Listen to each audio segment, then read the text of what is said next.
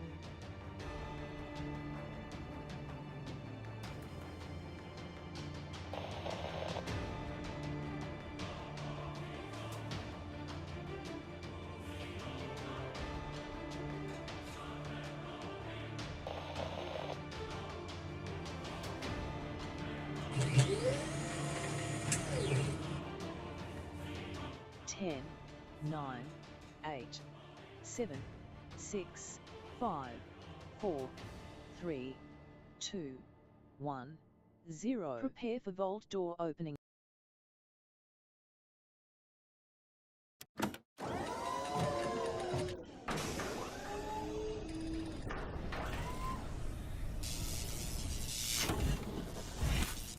Good evening, everybody. My name is Kismet. I'm wearing my Starfield shirt today.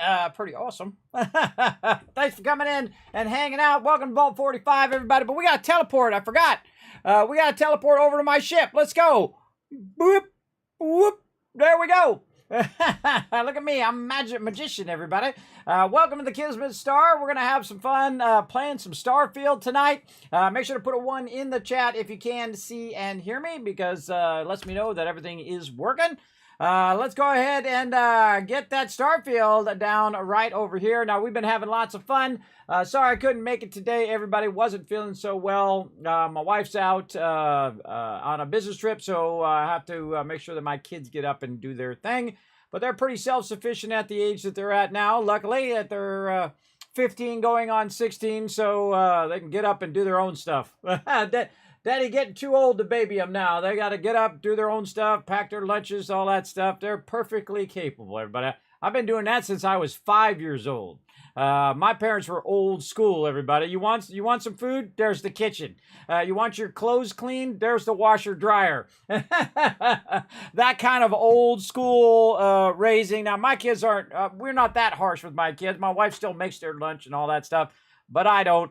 I know they need to learn their own self-reliance, like, getting ready on time, managing their time, not getting too wrapped up in their phone. Those are all lessons that they need to learn.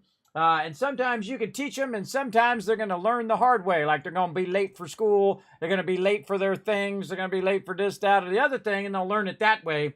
Because sometimes you can't tell them nothing.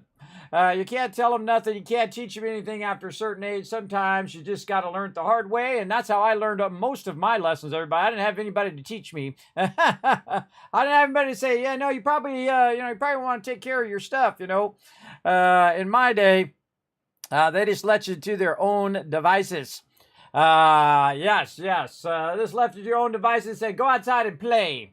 That's how it was in the 70s and 80s, everybody. Of course, it was a little bit safer, but not that much safer. I grew up around a rough crowd when I was young, everybody. There were hoodlums and delinquents and always doing crazy stuff. And, you're always in a dangerous situation. You go to school, you got all these different factions, right? It's kind of like playing Fallout, everybody, with like about 10 different factions.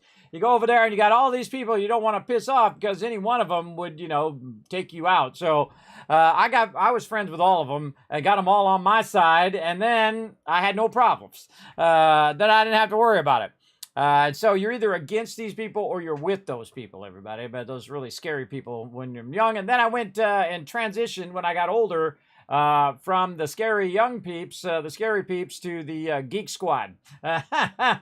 They're all into gaming and computers and, geeky stuff, and that's okay. There ain't nothing wrong with that. Much safer people to hang around than all the scary, dangerous people who are, doing things that are, sketchy.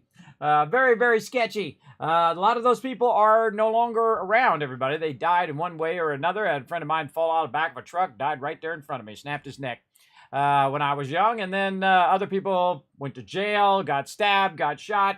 Over all of the years, no longer around. I'm probably one of the few of those people that is still alive to this day. And, well, kind of hanging on, really. Just barely hanging on here, everybody, at 53. But, yeah, pretty scary. Scary growing up in those LA days back in the day. But you still got to watch out today because, a lot of scary people out there. My kids never really truly seen true evil people, everybody. I have known people who don't care, everybody, who don't care about you and your problems. You go into their neighborhood, they will kill you for no reason other than you're in the wrong place at the wrong time. They have zero remorse. They don't care. They're dead inside. Scary, scary stuff, everybody. Very, very scary. So I had to take care of that. And then I have a terrible insomnia where I can't sleep sometimes. It's been really bad lately because I've been under a lot of pressure because of all this insurance stuff and trying to get my oldest daughter's car fixed and a whole bunch of other stuff that I'm trying to do that is just, overwhelming for one person to try to do it all, everybody. I just can only do as much as I can do, and what I can do now is way less than I used to be able to do. But it's more than 9 years ago, but not quite as much as 25 years ago, if you know what I mean. At least I'm not trapped in the bed. I can get out of the bed, force myself out of the bed and say, what are we going to get done today? At least get something done today. And that's what I do as best I can every single day. It's rough when you live in a constant state of suffering, everybody. It's really, really tough. And some of you know what I'm talking about.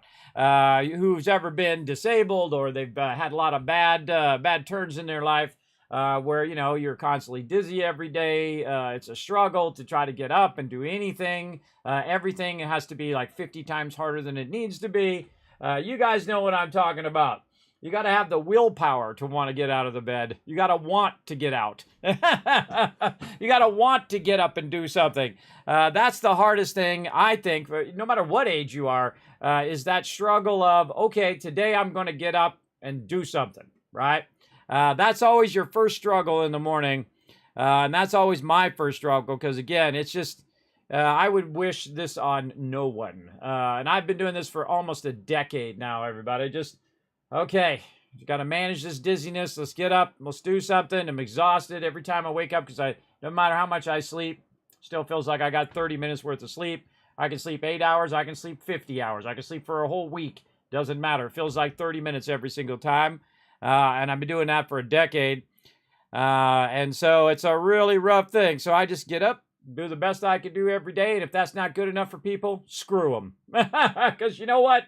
That's all I can do. I can't do any more than that.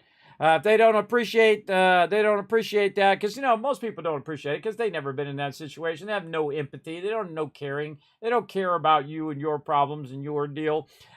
Zero empathy for any other people except for themselves. And that's the only people they think about is what they want in their moment. And they don't think about what other people are going through. You gain that perspective when you get really sick, too. You gain that perspective that there's people in the world right now who are just really suffering, everybody. Just really, having a rough time of it. And whether they're sick or whether they're just mentally having trouble, you know what I mean? They're in a bad situation. They might have grown up in a bad situation. And they're just struggling, they're just struggling. All they need is one person to say, you got this, right? That's all they need. They need one person to rely on in their life, and all of those people haven't been there for them. And that's a struggle. That's a struggle when you got nobody, right? And there's a lot of people out there who have the same problem if that you're having as well. So, reach out if you really need some help. Reach out to people. There's tons of hotlines, tons of places to call that'll help you every single day. And again, that was my biggest choice that I made, is that I'm going to get up and keep going. That's the choice I make every day, that I get up and keep going. And that's rough. That's a rough situation to be in every single day. So, big time. How did you like City Skylines? I liked it a lot. Oh, wait, let's say hello to the chat here. Let's go start with Rotisserie G's, the first person I see in the chat. What up? See you to bringing that love. Thanks for coming in. Oh, I see those ones. Thank you. Appreciate that.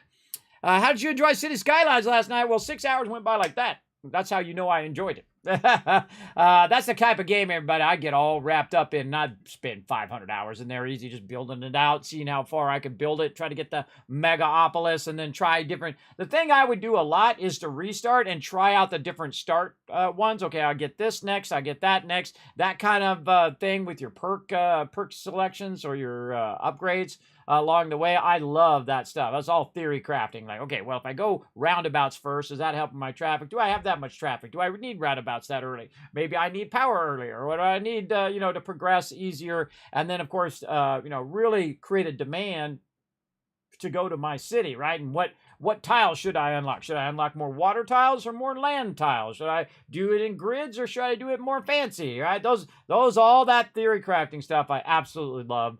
And I just live for that stuff. Absolutely. You grew up in a cattle farm, so it was more go see if so-and-so needed help. Yeah, see, that's the old school way. Yeah. See, I think it was better in those days where you looked after each other like that. Or go find so-and-so and let them know dinner's almost ready. Yes. Or you were the remote control, right? LOC? Hey, go change it to channel 4. That's what I was. They didn't have remote controls when I was a kid, everybody. I was the remote control because I was the youngest. So it was like, hey, go change it to channel 13. That was my job. And then I go and I'd sit and then we watch TV. And that was old square, tube TVs back in the day, little tiny little TV that we used to watch as a kid. And it's like, oh, well, change it over to channel 4. See what's over there. Okay. And they only had 3 networks, everybody. NBC, ABC, and then the other one. What's the other one? NBC, ABC. Oh, my God. It went out of my head. And then they had the Fox network eventually. So they had 4 networks back in the day. But now you got like a bazillion channels. And the way it should be. You watch what you want and when you want to watch it. You don't have to like show up at 7:30 at night because you looked on the TV guide. If you guys even remember those. You looked on the TV guide and you say, okay, Happy Days is on at 7:30. Okay, I got to be home at 7:30 to watch Happy Days, right? Way back in the day. Some of you will never know what a TV guide is. It's kind of like the thing that you look on your digital TV now, the guide thing that scrolls up and down and tells you what's on. They used to have a printed book that you would get from the store, and it was the TV guide on what was playing that week. And then, when you want to watch your shows or cartoons or whatever, you would know what time they were on in there back in the day. That was before the internet. You couldn't just look that stuff up. You lived in Baltimore, but sad but true. There you go. TV was only on when we knew there was a baseball game or a boxing match. Yeah. When I was a kid, I watched a good amount of TV, especially cartoons and things like that as a real young kid.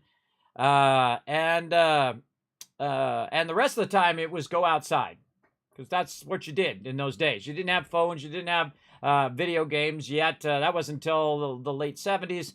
You had the early 70s where you had the Magnavox Odyssey and a few things like that.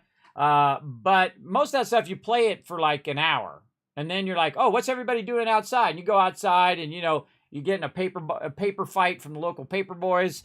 You'd be throwing fruit at each other. You'd be playing baseball. You'd be getting in all sorts of mischief, going on the swings. You'd be playing lawn darts, where you throw it up in the air and not actually throw it at the thing. Big darts about this big could just come down and go right in your head, everybody.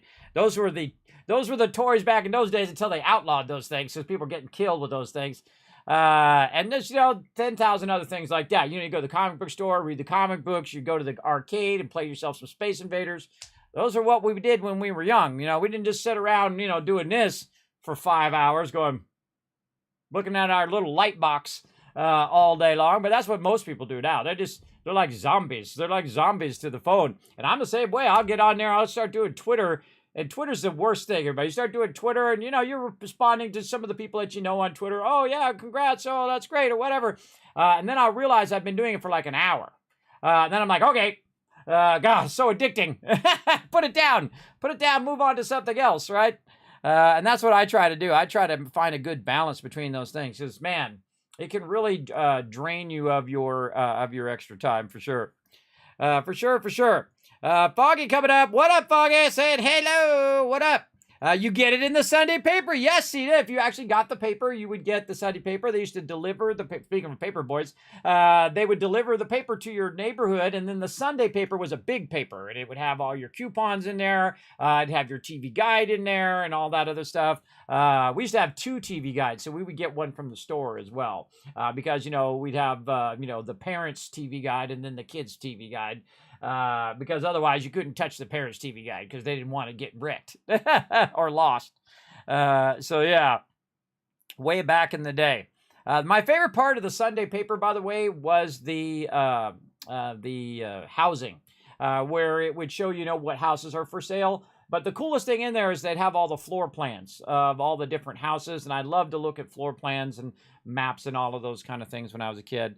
And did study architecture and studied CAD design, all sorts of stuff, AutoCAD, ArchiCAD, went on to use just about every 3D animation and architectural program you could think of along the way. I actually studied that in school too, as well as graphic design because, hey, why not? If you got the opportunity, study all you can. I say don't just go into one thing, learn as many things that you like doing as possible because you never know when that's going to come into play later in life. One of the things like algebra, everybody, you're like, when the heck am I ever going to use this? Well, guess what? Later on in life, you're actually going to use that. A great example is an if statement, which I use actually for my titles of my stream. And so what I do is I put it in there and I say, if this particular part of the spreadsheet is blank, then don't put that in there. Don't put a space. And so it calculates it. I put, the name of the game I'm playing, the date I'm playing it, then, whether it's sponsored or not sponsored, what if it's a certain day of the week or whatever. And it takes all of that and puts it into a title. And then when I do titles like on YouTube, I actually put the BSE number, the best stream ever, that's what that stands for, in the front. And so it automatically does that calculation based on algebra. Yeah, it automatically does that for me. So I don't have to do it every single stream, which I was doing originally. And the reason why I have them different is so that they're easier to manage on YouTube with the number first. And then here on Twitch, people don't like the number first, I've found, or it's just easier to understand what the stream's about if I don't put the number in the front. So I don't know. Maybe I'll unify it at some point, put all the numbers in the front. I don't know. We'll see. But that's a great use of something you thought you were never going to use, but then ended up using, right? So there you go. And the same thing with architecture and 3D design. That's how you see all that 3D stuff that comes up and whatnot. I studied all of that stuff way back in the day. Way back in the day. Now I'm ready to get into and get going with our outposts here, everybody. We've got a ton of outpost stuff we need to put down so we can then unlock the next level of outposts and see what that's all about. I don't know. I haven't done it yet. That's the fun part about taking your time on your first playthrough is exploring all of that fun stuff. We're going to get very deep into skill points and using skill power points to really boost our character up. So let's get to it. Let's go.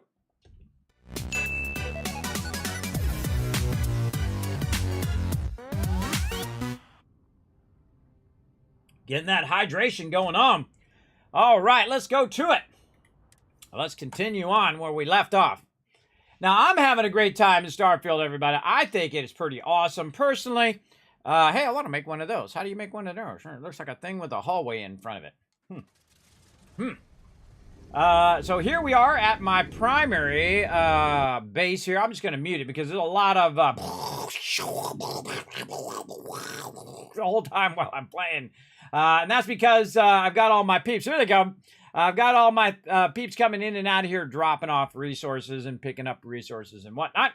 Now, right here in here, I've got my Tau Grade Retrostats, which is how I make my dollar bills. We did discover some cool stuff last time that we can create loops. I also discovered how to fix the problem if your icon disappears off of your planet and you can't get back to it, do not leave that area. What you want to do is pick up your center beacon and move it to the extremities or in the center to see if it actually fixes it. You can see that I've moved mine way over there. And the reason why I've moved it over there is because what happens if I move it on this side, it cuts off half of my thing, and then it doesn't show up on half of my outpost, and it doesn't show up on the planet. And then I can't get back to it. If I leave, you ain't ever coming back. That's it. You're screwed. Because what it does when you have a landing area there, what it does is it generates that area. It does a procedural generation of that area where you land. And if you lose that icon, there's no way to get back to that area because there's no landing area and there's no outpost. So yeah, not good. Not good. Big time. So watch out for that. Watch out for that for sure. Hey, Dr. J. Hello. Hello, hello. Thanks for coming in and hanging out. So let's see what we're going to do here. We need to get to building some stuff. So let's just dive right into our perks here. Let's see, over here, this way, no, this way, right here, there it is. So what we're doing is we're doing outpost engineering, and outpost engineering is giving us different modules for our locations. We started off with the basic modules. We didn't even need outpost engineering. We built up all 8 of our outposts. That's as many as you can have at the beginning of the game. And then we've upgraded it, and we've got our medium level storages and our larger level extractors, and then now we've got our superior ones. So now we've got our large version of our storages and our larger extractors, and right now we're trying to get the cutting edge output modules, which I don't even know what they are, but we'll find out what they are. Don't tell me. Remember, in this particular playthrough right over here, tell me nothing. Tell me nothing right up there. And thanks for hanging out, Jay. Appreciate you. So what we got to do to unlock that, though, is we have to build so many modules. So we have to build another 20 modules, outpost modules here at this particular location. So what I'm going to do is do a little bit of a test. Can I build a module, remove that module, and then that module count toward me building that particular thing? So let's see. What if I put a fabricator down? Does that count as a module? Let's see. Doesn't look like it does. So, oh yes, it does. It absolutely does, because that now says 6 instead of 5. So that did count. Okay, didn't say it though. Normally it does pop up and will tell you when you've put something down that actually is counts. So okay, so that did work. Now I remember where the heck I put it. Where the heck did I just put that? Those are actually functioning. Oh, way out here. There it is. Okay, so what I'm going to do is just start putting down random things. Now, why am I going to put down random things? Well, just so I can unlock it. There we go. Now it's showing us that. And then over here, we'll put this down, and another one, another one, another one, another one, another one, and see if all of those counted. So that should be like 10 I'm at now. What am I at? I'm at 8. So it didn't, I don't think each of those counted individually. I think those counted as one. So if we go in and remove these, I suggest not to aim at the side of them. I find sometimes the side of them causes it to leave the bottom frame of it. So you might want to watch out when you're putting those down. That one down, and then I'll put this one down, and then I'll switch to this one. Oh, if it's going to let me. That's okay. I'll just put it off by itself. And then I'm just going to go through every module I possibly can, because I don't really care about the modules themselves.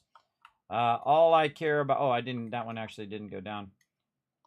I don't care about the modules themselves. All I care about is the fact that I'm getting credit for it, so I can unlock the next level. So let's move this over here. And sometimes these modules don't really fit well together. They don't just automatically resolve themselves, which is what they should do. And this one here, we can put that down, and then we do that. Oh, we got to put it down and then raise it. I think it was going to fit on this side. You kind of aim at the thing you want to connect it to. Thought it was going to go up higher. There we go. Aiming a little higher. Oh, it'll connect way up there too. Okay, cool. And then that that connected to both of them. Look at that. Oh, that's cool. Oh, that's neato. And then same thing here. This will connect to both of them. And then we have a really big one. And then let's take all this out. And again, our sole purpose is just to forward our quest. And we get some of these resources back. I've noticed that sometimes you don't get all of your resources back as well. And so I'm just trying to get to the point where I have basically all of my resource stuff unlocked before I start to rebuild again. And I will rebuild this whole entire thing again for sure. And let's see, do hallways count? Can I put a hallway down without? I sure can. Can I put a hallway and just put a thing at the end of it? What if I put it on this side? Huh. If I put it over here, and then take this hallway and attach it. I think I've ever tried to go in and out with just a hallway. Let's go take a look. I don't think the hallway is going to act as a door, because we just saw that one place that acted like a dome and then had like a little door in the front. I don't think I've unlocked the ability to have like better entry doors. See, this is just going to be like a, nothing there. There's no door there. And that's a problem, because the only door that I have to get in is the outpost airlock door, and there's no variations. That's really the only thing that I can put down there. Well, let's just keep looking and see where we're at. 18 of 25. Okay, now we're getting somewhere. And so, and I got the sound off on purpose, everybody, so we don't have to listen to the things taking off and landing. Wonder if our storages count. Oh, they sure do. All right, so we'll put one of each storage down. Then we'll go up and then we'll put the medium storages down. Yeah, let's put them over here. And again, this is very much, you can put it in and then take it out again.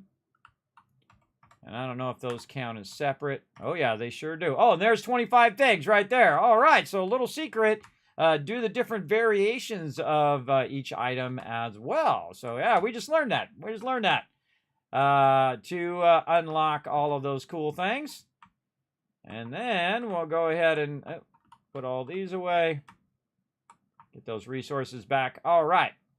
Now we're ready to get out of there and maybe make our way back to wherever we came from. There we go. Look at this giant radar thing. Isn't that cool? I don't really use it, but oh, and here's the big storage.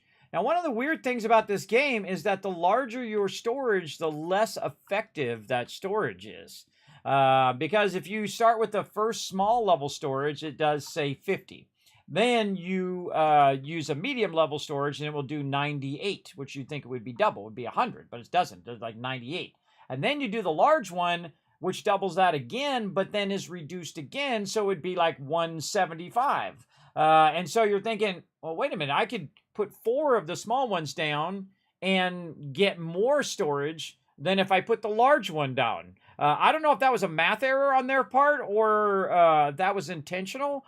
But that's not right. You should have a reason to upgrade. It should actually let you hold more, not just a little more, but if you're going to do a double, then it should be more than double, and then more than double again, because then it actually feels useful to use that new item versus using the original item. It's actually cheaper resource-wise, because I don't have to use as higher-end resources to use the small ones. So that kind of, I think, is a bit of a fail and not a thinking it through, because there should be a reward system in there in earning those larger things, right? It should be rewarding and not actually detrimental to the player, because it doesn't hold as much as it should as if I had put 4 of the smaller ones down. I feel like that is a big issue that should be addressed in the game for sure. Okay, so there we go. So we got it unlocked. We already have a skill point over here I've been saving. And now we're going to do some cutting edge outpost modules over here. Let's go with it. And now we have to do 50, put down 50 items to get to the next one. But let's go ahead and see what's new out of our cool things here. Oh, yes, we got level 3 of our extractors now. And so there's a variation option down here. It's Q and T. So I can change the variation. So the first one is the standard basic helium ones that you get at the very beginning of the game. Then you get the commercial ones when you upgrade to your first level.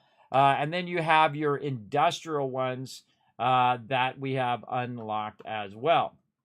Now over here, we can see that these ones are obviously way bigger than the medium level ones, which are the commercial ones. So these are commercial, and then these are industrial. Now the thing is it doesn't say, look, this one extracts 25, and this one extracts 50, and this one extracts 200. It doesn't really tell you that. So you don't really know how much of a benefit you're gaining by using the larger items. And this is something, if you're doing camp building, those are important numbers to know. That's important stuff to know, that you're actually getting an upgrade is worth your time and effort to go in and get those higher end resources to extract all of those things. Now, another thing that I've noticed also, that the larger the item, the bigger the circle is around it, that you have to have the next one further away from it. So you can see that this one's going to take up the space of about the same thing here. See, like this. And so that circle has a tendency to get bigger and bigger the higher in one that you use. Now, the same thing here with extractors. We have the basic one, the commercial one, and the industrial one.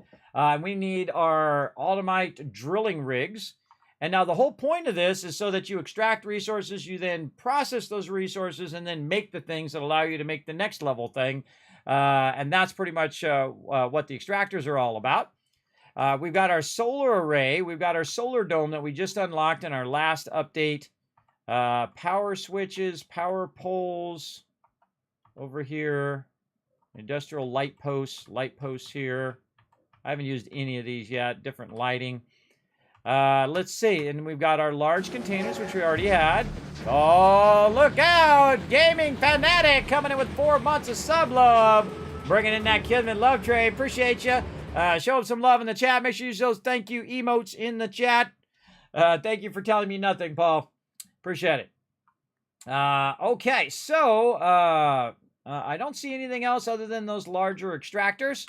Let's see what else we've got. The multiplex fabricator. Okay, now we're getting somewhere. Oh, and we have all of the, look right here. It says at the bottom, Atom-9 drilling rig, which is the thing that we need. So we need titanium, positron battery, lubricant, all of these things to do some manufacturing is there as well. And you can see I actually have the other manufacturer right here making drilling rigs, but I need that lubricant to do that. And then it looks like here, again, lubricant is one of those things that we need to figure out how to make as well.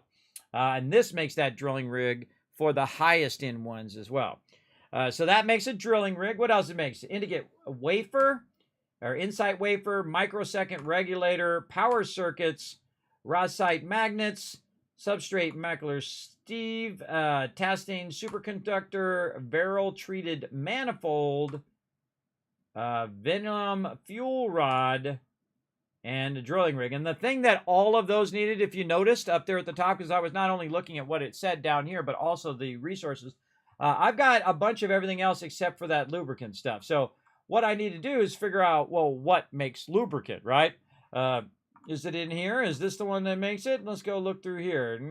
Doesn't look like it. Doesn't look like it. How about the base one? Does that one make it?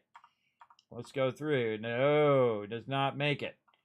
Okay, so what makes it? Well, let's go find out. Let's go in here to our industrial bench. And we're going to go check it out in here. Right in here.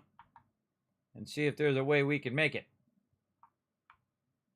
Right over here. Now, most of the stuff you can make in there is also in here. So you can manually make it or make it in there. But yeah, it doesn't look like it's showing up in here either in this particular bench.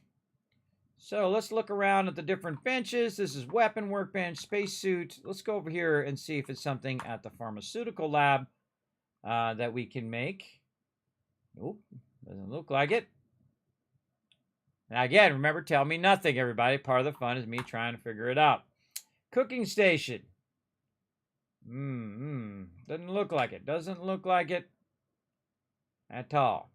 Now, we also have the research lab that's going to allow us to do some things as well. We'll get into that in just a second, but we're just going to see what it gives us by default. Did we get any more locations? We got our double hab. We got this. We just went and looked through all of these. These all look the same. Didn't look like we got any structures there. No crafting benches. Maybe unlocked a new turret there. We'll see. All of our robots look the same. All this other stuff looks pretty much the same. Yes. Constellation mission board and mission board. Oh, there's 2 mission boards there. I didn't even notice. I didn't even notice till just now. We got different scanning boosters, and of course we have the biggest scanning booster going, the big ginormous one. So, all right. So by default, it's only going to give us a little bit more of extractors, but we can go in and research new stuff. So we're going to go into our research thing here. We're going to go to Outpost right here, and now we have Decoration 3, which we can get going. Power generation is a new one. So it looks like some sort of power generator that we can do. So let's go ahead and use what we've got. And I also have my research up to maximum, so it uses less resources and has a chance of criticaling whenever I do it, like this. And when I do a critical like that, it says, hey, guess what? You just got a whole bunch of extra resources from doing that. So it helps me finish out the rest of this stuff. Now, I have a lot of this stuff, so I'm going to go ahead and run through, because this stuff is so cheap to buy from the vendor. I'm making about 100 to 200,000 credits every few days in game.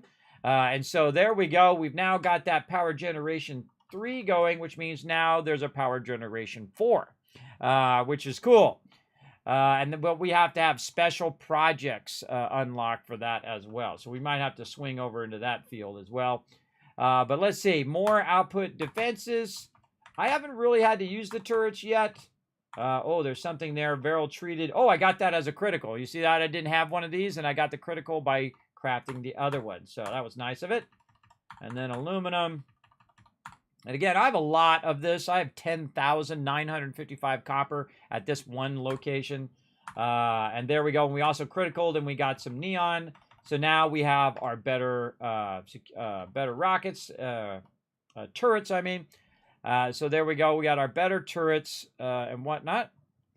And let's see. So we've also, the only thing we've got left now is power generation. Let's see if we got any luxury tile. Still no luxury tile. How do we make luxury tile? There's the question. Or where do we buy it at? Oops, that's not where I wanted to go. Let's go over here and check our industrial workbench. I noticed that the industrial workbench doesn't really change. You don't really get more stuff in the workbench here. Just the basic stuff. So let's go in and check each of our manufacturers here. We got our simple factor. Wasn't even looking for luxury tile, but we'll go over here and switch to different ones and see if it says luxury tile. I seriously doubt it's going to be in the first one, because the first one is basically what you can make in that bench. Let's see. Nope. And I'm just looking alphabetically. Nope. So that's something that we need to buy. Lubricant and luxury tile. We should probably write that down in our stuff that we need. Where was I writing that down? Oh, I can't even remember. Our city skylines over, actually this way. We'll put that way over here on the other side of Starfield. We have a lot of Starfield things going on. There we go, right there. Right before satisfactory. All right. So goals. There we go.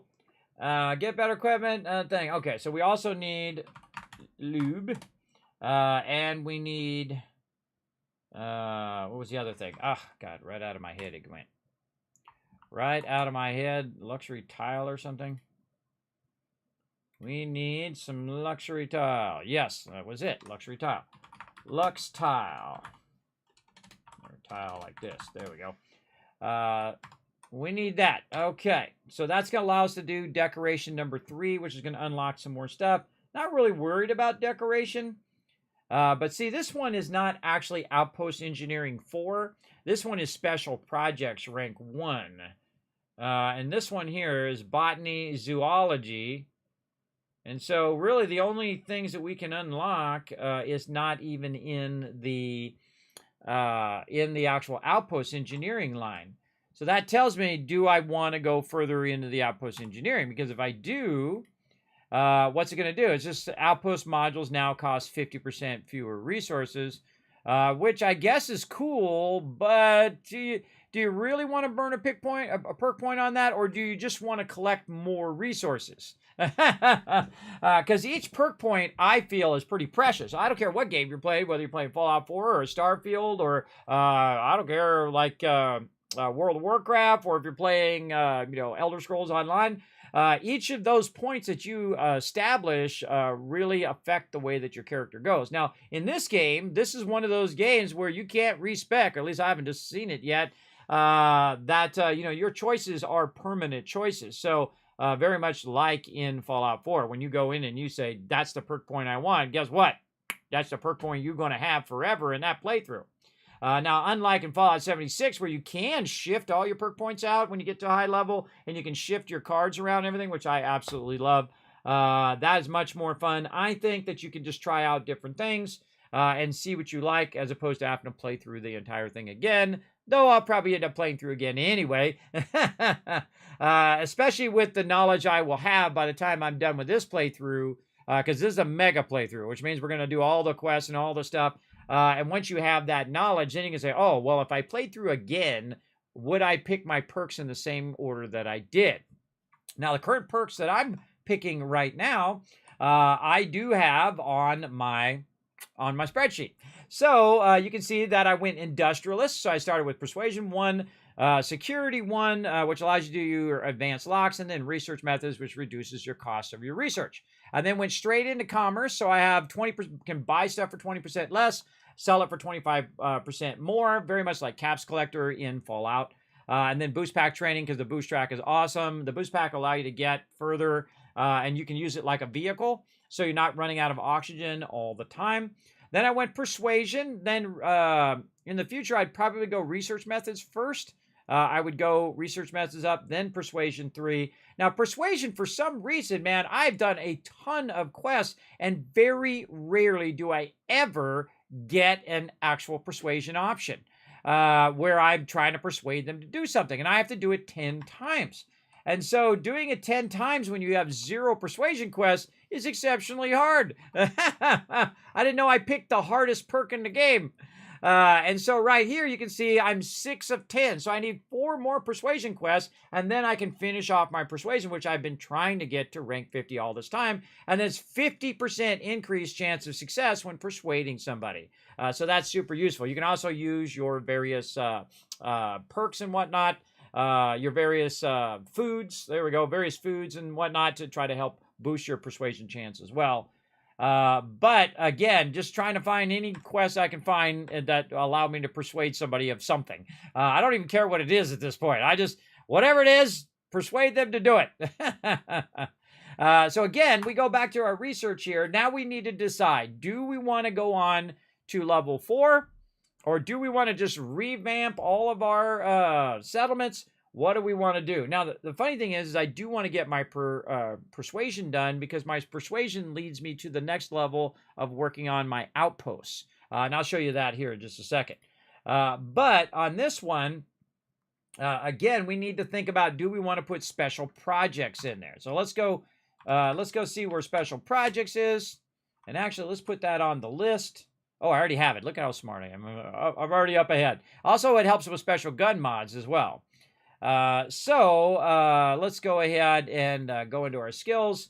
And we're going to look for special projects. I think they're over here in the science. Yes. Okay. So they're 1 down. So I got to put 1 more point in here anyway to get to special projects in the low side of science.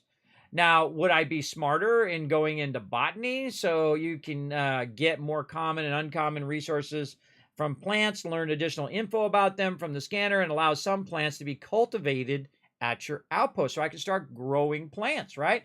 And the same thing with zoology, and allows you to produce animal resources at your outpost. So instead of going around and searching for plants and animals and shooting and killing them, I can go ahead and raise them at my outpost to be used in more construction of my outposts, right? That's what I need. I need those lubricants. I need those different structure and items that allow me to do that. So that is my question now. What should I do now to myself? I'm not asking you guys. You don't have to tell me. Remember, tell me nothing.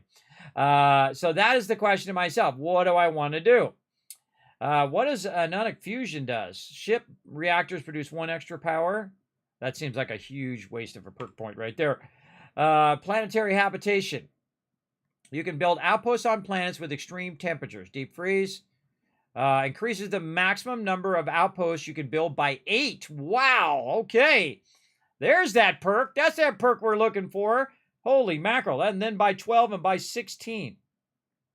Oh, okay. So let's put those on the list. Planetary habitation. Planetary intergalactic. See, I can't spell anymore, everybody. My brain is just planetary. Why does that not look right? Planetary. There's no E in there. There's no E in there. See, well, at least I can sometimes acknowledge when I can't spell it right. Habitation. Habitation. All right. Planetary habitation. We'll put that one on the list. What was the other one? The other one is special projects, which I already have. I already have special projects. Planetary habitation is also a science one, so we're going to put it in the same blue, so we know that that's a science. And then planetary habitation, special projects. What's this? You can research experimental projects at research lab. You can craft rare manufactured components at an industrial workbench. You can craft exotic. You can craft unique manufactured components at an industrial workbench. Outpost extractors have a chance to produce additional resources. So yeah, this is also upping your industrial workbench as well. Yeah, you can craft rare manufacturing components at an industrial workbench. You can craft them yourself. Oh, that's a really good one, actually. That's a good one. That's for your workbench. So experimental projects and upgrade workbench. So special guide mods, experimental projects, and industrial workbench upgrades. Okay, and then planetary habitation again was it's going to allow you to build on extreme planets and increase the number of outposts by 4. Build on extreme planets and +4 outposts. Okay, and then the next one. So this is extreme deep freeze and inferno, extreme temperatures. This is pressure on planets with toxic or corrosive atmospheres, and then this one's with extreme gravity. So these are different effects as you go along, and different types of planets you can then take over. But the thing I want the most is increasing my outpost by 16, so that would basically triple the amount of outposts that I already have. I have 8 now. If I could add 16 more, well, guess what? Just imagine how many resources I'd be pulling in right now. That's pretty awesome. Now, there is another one that we want to work on, and that one is over here in the persuasion line. And see, if I had 4 persuasion, I could then go to outpost management, which is another one that I'd like to get going. So let's put that one in there, outpost management. Let me scroll it over so you guys can see it. There we go. And then outpost management is going to get additional cargo links. Now, that's useful, but is it more useful than more outposts? Is it more useful than more upgrades, right? More powerful upgrades and whatnot. I would say, actually, in my opinion, that probably planetary habitation would probably be more valuable than the outpost management. but not necessarily more valuable than special projects, because special projects is going to upgrade your industrial workbench, which means that you can make more things in the workbench than having to make a whole system and bring in all the resources for making all that other stuff in the actual manufacturer. So if you can make it yourself, that's always a good thing. What else are we going to get? Then we can, additional robots, additional crew can be assigned, and then extractors produce twice as fast. Again, anything that when it's like reduce the amount of resources or produce it faster, I just build more of them. You just build more of them, and that's just the same as building it faster, and then you can use that precious perk point somewhere else. Now let's go through and look and see if there's any other things that oh yeah, the botany and the, that's the other thing I want to put on there, botany and zoology. So let's think in terms of those PowerPoint skill points as well. Botany, that's how you spell botany. Doesn't seem like I spell botany. B-O-T-A-N-Y. A-N-Y, there we go. Botany and zoology. The scary thing is the fact that I forget how to spell it I just looked at it and I've already forgotten by the time I got there. It's not getting any better, everybody. It's only getting worse, so I just do what I got to do. So yes, botany. So we can get more common, uncommon thing and allow some plants to be cultivated. Get more rare organic plants. Get more exotic organic resources. Occasionally harvest additional rare resources from plants and learn information about them more quickly than using the scanner. That actually is not bad. Okay. And then zoology. Probably along the same thing. Get more organic, learn more information about them in the scanner, learn more quickly, harvest additional rare resources, and learn information about them more quickly than using the scanner. So it's actually smarter to do it this way. Look at how small that text is. Get more common organic resources from creatures and harvesting from them without harming them. Learn additional info about them from the scanner and allows you to produce animal resources at your outpost. Very much reminds me of Hogwarts Legacy, where you get all your animals and you don't have to like kill them to get the resources. You just get the resources themselves.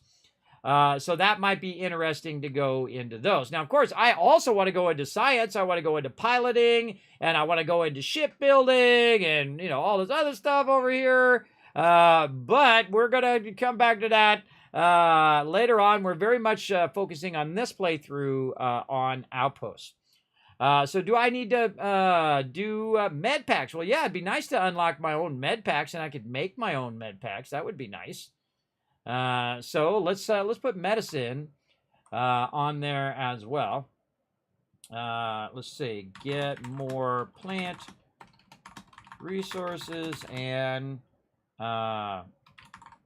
grow them at your outposts. There we go. And this is going to be the opposite, animals. Oh man, what the heck? Get my cursor out of the way. Caps lock. Gain more animal resources and raise them at your outposts. Okay, so the other one was, I've already forgotten it. Chemistry. No, medicine. Right there. All right, medicine. And medicine is going to do what? Give us some med packs, trauma packs, and emergency kits, restoring 10% additional health 10% faster. Restore 20%. Oh, wait a minute. Is that crafting them, or that's just increasing their ability?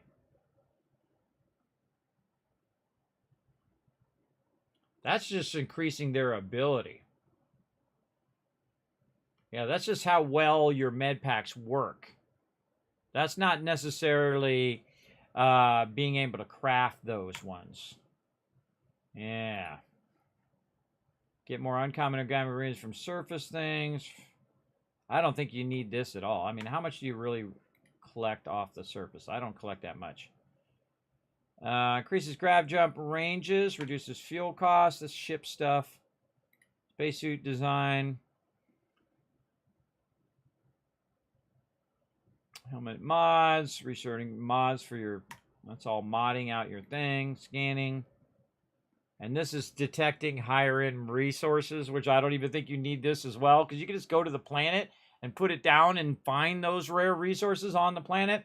If you go to lead and you don't find it there, well, then go to the other thing. Go to whatever common resources that you can already see, and then put your thing down, and it will show you whether you got, like, a rare resource like platinum or whatever.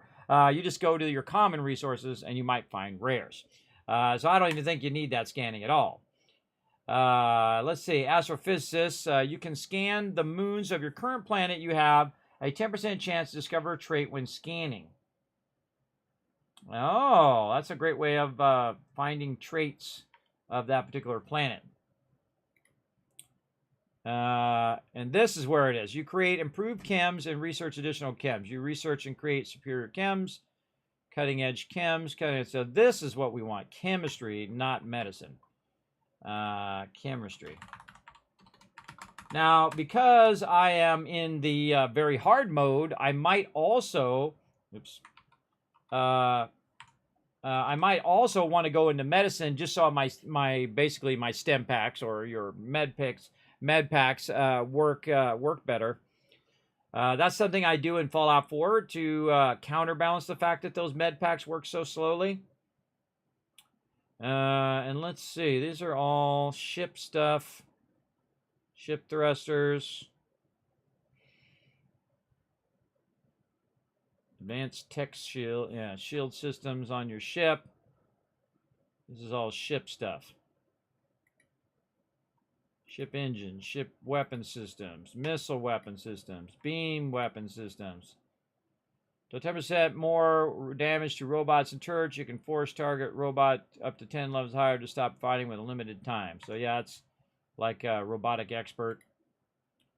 Install of improved ship modules, starship engineering, ship systems, increased damage mitigation. Automated ship weapons do 20% more damage and reduce all targeting costs by 30%. Boost assault training. Nearby enemies take damage when you boost and have a chance to catch fire. Oh, a chance to knock them down. Aiming down shots while boosting will let you hover in place. Fuel is expanded until empty. Still expended until empty. While hovering, time slows down and the worlds move 70% slower. Okay, that one's super cool. And that's from your boost pack. Use a boost pack, extends less fuel, regenerates more quickly, and then double previous bonuses. So this doubles the regeneration and the less fuel and the so on. So yeah, that's all ship systems and then boost pack stuff and then extracting stuff. What else? Surveying can do it from further away, which I think is not very useful. Geology. And that's for scanning and finding rare resources. Let's get into these ones over here that I don't rarely ever use. Ballistic damage. You can just basically boost your damage of your weapons, or you can just get a bigger weapon. That's what I did. I actually have, what kind of weapon do I have? Oh, I think I have a ballistic weapon. Yeah. Ballistic weapons range is increased by 30% and does 30% more damage there if you go all the way to the top. Marksmanship, non-automatics, rapid reloading, reload faster. Yeah, scoped weapons. This is hip fire. Hip fire shooting. That's what that is, basically. Rifles. Lasers, dueling.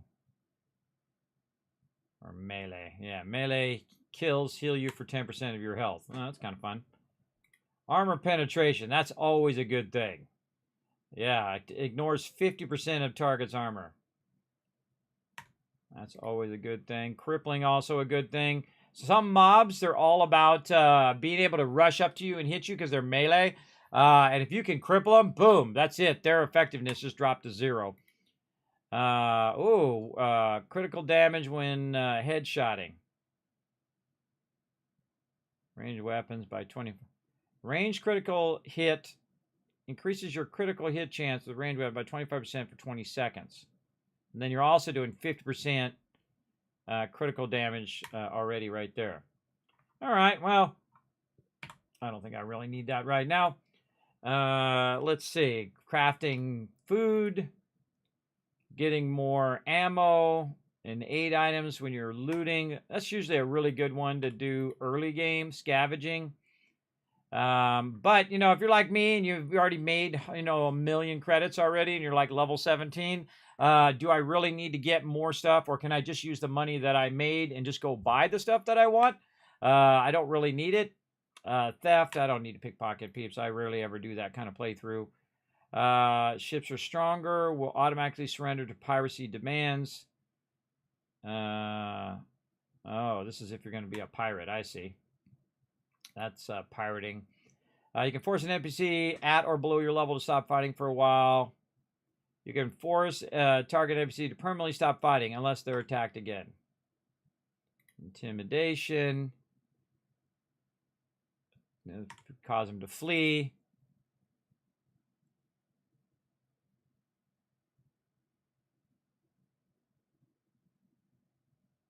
Oh, this is like Lone Wanderer, where you're just kind of fighting by yourself.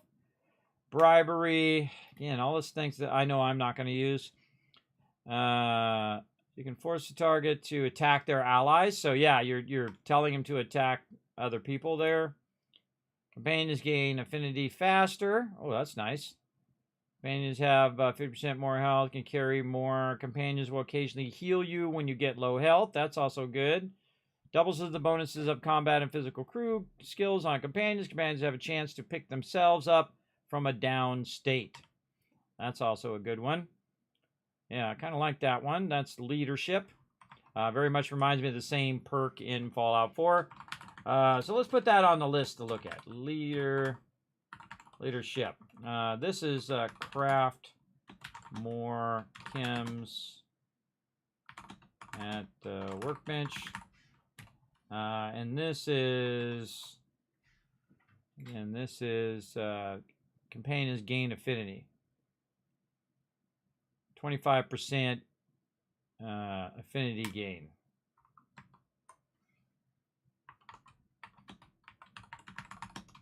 So if you want to get your peeps. Now I got done with Sam Coe and all I got was a hat.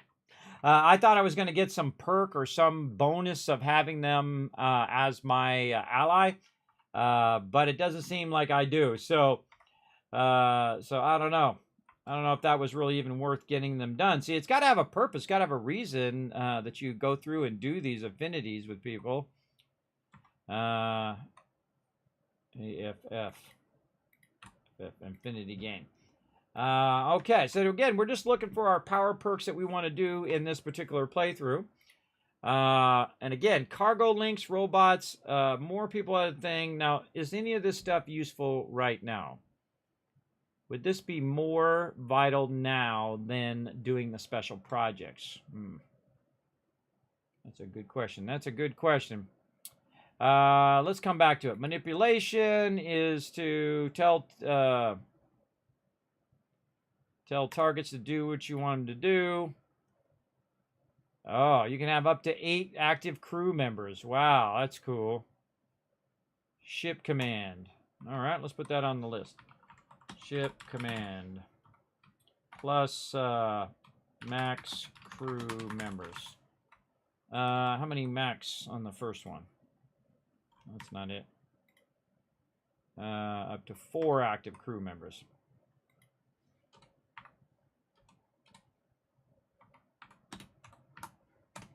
4 max crew members. All right. And then when I do rank 2, rank 3, rank 4, and so on, I will put the additional things in there if I decide to go that route. Xenosociology. You can force a target alien creature up to 10 levels higher than you to stop fighting. That's all intimidation, telling him what to do. And then all of this stuff is more melee. That's unarmed attacks. This is good if you want to have more oxygen available so you can run longer. Not going to be doing stealth. You can carry more, like strong back. Maximum health.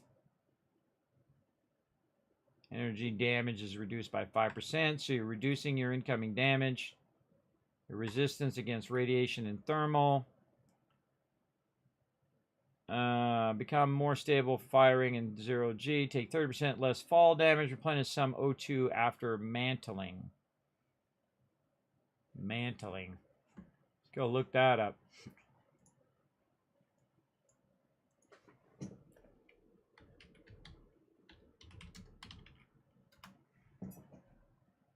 Mantling. Mantling.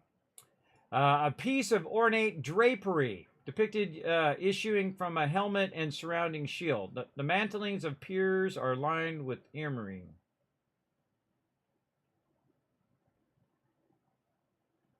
They're mantling.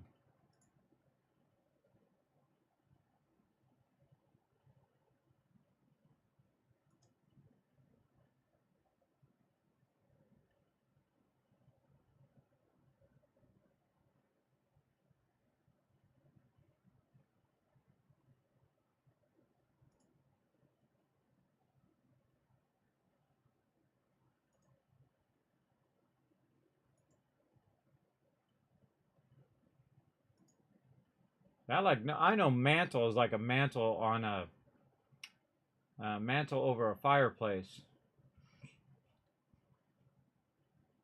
To become covered with a coating.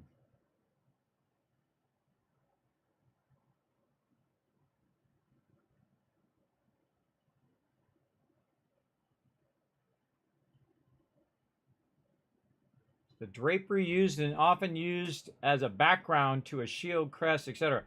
Why use a word that doesn't really descriptively talk about what this is? To cover with something or act like a mantle. Cover, envelope, conceal.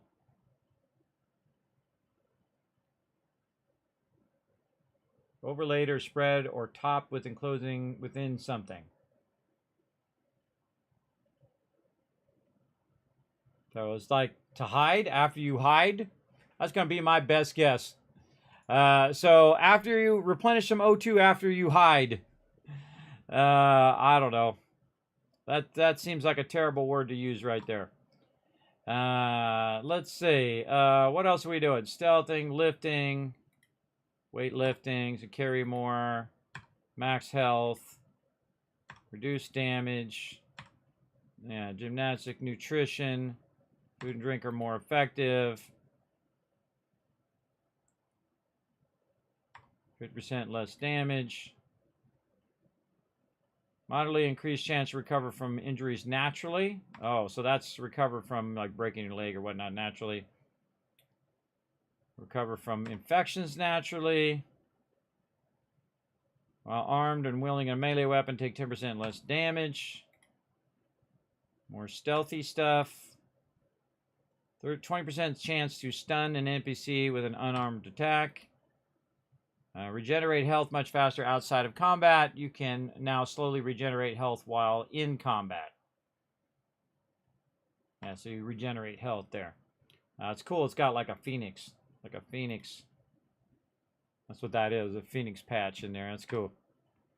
That's cool. All right. See, I go and I look at all these perks, everybody, and they really just don't float my boat. All of those ones over there. Like I would say the spaceship ones and the science ones are great. You know, the combat ones are just like crazy generic, like every game ever. That's like more damage of this type of damage and more damage of this or reduced damage this or armor penetration or whatever. And this has to do with convincing people to stop doing stuff, do what you want them to do, attack this guy, stop animals from attacking you and all of those things. The perks that go completely unused in Fallout 4. I find I very rarely ever use those kind of perks in there at all. So I feel like the only one out of all of these that I would use is either isolation if I was playing a solo game without my companions, or if I am using my companions, then I would use leadership, because these are you know, the balanced perks, right? You're solo running, you do isolation. If you're working with your companions, then you would do leadership for sure. And again, none of these over here, other than, you know, maybe getting health out of combat, you know, recover from your injuries, recover from your things. But would I put my perks over there first, or would I put my perks on this side first, right? Would I put them here or put them over there? I would definitely put them over there where it's actually something that works right away.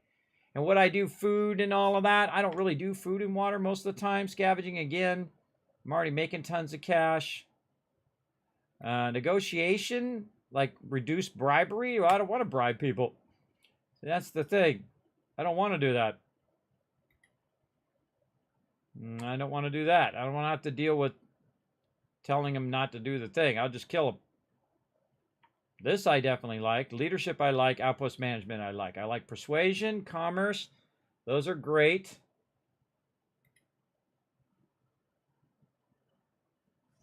Yeah, see, if this is not really diplomacy, this is, you know, mind control.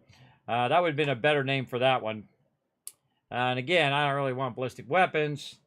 So it really feels like this is my jam right here. The science, and then a couple of these in here, and then eventually outpost management. But again, is the bonus of this going to be useful? The cargo links would be useful. Do I really need more robots? Yeah, maybe. Additional crew at assigned outposts? Oh, for sure. Extractors extracting? Probably not.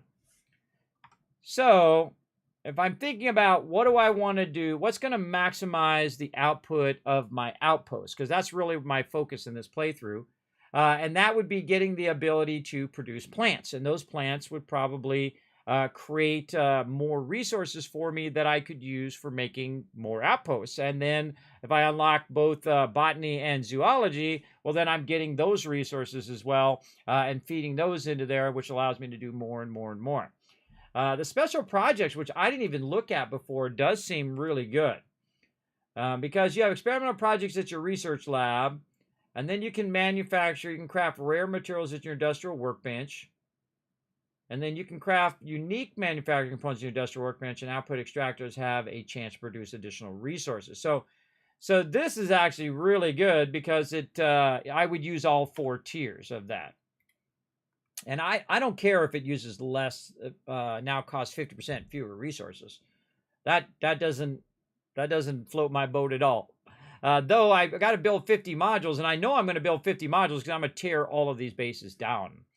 The other one is planetary habitation, where I can use any deep freeze or inferno planets, and I have 4 more outposts that I could use. So planetary habitation definitely is one I'd want to do.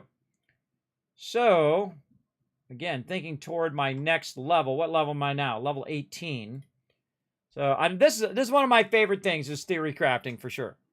Oh my God, it's your first playthrough and you just started, right? I'm a universal type of guy. I dabble in everything. Sounds like he knows what he's doing. Yeah, Thickness, this is actually my second playthrough, but I didn't finish my first playthrough, and I had the same problem in Fallout 4. I got in there, I played for, who knows, 300 hours, and I got to a point where I was like, this game is too easy. Why am I playing normal mode? And so I stopped. I didn't even finish the game. I said, nah, I'm out. And then I went and I played in the survival mode. I went to the hardest mode. And started completely again from scratch and absolutely loved it. And then I finished it on that particular playthrough. And I also have played through another time and another time and another time. I'm on my 10th playthrough right now. We're playing on Sundays and on Mondays at 10 p.m. Doing a mega run where we're, the run to rule them all, everybody. We're doing every quest. We're doing massive settlements. We're making, 200,000-300,000 caps every few days in game. We can buy out every single vendor in the game right now. And the same thing here in Starfield. So I first play my first kind of game to get the mechanics down and figure out what's different from other games that I've played in the past. How can I start the game and make the most scratch I possibly can, make that big money, them big credits right at the very beginning. So from level 2, I have been making 1,000, 2,000, 5,000, 10,000, 20,000, 50,000, 100,000, and right now since level 14, really, over 100,000 to 200,000 credits every few days in game. And I've already made 1 million credits by level 14. And so I take my time. It's my first true playthrough, right? It's my first full playthrough, and I'm playing in the very hard mode, the hardest mode that you can play in. Why? Because I love play the hard modes. I like to play the harder modes because I feel, because I've been playing games for 50 years, everybody, that those normal modes are not built for me. Those are just too easy. And then they, they lack a little bit of, oh my God, I'm going to die. I love those moments, everybody. I love those moments where it's like, it's a moment I have to overcome the situation. Great example. I was going out.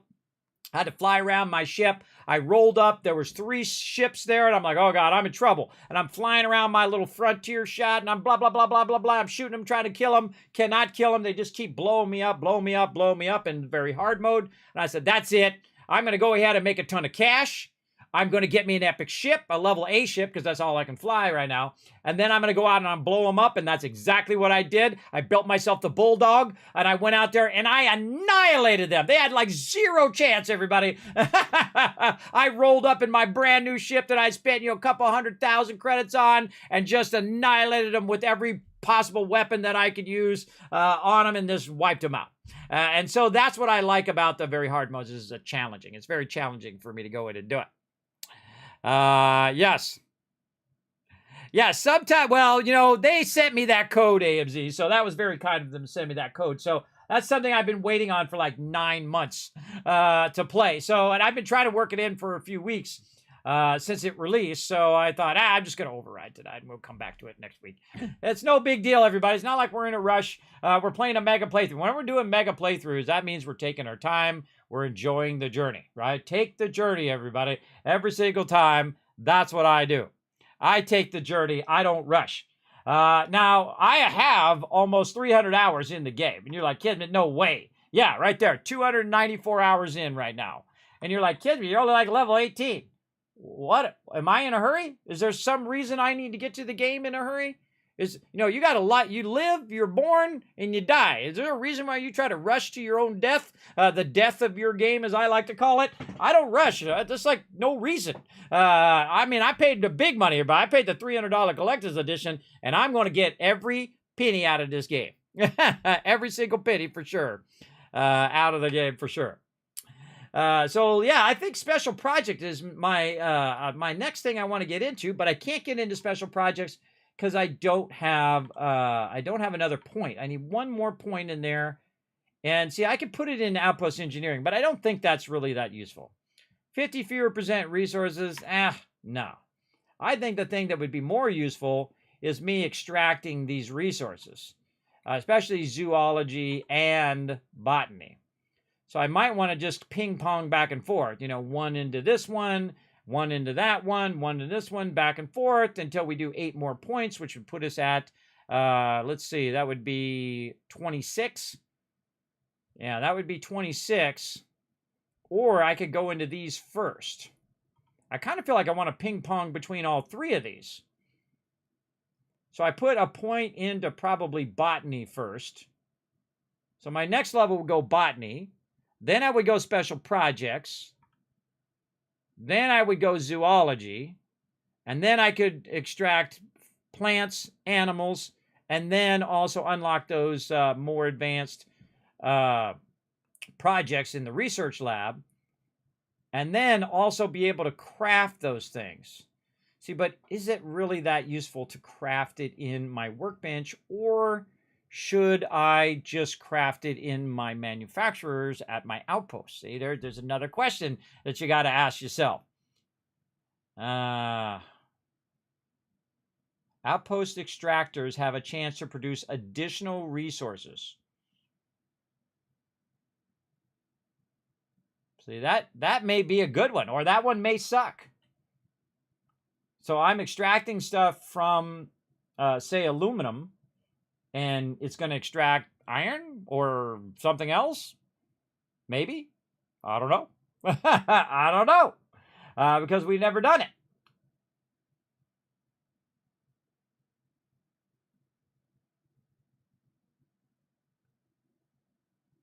Yeah, I'd say probably 1 into this would be pretty useful, because I see already in the research bench that there is stuff that we can do based on that right there. So if I go, say, to weaponry, and I go in here, you can see that it's blocked because I have all my weapon all the way up as well. So special projects number 1. So special projects number 1. So we can get these muzzle mods and the magazines mods, which mean we would research everything. We have the whole entire thing done.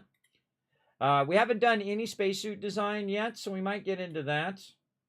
Manufacturing, doing really good. Just need our decorating here. And then again, botany, zoology here, which would get our these things unlocked as well. And then our power generation. So that looks good. So we'd be crushing this and this. Cuisine, I don't care. I kind of really want to get into my mods for my gear. You know, kind of like your armor mods and gear mods.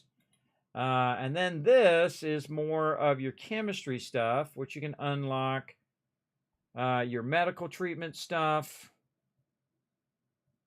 Now, what it should tell you right down here or over here is exactly what you're unlocking. Like, what are you unlocking when you do that thing? If I go performance enhancement, what am I unlocking? I'm unlocking just heal paste. I'm unlocking just jet or something. What the heck is it? What specifically is that particular perk that I am getting unlocked by doing that? That's a good question. That's a good question. But again, that's chemistry. That's one we put on the list. And this is gastronomy. I might go back and do that one kind of at the end. And then also spacesuit design. All right, spacesuit design. Let's put these on the kind of the bottom of the list. Space suit design. And then the other one, gastro something. I forgot what the name of it was. Gastro something or another. Okay. Over here. Chemistry. What was it?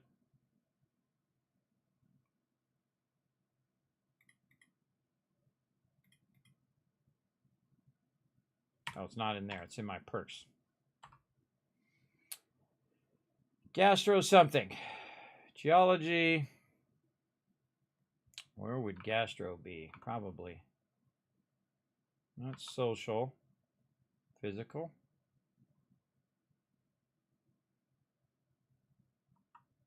Man.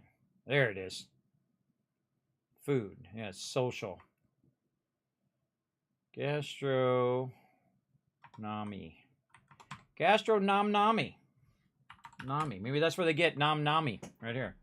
Nami. Gastronomy. Move it over. There we go. There we go. All right. So this is going to give us unlock new mods. We could probably just guess that one on a spacesuit design. Where is our spacesuit design? Probably over here, right? Yeah, under science. Man, okay. Man, a lot of science stuff. Let's go ahead and mark our science stuff. So spacesuit design is going to be science. Blue. Gastronomy is going to be social. I'll actually color code them based on what they are. Ship command was...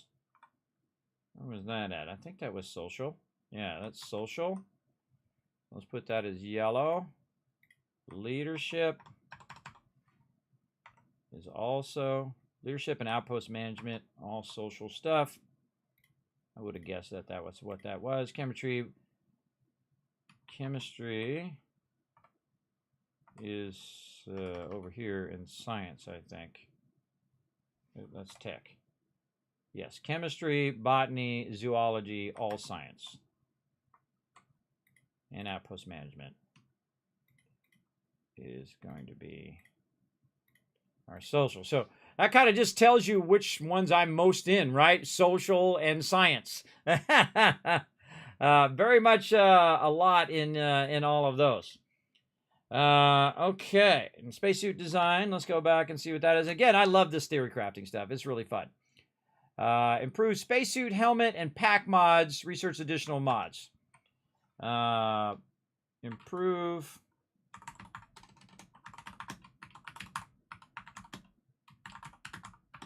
Helmet. Oh, God, I forgot what it was. Spacesuit, helmet, and pack. Improve spacesuit, comma, pack mods. Plus something else. Research additional mods in the research lab. Plus research more mods in workbench. Okay, gastro is definitely for cooking and whatnot. So I'm going back over here. Gastro, especially food and drinks. And research additional lever and research things. So craft, food, and drink. Plus research more mods in the bench. Take this because I left an S out of this one and just put it right up there. There we go. Okay, so now we know what those do. Now, of course, figuring out what things do is vitally important before you just start blasting your points. Now, my first playthrough, I just went in and I was trying different ones out and learned exactly which ones I absolutely do not want. Then here in my second one, I'm being very picky about which ones I'm picking in which order and whatnot. Now, I would have already done Persuasion 4 had I had enough Persuasion quests, which I don't have. I've been looking for Persuasion quests. And so we're going to go Outpost Engineering 3, which I think we've already done, right? I think that's what we just did. Yes, we just went 3. And we are level 18. 12, 13, 14, 15, 16, 17, 18. So we move that up. This was at 18. We don't know if we're going to get Persuasion there. So let's take Outpost Engineering number 4. We're going to put this down here maybe for the future. But we're just going to take that off the list. And we already did this one at 18. Now we're working on 19. So I would definitely go, I think, with Botany next. So we'll put Botany up there. Then Zoology. See, we can't do planetary habitation yet. So no matter what, we got to put one more point into science before we can do planetary habitation. So this one definitely got to go there. We're just going to put Persuasion down here. Let's say Botany number 19, planetary habitation 20, 21, and then by some miracle I finally find enough Persuasion quests. We'll try to get that at 22. Because I do want to get my Persuasion all the way up to maximum, so when I'm talking to people, they'll tell me all their secrets, they'll do what I tell them to do, all of that kind of fun stuff. Again, do I need cargo links? No. Do I need chems right now? No. Do I want to gain faster affinity with my peeps? Not really. Not over something else I might want to do. Ship command. Do I want more crew members? Well, I can't even have ships with that many crew members in it, so it doesn't really matter. Spaceship design, or spacesuit design, I'd probably pull that up closer. Food and drink. Am I really going to use food and drink? See, all of these ones right here, not really that big of a thing. But those special projects here, at least one into special projects. So maybe special projects. Special projects is the one we want to get going first, or we want planetary habitation first? That's a good question. That's a good question. Because if you go planetary habitation, I could have more outposts. If I go special projects, I unlock special objects in the bench. And then this allows me to craft it in the bench and then eventually get extra resources. But if I could get more outposts, then I could get more resources. So that's like the smarter of the two, because it would give me by 4. So that means if you take 16, hey, sorry, what's 16 plus 8? 16 plus 8 is 24. 24, that's what I thought. So it looks like the maximum number of outposts that you can have is 24, because that's what's going to boost your outposts there. So 24 outposts. I have 8 outposts now, so 16 more resources times 2, so 32 more resources I can go and get, in theory, unless I had 3 resources at another location. So then I could get 3 more of each, and that would be 3 times 16. That would be a lot of extraction of resources, for sure. And then I could use those resources for all my various things. And then I could also have them coming into a central place. How many more cargo links does it give us? Just 1 cargo link? Additional cargo links can be placed at outposts. But how many? How many cargo links? It makes me want to do this one just to see how many cargo links I have. Save before. See how many cargo links it gives me. And then if it gives me like 4 more cargo links, well, then yeah, awesome. If it gives me 1 more cargo link, well, I don't know if it's worth a whole point just for that. And again, if you want to assign more people at outposts, that would be good. Robots, I don't care as much. Again, because you can just let it run in the background. It's not like you have to make it go faster, I don't think. Okay, a lot of good theory crafting in there, everybody. So let's say this is 22. Unless by some miracle I get my persuasion done at some point, then we're going to go ahead and just keep pushing that back. So we'll go botany so we get plants going. Planetary habitation, we get more outposts. Zoology to get our animals going. And then special projects so we can get those additional experimental projects and special gun mods. Or maybe we should do those first before our outposts. Then we can just get that out of the way. Maybe do this at 20. This at 21. This at 22. And then that at 23. Because I can't do special projects or planetary habitation until I put 1 more into science. So I have to choose either botany or zoology or spacesuit design. I could do that as well. Yeah. I would say maybe more cargo links. Maybe more crafting. And these ones down here. This one probably ship command I would probably use once I started getting into ships. Now, we're not even into ships yet. Eventually, we'll come back and do some more theory crafting for our ship skills because I do want to pilot the bigger ships. So to do so, you've got to go into your piloting so you can unlock the ability to pilot the Class C ships, which I can't do. Then, of course, I'd want to do starship design where I get more ship modules, right? And all the highest level ship modules. Increased damage mitigation. See, I wouldn't really go into plus damage and all that stuff. I would go more into crafting the higher end items. These are chance to hit. Chance to hit. I'd also go into... which one is it? It is targeting controls. So I could target the enemy's shields and disable the ship and then go in there and kill every last one of them and then take the ship.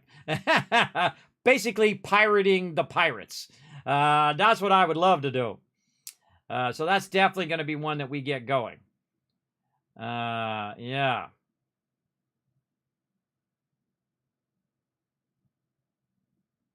Yeah, time to lock on enemy ships reduced by 60%, deal 20% system damage and thing. Unlock ship targeting functionality. That's what we really want there. And even if we only put 1 point into it, we do there as well. Unlock ships targeting here. So we could basically disable the ship and then get on the ship and take it. Engine systems, top speed.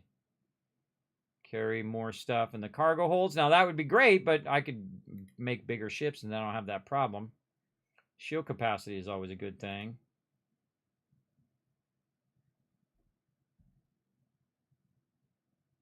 More damage to robots and turrets. What do we get for our boost pack? Using boost pack extends less fuel, regenerates faster, doubles. Okay. So I'd probably go piloting. You can now utilize ship thrusters. Could I not use the thrusters before? That's pretty scary. Increase ship turning rate and maneuverability. See, I just want to get the higher end ships. All right, well, we're thinking about it now. Let's just put it on the list. Okay, so let's say all of this stuff much later. I would definitely say all of that stuff much later.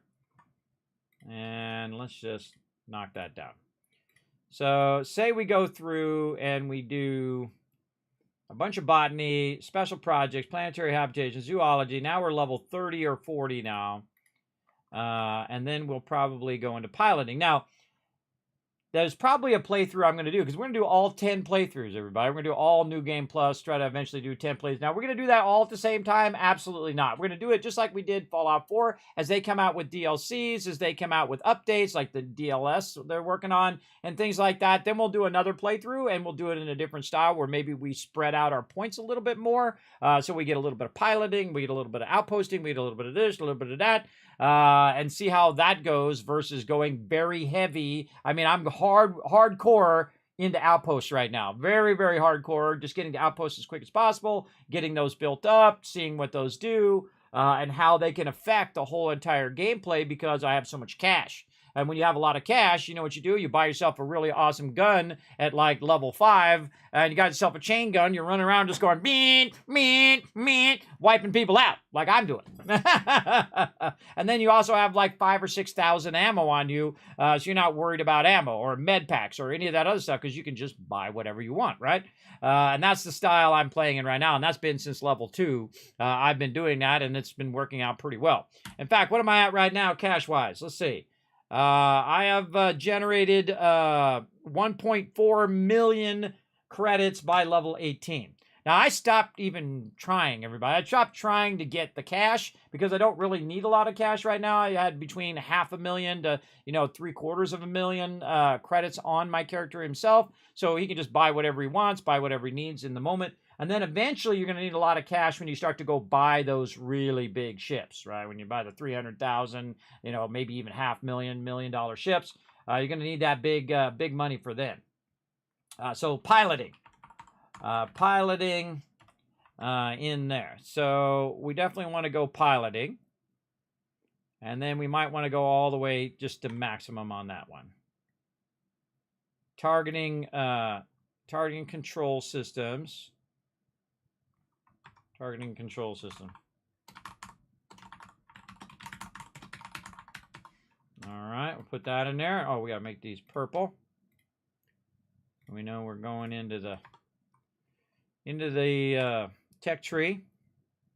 So those are definitely ones I would want to use. Now, of course, I definitely want to come back and do security to get to the higher end locks and boost pack training. But I don't really care about those high end locks right now.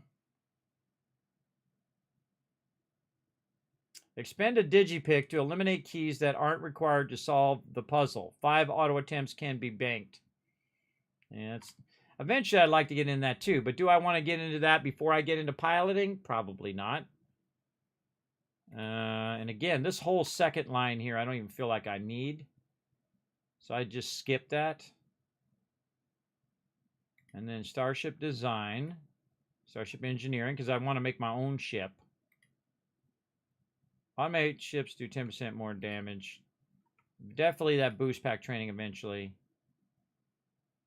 This is increasing damage. So these two here. So Starship Design, Starship Engineering.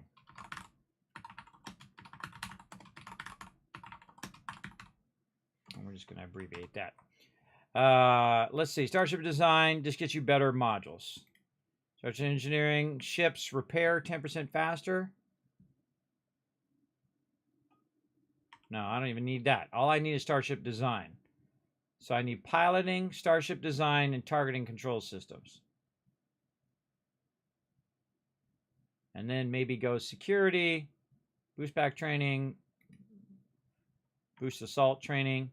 Now to get down to here, I got to unlock 6 more up there at the top. So I would probably unlock all 4 into the ships. Maybe 2 into targeting controls, or I could go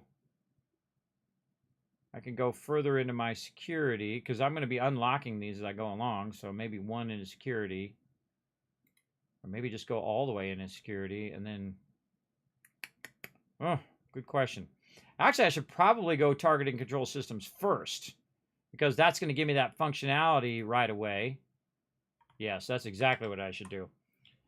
So this should come first. Right here, because that'll affect straight away. Unlock ship targeting functionality. Unlock ship targeting, which is basically like VATS in Fallout. Piloting. actually doesn't affect until I actually get up 2. So it increases my maneuverability, but it's really until I get to rank 3, which is the Class B ships and Class C ships. So let's think this through over here. Now, again, our goal is to get to here. We have to put 6 more points in here to get to there. So maybe kind of ping pong back and forth between security and... Do I need to lock onto the ships faster? No. I just need to lock onto them and disable them. Because my weapons are good. Ship's thrusters. So getting piloting is actually a last... Don't need that right now. I need unlocking this functionality. Then that's 1. This would be 2, 3, 4. So that'd be 4 points. And then I would need 2 more points. And then I'd go 2 points into piloting. So 1 here. Unlock my ability to do more locks. And then piloting. Security. Engineering out. Don't need that right now. So these ones, after I'm done with all my outpost stuff, then I'm going to go into piloting stuff. And then security would actually be above this one. Unlock modules. Ship modules. Ship modules there. Next level of... Actually, this would be security 2. And unlock what? Security 2 is going to give me expert locks. Unlock expert locks. And then, I don't know how many more times. Plus 10 unlocks for next stage. How many was it for the first stage?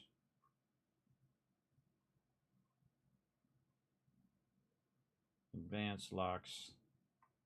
Yeah, and then you got to do it so many times. So you have to do it like 10 times or something. Like right now I do it 5 times. So most likely this is going to be 10. So yeah, go very heavy in security. Target and control systems first. So target and control systems 1. Security 2. Piloting 1 eventually, or 1. And then piloting 2.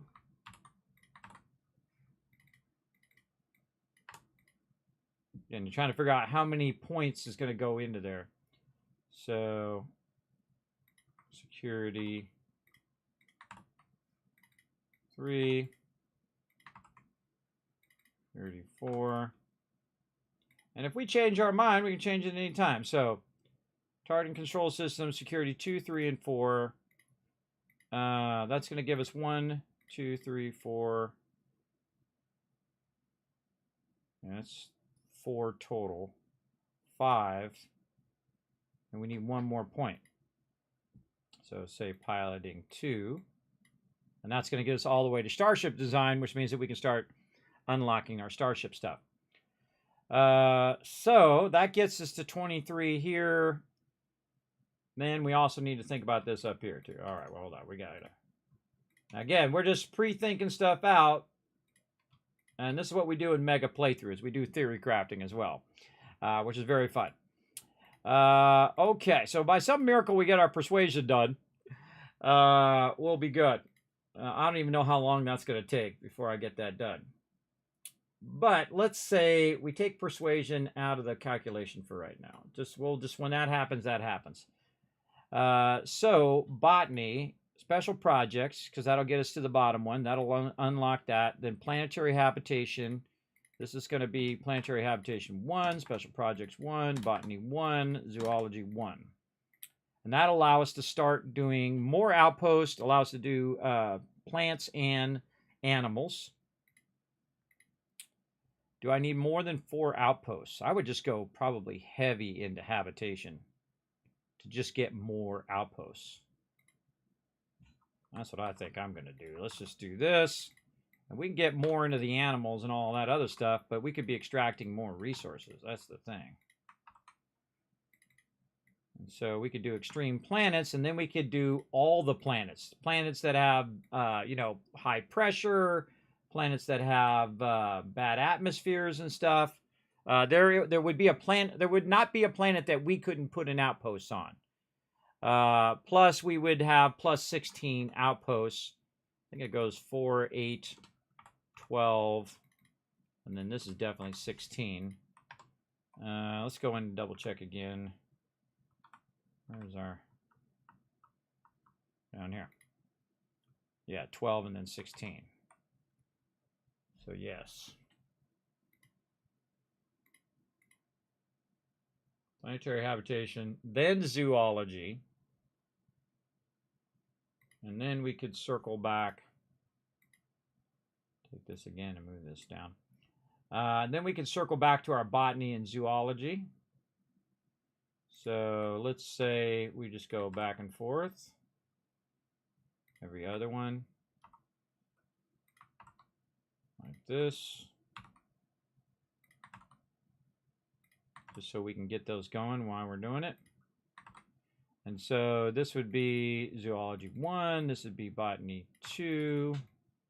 2, 3, 3, 4,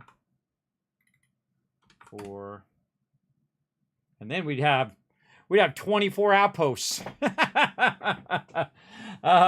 Again, do I need more crew at a single outpost, or do I need more outposts in general? I'd say more outposts in general, for sure, for sure. So let's just have it recalculate that. So now we're up to level 28. And then maybe 29, eventually I'll get my persuasion.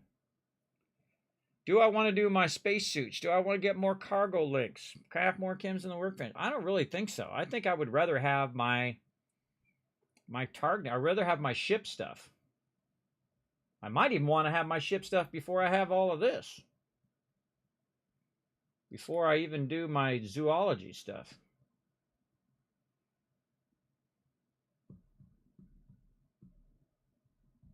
At least my targeting control systems. I might want to do that next.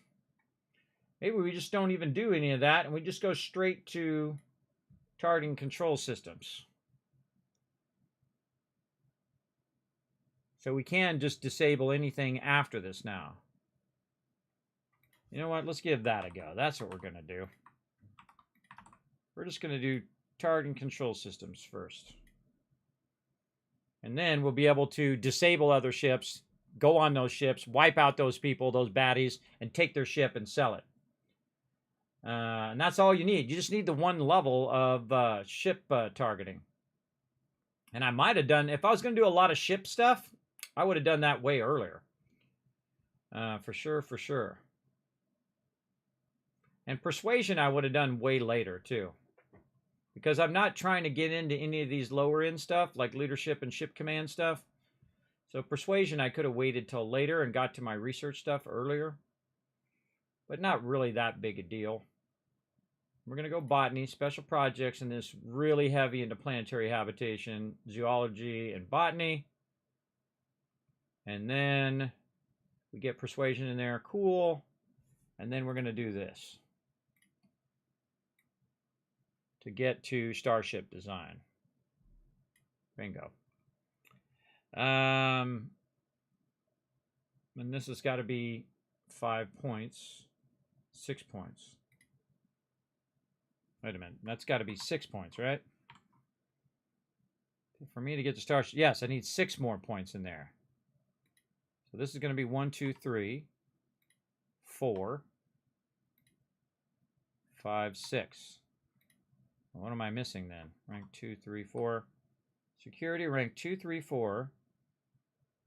Oh, I've already done it up above. That's the 6th one. The 6th one is the targeting control system. Starship design 1. Then probably after this, we would just want to go straight into starship design. And try to get all of our starship design. Thanks. Oops, that was a little too far. Just stay there. Starship design. number 2, number 3, number 4. Then we'd want to get our piloting up again so we could fly those bigger ships. And this would be number 3, and this would be number 4. And let's just put that as the plan. And it's okay if plans change. That'll be level 43 before I get there. But now we have a mission. We know what to do. Let's get to it. Let's stop screwing around. Now, another thing that it also tells me is that I can now tear down all of my settlements.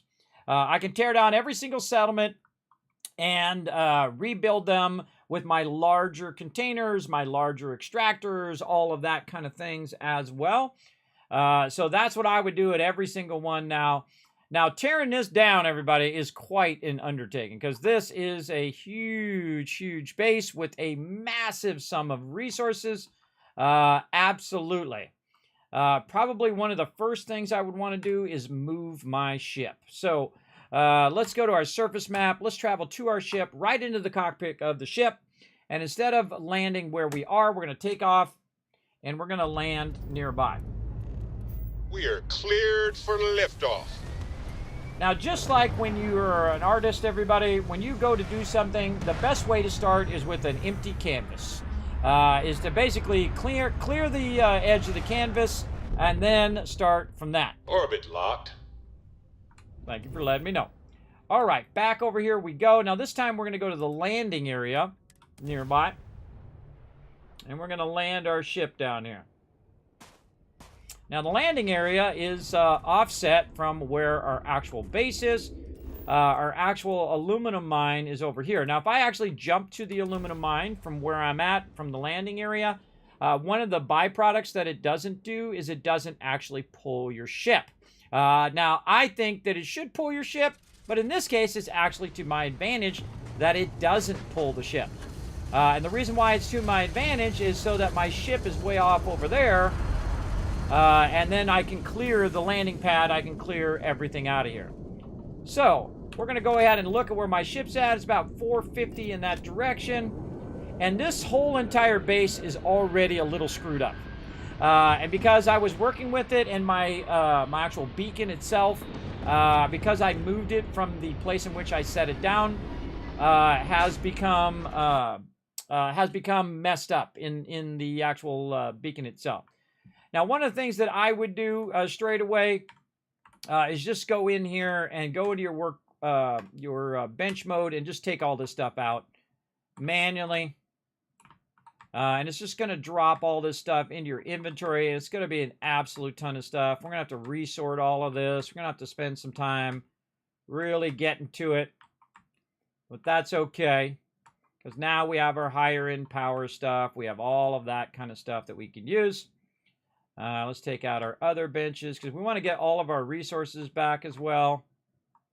And this is probably the most annoying part of the game, is the fact that, you know, you start to do this kind of stuff and your character just gets massively overburdened. So it's just really annoying, as a matter of fact. And we'll assign them back here later on. So again, clear the interiors of your base. And then I'm going to go back out here. And then hopefully it actually lets me remove my base modules properly. Because sometimes it won't remove the bottom part of the base module. And then your whole entire thing is screwed up. So I'm going to... and see, speaking of screwed up, you get this stupid, the beacon is blocked problem. I learned what that is, that there's something that's blocked and it's causing you not to be able to craft in fly mode. That's something they definitely need to fix as soon as possible. But I have learned how to fix it. You save and then you just reload in the same location, and hopefully it doesn't pull my ship to me. We'll see. And then we can get back to it. Okay, did not pull my ship. My ship is still over there. Okay, goody. And then now I can go into the fly mode and I can remove these objects. So I'm going to start with the one here in the back. We're going to take this out. And we're just going to take these out, because I find that these are the things that screw up your base the most. Because I came over here and I was trying to figure out what was going on with my base. Why is my base all glitched out? And why can't I see it in the planetary window over there? And so I went and did a bunch of testing, removing certain things, and found that it actually was my beacon here. If I take this beacon and I move it over here, sometimes it gets messed up. You'll see there'll be a line that's across there, and all of a sudden I'll miss my icon up there at the top. But I do want to find the center of where I'm putting this. I'm also going to take out my landing pad. If your ship is there, the landing pad will not immediately come out of there. So I just take the landing pad out straight away by moving my ship over on the landing area, taking that landing pad out, and then I come back over here. But we want to get a general idea of where the center of this is, because I do want the base to basically be the same and want to have it in the as much in the center as possible. So let's say this way. And then let's call that somewhat the center. So kind of like where this thing is right here. And I usually move this so where I teleport in is closer to where my landing pad is. But you can see I've got a bunch of extractors and all sorts of stuff going here. Now, I have just an absolute massive ton of resources here. If I take this base out, all of this stuff is going to drop onto my character. And that is going to be a problem, everybody. Now, I can go through and take out each and everything, but that's going to take quite a long time. So I'm not going to do that. What I am going to do, though, is I am going to take everything out. Right now, we're going to start again from scratch and use... Oh, see, look, I'm already overburdened. I'm already overburdened, and I haven't even taken anything out yet. Now, most of this stuff is going to drop onto my ship if it's nearby. But if you hold down R, you can remove this outpost. And then, bingo! All gone, just like that. And then a bunch of it dropped on your ship, but a bunch of it dropped onto you. Now, the thing to do, if you want to rebuild it now at this location, we can put it down. You can see we've got helium and aluminum.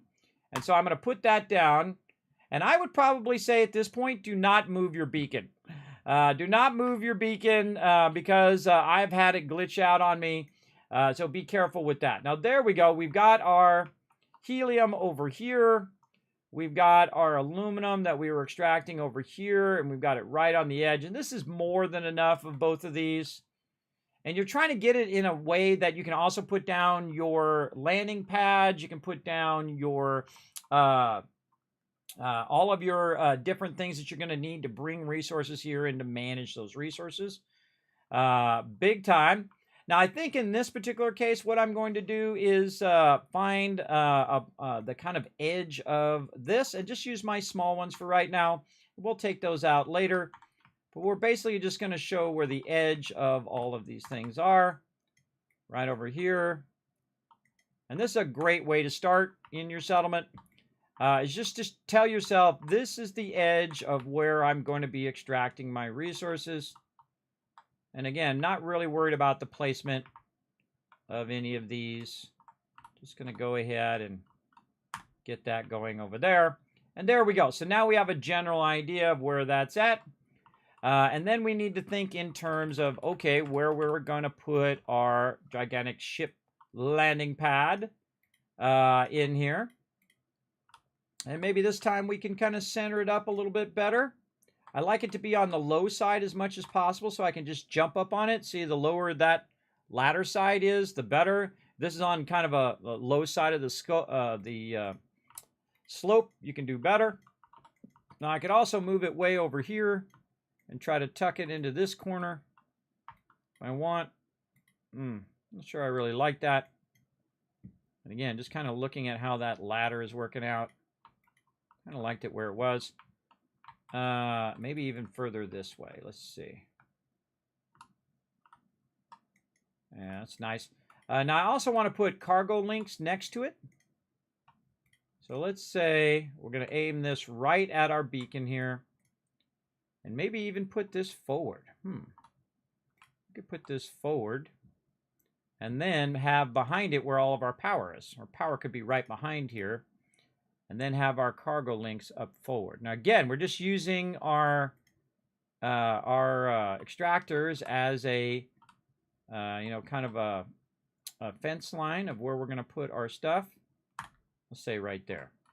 All right, so now we've redone that. And now we want to do our inner system link. We want one inner system link. I'm going to put it on this side where all of my stuff is. Maybe just put it this way. Try to get it up against the edge here. Let's see that. Now we'll go back and we'll look at, see, now we've got some of this down here, but I don't really need to extract that. I need to extract this stuff up here. And then I'm going to put probably a lot of the storage back here. We're going to use the large storages now to do that. So there's one cargo link. You can have 3 cargo links going at the beginning. And then, of course, you can add more later on. And then over here, we're going to have more cargo links. Now, these cargo links, I want them to go this way. And then this is really going to be my manufacturing on this side. So I want to try to get these as far forward as we can get away with. Again, using all of the area behind it as the storage. And then right next to that one, get another one in there. Ooh, that's really nice, as a matter of fact. That's really good right there with a little bit of it hanging off the edge there. And again, this is going to bring my other resources from my other locations. So these should be like the first things you're thinking about, right? How am I going to connect my other locations to this location? That's good. Now, if we go to the larger one, yeah, we got no problem. We can put those in there just fine. We go to the really big one.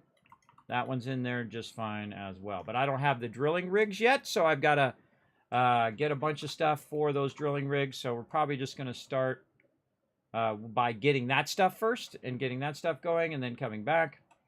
Now, again, I have massive tons of resources on me, so I also need to start putting down storages so I can put that stuff in those storages. Now, another thing I could put back here is just the storages for stuff I'm just storing here. That has nothing to do with extraction or manufacturing or anything like that. That stuff, all of this, all the aluminum being extracted out of here can be put over on this side, and then all of the manufacturing and everything can be done in between these two things, or just up here in this top part away from where I'm working. Now, I'm also going to need a little bit of a base to do all my other stuff, right? My stuff where I want to do, you know, botany and all of those things. Well, probably the best place to have that is right outside where I have my location here, right? So we'll definitely want to think in terms of putting a nice little airlock out here. I really like the very large, these ones right here. These are very nice. And it's real kind of up on the arc there. So let's say somewhere like right there. Oops, nope, we want the large hab, sorry, right there, and then there. There we go. And then we'll put, we'll probably only need one large hab for now. But we should probably put this one in back further so that we could add a second one, like say there, and then add a second one in the front. And then have our entrance right here. I feel like I'm crowding my beacon a little bit there.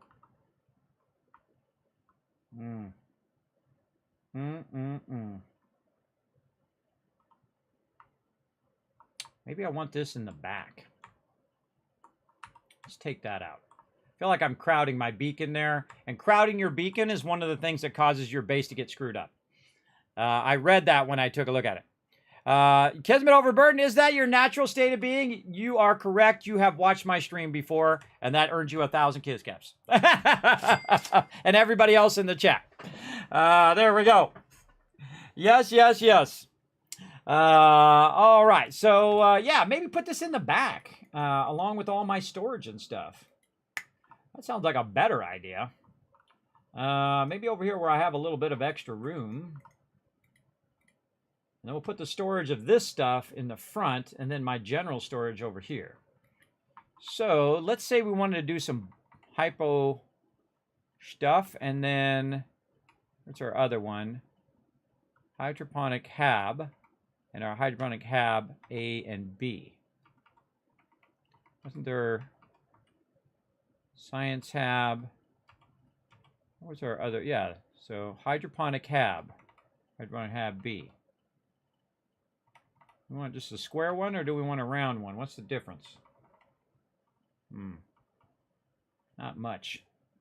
Okay, I think we only need one of these. Now, one of the things that I did last time is I got my entrance to be real close to the edge. So I could just run out and get to it. And so let's go ahead and try to get this kind of like this. And then we can, say, do something like this. Now, you can actually, you click it once to go in and then WS to make it go higher. I'm going to say right there. And then we'll try to put this in between here. Oh my goodness, looks really good. Maybe a little higher. Yeah, definitely a little higher. So we'll go ahead and grab this. And then we'll tell it right there. And then, oops, nope. Hit escape, escape. Kind of offsets itself. Stay there. Then up a little higher. Last time we spent like an hour doing that, everybody, but we figured it out, and that's the cool part. Oh yeah, that looks good. And so now I can just jump down and get into my habitat really easy from where I land with my ship, and then I can also get back to my ship super easy by just running out of there as well. Okay, and then we'll take that out. We haven't put it in yet, and then we'll get ourselves one of these hydroponic labs. And we'll just put that out there because we're probably going to need that later. We can add more later if we want. We can add some to each side. Are these round ones bigger? Do they look bigger than the small ones? They definitely look bigger. Maybe just go bigger. Let's just go bigger, everybody. I say we go with the round one. All right, there we go. So now we've got that set up. We're good there. And now we want to work with our storages for sure. Okay, so we're going to start first with our large base resources. And let's go ahead. And we're going to try to figure out where the front of these are. I'm going to say this looks like the front. And we're going to try to run these very vertically. Because this takes the place of 2 of the mediums or 4 of the smaller ones. So we're going to put that up nice and close, and we're going to try to stack these out all the way to the edge, as far out as we can get away with. Can we get away with another one? Yes. Oh, I can't go out any further. Oh, what? Oh, okay. I thought that actually went out there. Okay, now we're going to start vertically stacking them. Come on. Here we go. Come on. I feel like you got to give it a minute for it to figure it out. Now, this should hold way more than what we were holding before. And because we're using vertical stacking, we are using less space than we used before. And that's what we want to learn to do on this. Oh, and I can turn my sound back on because I don't have my ships coming and going. On this one, it particularly looks like you got to be mostly to the left side. That helps you line that up. And there we go. Now, just so you know, if you glance at my resources that I have on my character right now, I have 3,000 iron, 1,500 adaptive frames, and 12,000 aluminum. And just to give you a general idea how many of these I could make about, let's see, what's the lowest thing? 1,500. Hey, Suri, what's 1,583 divided by 10? 1,583 divided by 10 is 158.3. I could make 158 of these, everybody. And that is why they call me the Gaming Tycoon. So yes, all throughout the gameplay so far, I've been backlogging these resources as well. Oop, did that actually make that one? Let's go back and double check. No. I thought it actually put one down there for a second. So yes, I've been backlogging these resources at this particular location. And we're definitely going to go super vertical on this one. And then this should be the last time that we really need to tear it down and start again. Because these are going to be the highest in outpost items that we're going to need. And we're going to need a lot of storage. I mean, this is not messing around over here. That is for sure.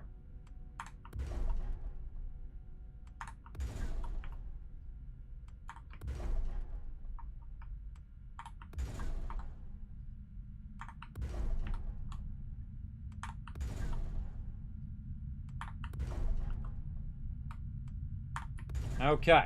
Now, what we're going to do is figure a way to have this end up at the end, right here. So what we want to do is have this end up here, right? So we're going to go link it that way, then we're going to link it down, we're going to link it this way, and then down that way, and then back this way, and then down again, and then down again, and then back, which means that we want to start over here. Hopefully, we'll see if I did that right. So right-click, E, right-click, E, and we're linking all the boxes together. Just take your sweet time, too. You don't miss one.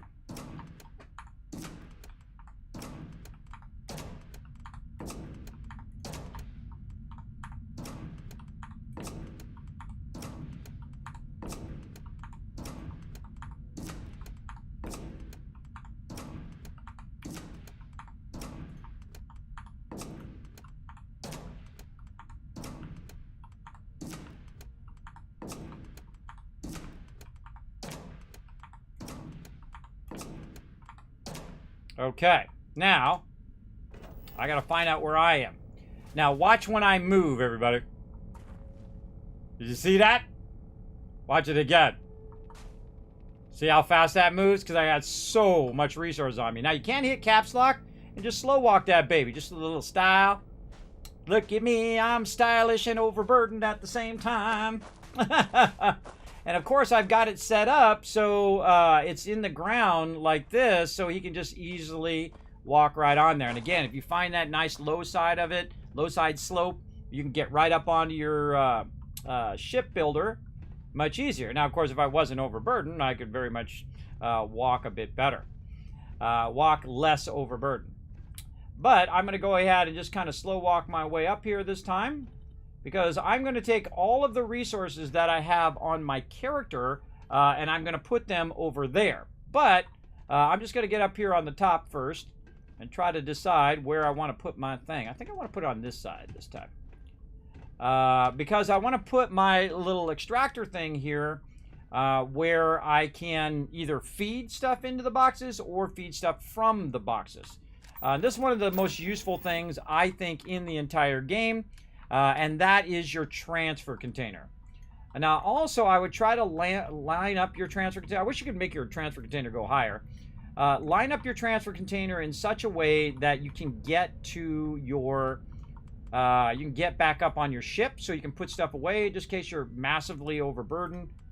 You'd want to be able to very easily either get down onto the stairwell and walk up there or be able to jump up there. Right? And of course, if I put it on this side, it would be up much higher, which means a higher chance I could just jump. But I'm going to put it on this side so I can just jump down onto the stairs if I need to. I'm going to get in nice and close. Try to get it as close to it as I can. And I have my settings. Missed construction on your Constellation resume. And I'm going to basically also be putting down more modules to unlock my outpost thing in the future. But you can see even me just jumping is a dangerous thing. Okay, so now I'm going to get on top of this thing, and I'm going to use it for the opposite way that it's normally used. The way it's normally used is that you siphon stuff to here, and then you load it onto your ship or onto your inventory right here. But I'm going to do the reverse. So I'm going to go into build mode, and I'm going to take this, and I'm going to link it to the bottom box on the other side. That's the very first box in the chain, right over here. This one. And there we go. Now I've linked to that, and these are all linked to each other. So all I need to do is go to this transfer container right here, go to my inventory, go to resources, and look for anything that it will let me put in there. Now, one of the things I know it'll let me put in there is aluminum.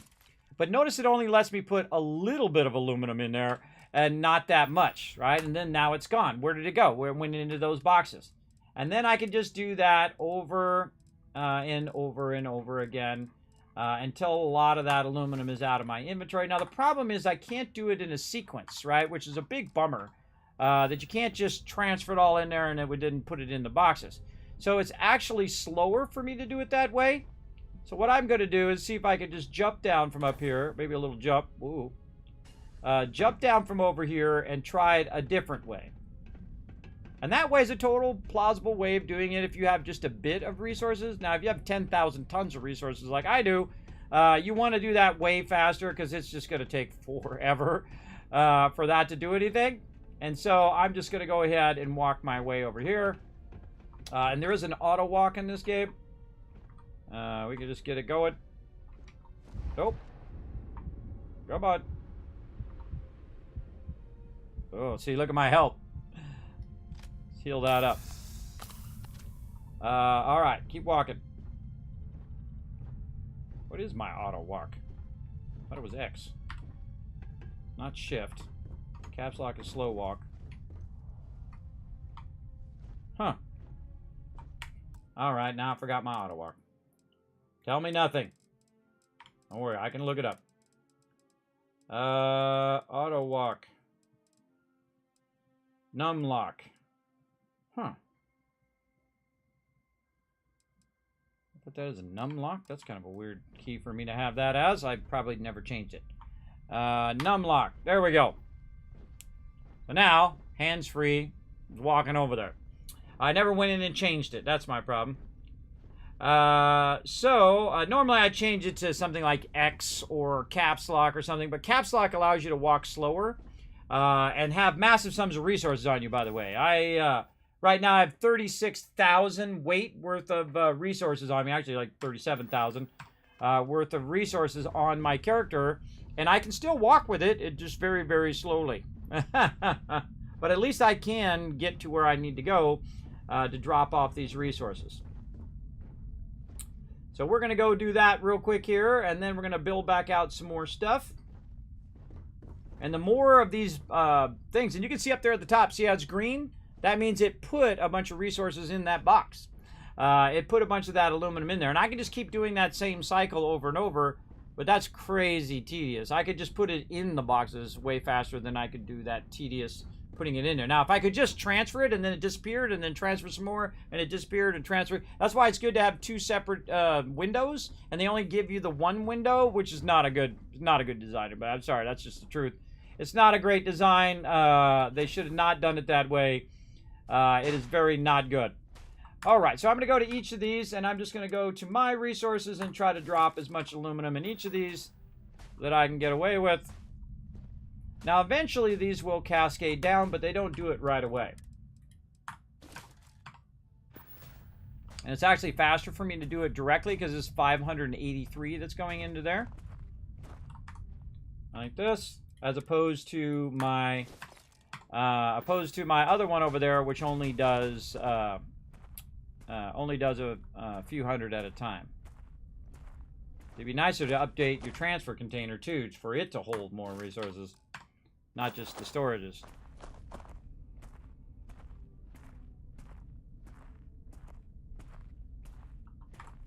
Okay. There we go. So we put a bunch of aluminum in there, but we still got 6,000 beryllium, 11,000 copper, 1,200 iron, and yada, yada, yada. A whole lot of stuff we still need to transfer into these containers. You can see this is going to take a while to do this, right? And we've got them all stacked up like that, so we'd have to get up here. We'd have to hit R, and then very quickly put that in there. And then what I would do on the way down, try to hit the other one, which it didn't work. See, that's gonna be super tedious to do it that way as well. But we are getting down there, resources-wise.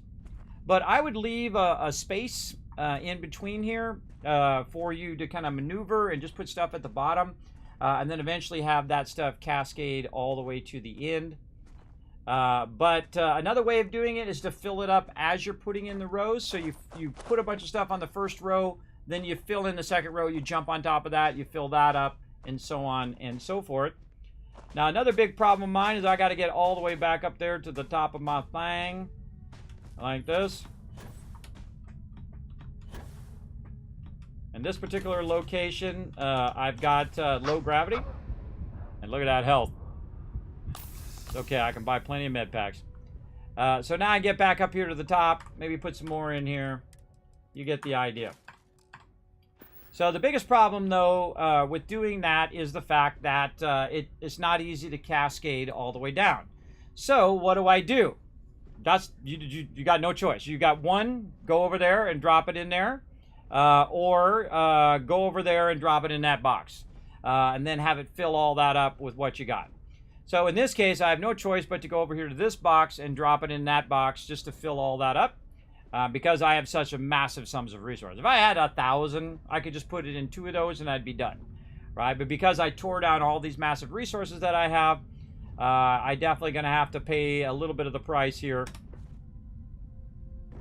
A little bit of the price here to get this going. Woo! Man, we are taking some hits. And this is the most time-consuming thing, I think, in Outposts, is managing your resources. Because you really don't have enough space. I mean, you get 10,000 iron, and then now you're just so, or 10,000 aluminum in this case. You're just so massively overburdened, and you don't have the actual storage capacity to save that much of that particular resource.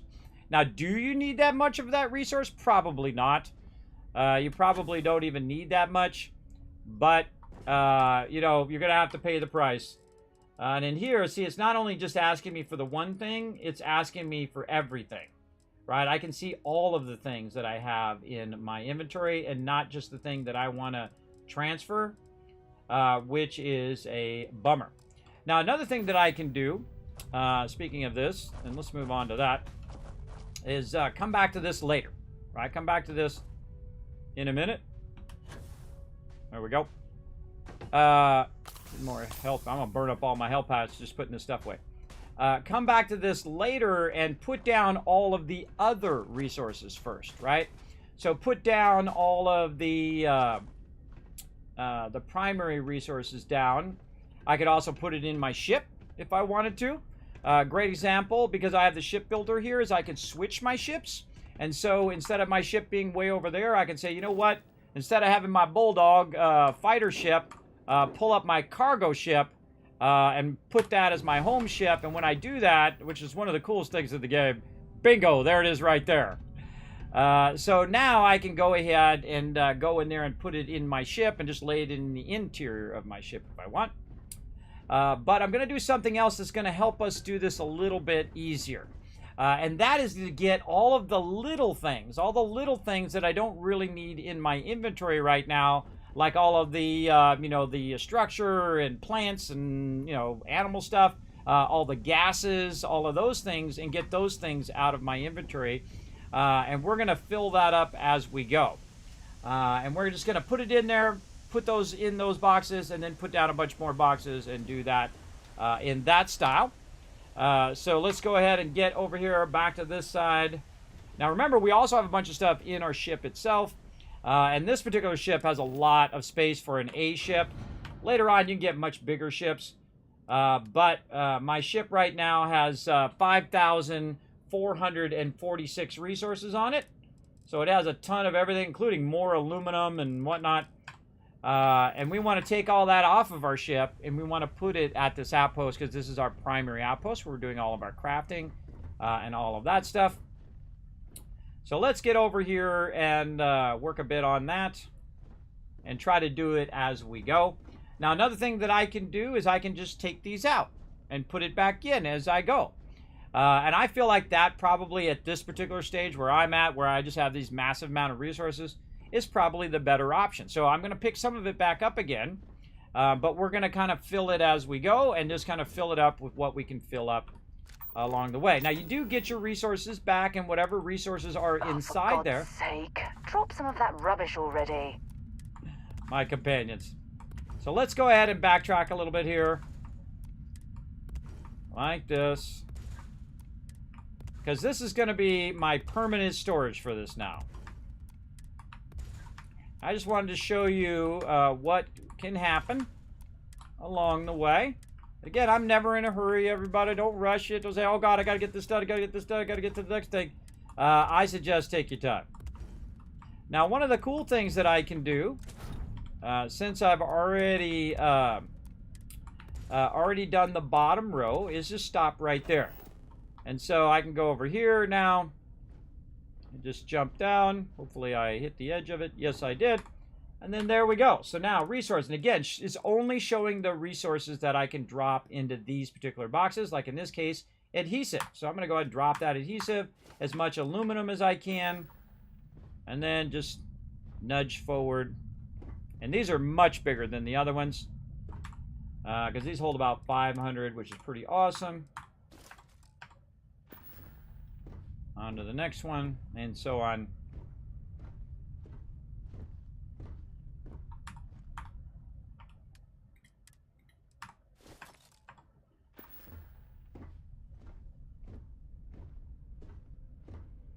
I feel like this is way faster than just doing the thing over and over. And plus, you don't have to go. That one's already full, but you know what? Let's just make sure it's full. Put some more in there. I feel like this is way faster because you don't have to keep going into the thing over and over and over, and you don't see all of your other resources every single time. Oops, took it out, didn't put it in. You don't have to see all your other resources every single time. And there we go. So that one's 600, this one's 600, and so on. Most of this is just the... there we go. Most of this is just the aluminum alone. This has this is not all my other stuff as well. It does seem like if I go ahead and put it in twice, it does a little bit more. Yeah, 600 there, because this is probably cascaded down into the last one. It's kind of interesting. Yeah, already at max capacity. All right. Now my next trick is to get from down here back up on my platform. There we go. And then we put more down. And we go to our solid storage and go to our large ones here. Oh, wait, whoa, whoa. Forgot to go to my fly cam. There we go. Okay, more down. Smart decision. The outpost really needed the upgrade. Well, thank you.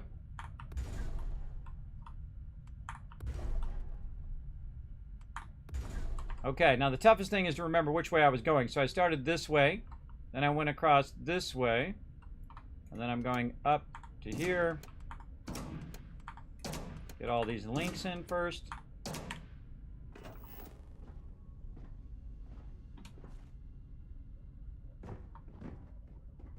Oh, and all of these are cascading down. Nice.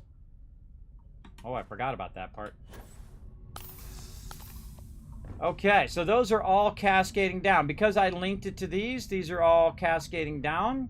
And that just gave me another idea, is the fact that once you put a bunch of that in there, you could just stand at the bottom and do the ones at the bottom. Ah, I just learned something, everybody. I just learned something even cooler. Okay, so now we can stand at the bottom and just do these ones at the bottom and then add 4 more, link those in. Then these 4 will empty out, and so on and so forth. Wow, that's an even better idea. Ooh, I like that. I like that a lot. And again, or these 5, actually.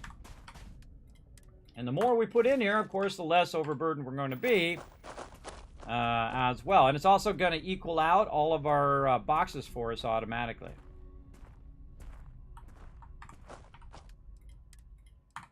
Now, of course, you get attacked right now, you'd be in trouble. I hope I'm not foreshadowing what's about to happen. We'll see. What's up, Wiz? Thanks for coming in, hanging out. Appreciate everybody hanging out here in the stream. We are trying to manage our resources. Look, that's just aluminum right there. Just aluminum. Okay, so there we go. So we filled all those up, and we learned a cool technique in super stacking these by going in and linking them, and then they will cascade forward, or they'll basically fill up all the ones that we've already linked up there as well. Come on, get up there. There we go. And I do feel like you go on the left side, it makes it line up a bit better. And again, we have to think where we started. So we started this way, then up here, then up this way.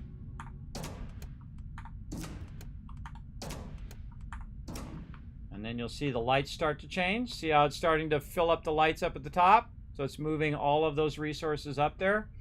Okay, that's awesome. And then I'm down at the bottom here, and I just go ahead and put more stuff. Oh, whoa. Accidentally hit shift. God, it makes me jump every time. Aluminum looks good. And then, see, now it won't automatically forward it unless you start to link some more boxes in.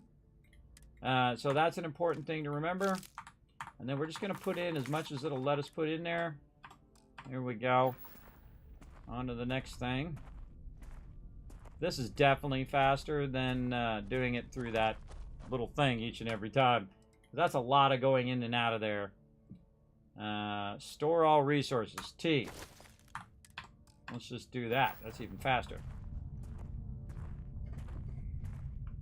And yes, it's time consuming, but it's definitely going to be useful in the long run. That is for sure. And I'm just going to keep hitting T so it just drops whatever it's got right over there. And then I'm just going to keep feeding this until I run out of resources on me and we run out of resources on our ship. And there we go. And the cool thing is the resources I'm putting in here are the resources that make these things. So that makes it a lot easier to just keep making as many as we need.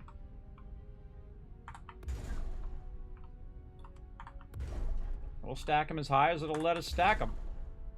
Using our vertical space is really going to be helpful. That is for sure. All right, so we went this way, back this way, back this way, and then we ended here. So we're going to go up.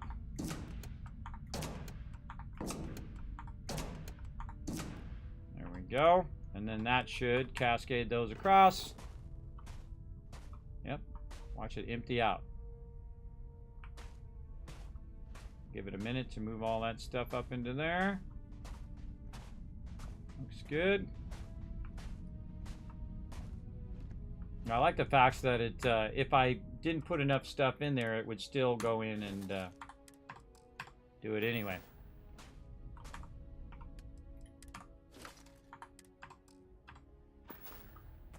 A lot of titanium.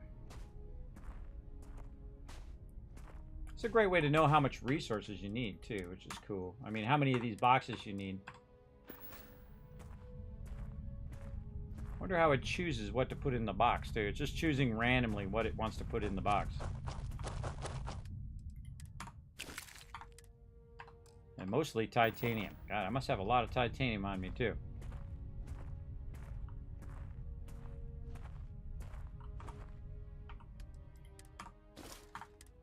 Now, normally I'd have these in a real long row, so maybe 10 of them long, and then you could do 10 of them and then move them up, 10 of them doing up. But I'm trying to do a more vertical stacking, so it's using less of my space. So it's basically using my vertical space as opposed to my horizontal space. Now all we need to do is add a casino, and we can start inviting guests. There you go. Okay. Oh boy, where'd we start? Here, back that way, back this way, back that way, and then up this way. And then we should see all the stuff. Start to move up. Okay, slowly, slowly, getting her done.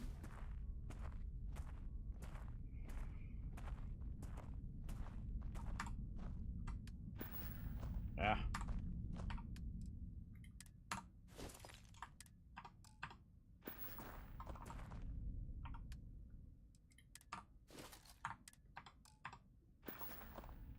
Now it's doing copper.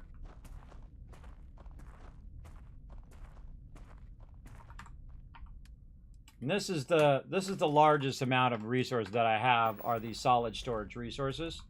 Now, one of the cool things I did learn about these solid storage resources is the fact that they will automatically pick the item that it needs when it's doing manufacturing. So you could, in theory, just store everything in a line and it will automatically pull what it needs in those particular lines. But I typically keep the resources that I'm extracting separate. And the reason why I do that is because it would just fill up all of the boxes. And then I wouldn't have any room for me to put any other stuff that I went and bought and brought back to put in these boxes. So we're going to see if we can get all this in here. This seems like a lot, but we're getting there little by little. All right, and then more boxes.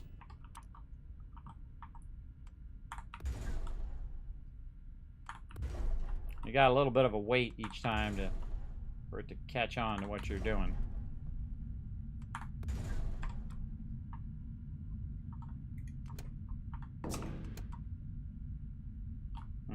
Which way did I go? I went the other way.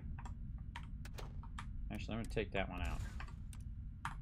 Change my mind. So we're going this way, then back, then that way, then back, then left, and then back. And then this is going this way, yep. I'm zigzagging them back and forth so they'll continuously work their way up. Now, if I had a platform there and I could do both levels, I could, if I could reach that top level easily, I could do both levels. And then I could put 2 of them on top each time. Doesn't look like it moves some of this forward. Like these ones right here. Why did that not move that forward? Oh, because it's going that way. So it comes down this way, and it's going that way. So it did move it forward. Absolutely did. Oh, I hate it when I do that. I accidentally hit shift. My fault.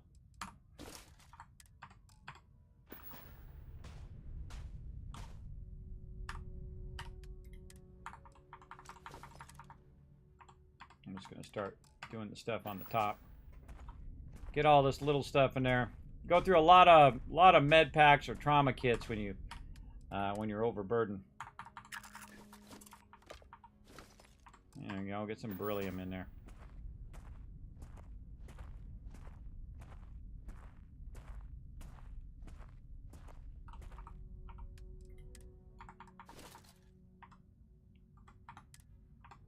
Try to get a bunch of this little stuff in there. Just so we can clear out a bit of the smaller stuff out of our inventory. Just make it easier. Get this little stuff.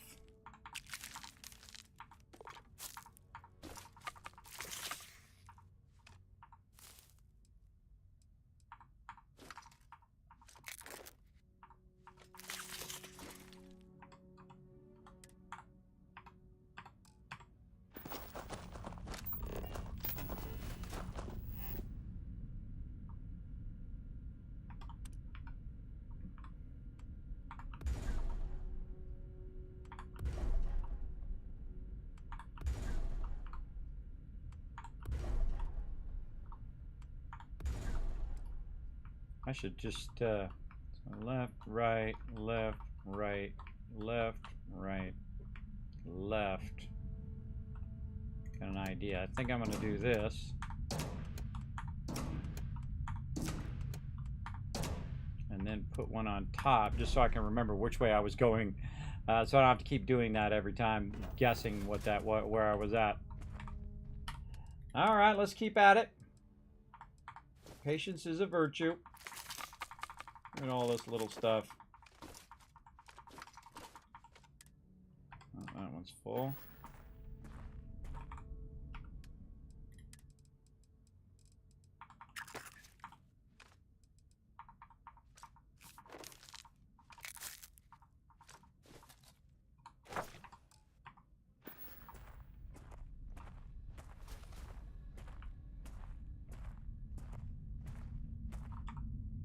I should be putting the heaviest stuff in there first. That might be an idea.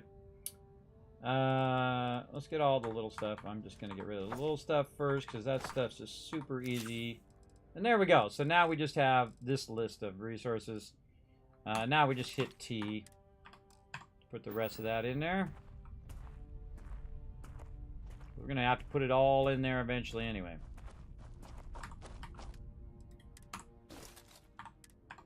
Now we're going to eventually use up a bunch of this resources as well.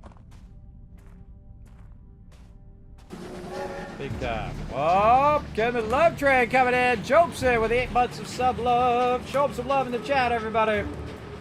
Show him some love.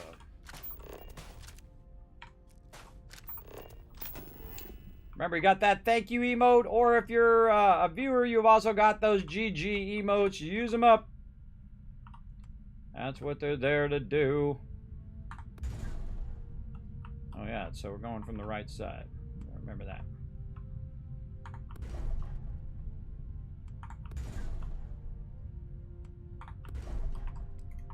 Yeah, that's pretty good. And put one on the top so it reminds me next time that that's where we're going to be. Just keep walking back and forth and back and forth.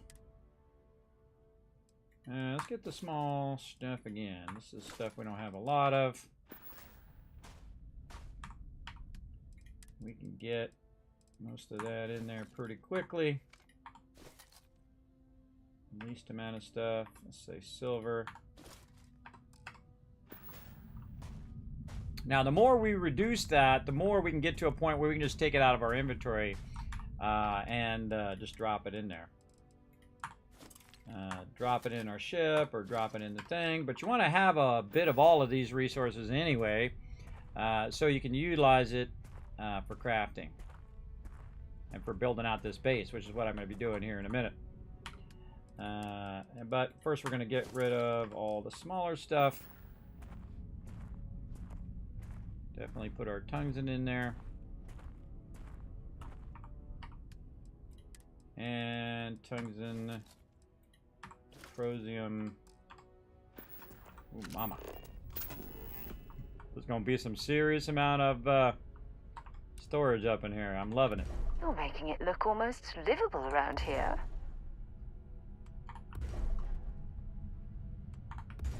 She likes it when I stack boxes. She's all about it.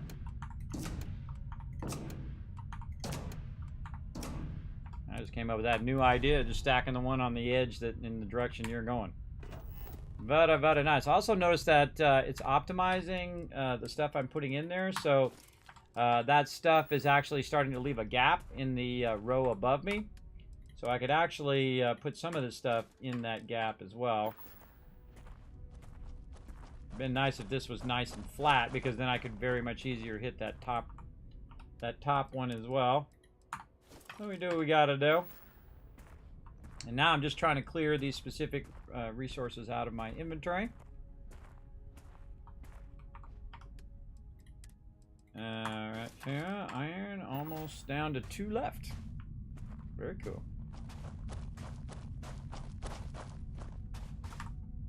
Okay. Boom. All right. So now we got beryllium and copper. More storages.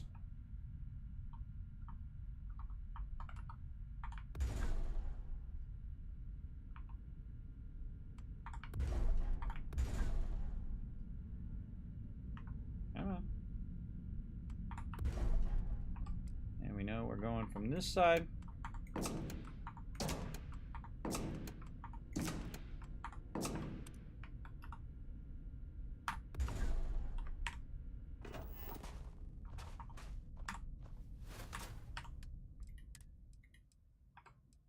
Let's just have it choose. I think it chooses a balance of both. Let me put stuff in. I see it pulling from both of those. Oh, no, it doesn't. It pulled 1 beryllium and 499 of the other one. I don't think that's really that useful. Let's just try to get rid of all of our beryllium first.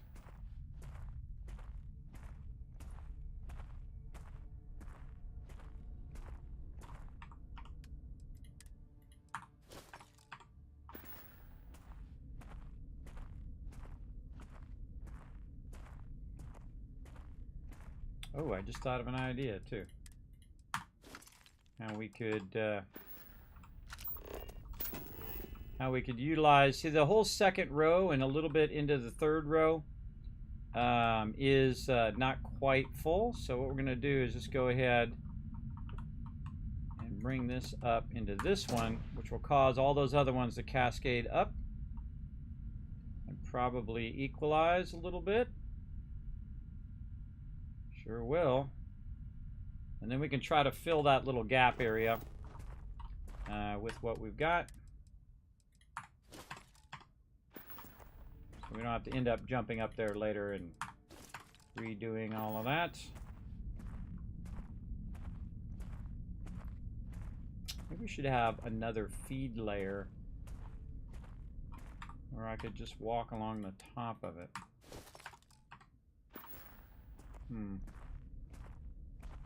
Kind of have 2 rows that you could walk along and fill up, and then feed it and feed it and feed it, and then eventually take that out. I was just thinking of doing that as well, but this shouldn't take too much longer.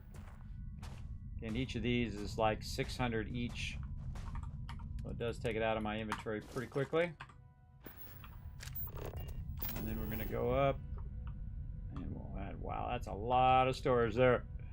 That's a lot of big storage. And move that over, and it should move all those up.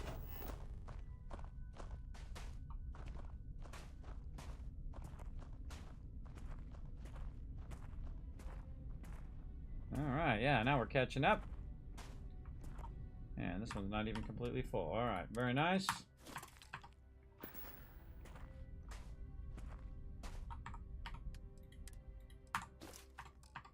Yeah, I kind of feel like if I had done a bunch of flat ones here and then fed it in all at the same time, that would have went way faster. We'll try that on the next round of resources here. You could also link and unlink the top one to cause it to cascade. That's another way of doing it.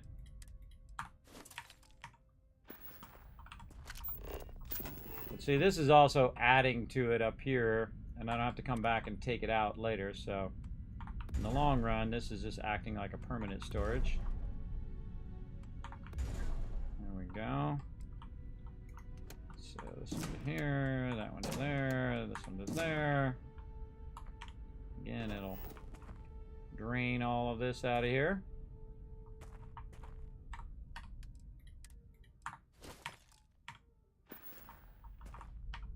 It'd be nice if it just automatically did it while you were doing it. Like when I put that in there, it should automatically go into the next one. And I shouldn't have to walk down here and then initiate it like that. I think it should do it automatically. That's just me and my crazy ideas. We should definitely save too, because we just did a crazy ton of stuff. Definitely want to save after all of that. And this is just the first of a bunch of different storages that we're going to use.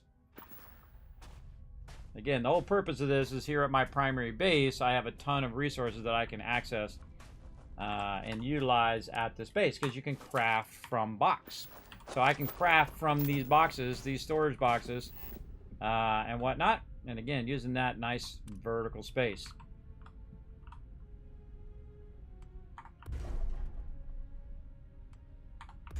I think we were going this way. I forgot to put my thing at the end, so I think I remember that we were right here.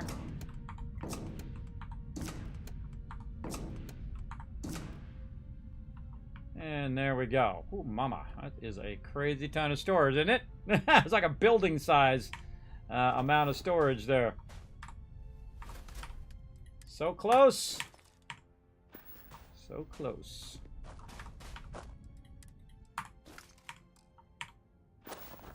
Oh!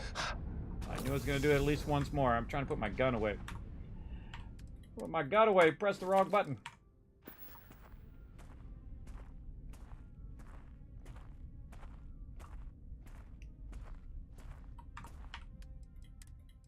And there it is. All right. Now, that was our solid storage. We've got other storages that we want to do as well. So we want to go ahead and put them right here. Now, the problem is my companion right here. I need to tell her to, kind of take a break. Can I help? It's time to go separate ways. I prefer to stay with you, but I'm willing to wait a while. Okay. Now, what I can do is I can actually assign her to this location in case I'm looking for her. But I'm just going to tell her to, take off for right now, because she's just going to get in my way while I'm building here. as well. So I'm going to get over here, attempt to use my boosty boost power, get up here on the top. There we go. And then now we're going to go ahead and put down some different boxes. So we did our large boxes. We can do our liquid boxes. Probably the next one I want to do is my warehouse boxes. So let's just go ahead and see if we can see where the front of the warehouse boxes are this way. And I have it set up so it turns really slow on purpose. Now your biggest problem is the insane amount of snap distance that this thing does. It snaps way too far away from where you're working, which I'm not a big fan of. But we're going to go ahead and put a couple rows of this down. Now I think it should snap front ways as well, like snap this way in the front, but it doesn't. So we're going to put 2 rows of this down because we're going to need a lot of this for sure. Well, let's get that down. Let me see if it lets us even go outside the thing. Nope. Okay, that's looking good. Let's say a little bit more. And we're going to try to do this one a little different. We get one over here. Nope, too far down. There we go.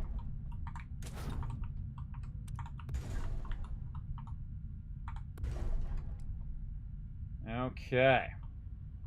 Now the first thing we're going to do is connect all of these together. Nope.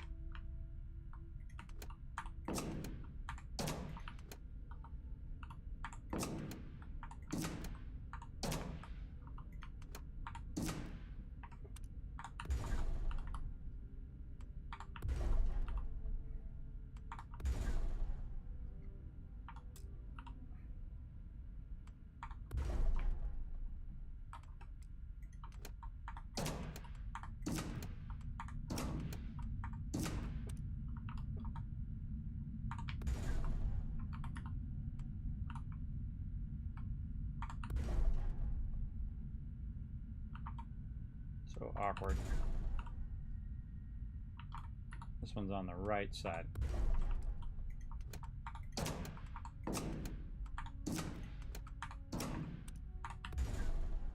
Have you noticed I'm putting that one on and then I'm doing it from the right side? And that's only so I can remember where I need to run the line. And see, when I get back here, now I know how to run up to this one. Like that. Just makes it easier for me to remember. Like I was doing earlier. And so we're going to pre-stack these, basically. And then go back over here.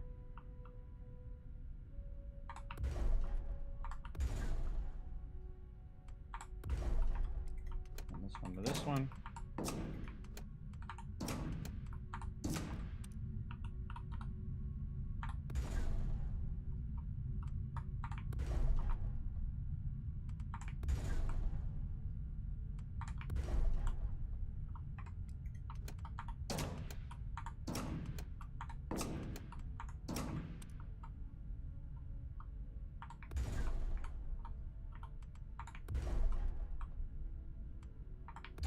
This one backwards.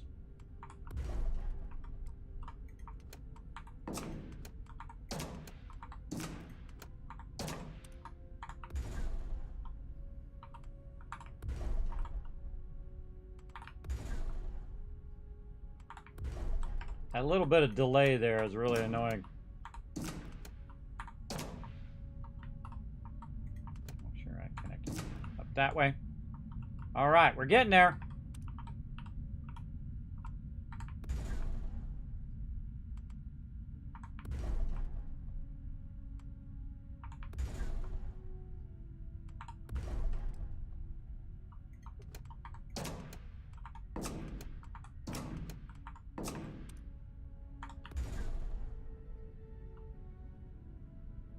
I'm just connecting these in the right row. Doesn't really matter in the end. In the end, it'll just cascade upwards, and that's all we really want it to do.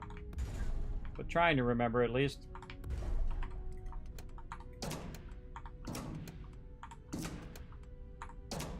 You can also multiple connect these as well. Oh, look out. Thanks for the raid, Deathbringer. Thanks for coming in, bringing your awesome community into mine. Welcome, everybody. My name is Kismet. They call me the Gaming Tycoon. We're having some fun building out an obscene amount of storage for our primary base here. Right now, using our warehouse boxes. We've already got, as you can see in the background there, a ton of other boxes. Now, I'm going to go about that far, and then I'm going to add boxes to have that stuff all cascade up. So what we're going to do is another trick that I thought of while I was doing that first one. To use these other ones at the bottom to make it a little easier for me to kind of fill up a bunch of those and then cause it to cascade down, fill up a bunch of those, cascade down, and so on a little bit easier. And I move myself out of the way so that I'm not going to be in the way of the actual boxes themselves. But now I've got 2 rows of boxes that I can fill up. And so we're going to get over here on this far side. Now, on top of all the solid resources, I have a bunch of warehouse resources on me as well. And so I want those to get put in here as well. So I'm just going to hit T and drop all those in. And then go to the next one. Okay, that was the first one. There we go. And just keep doing that over and over. And again, since we're so overburdened, we got to just kind of walk among these here and just keep dropping them in. We're getting there ever so slowly.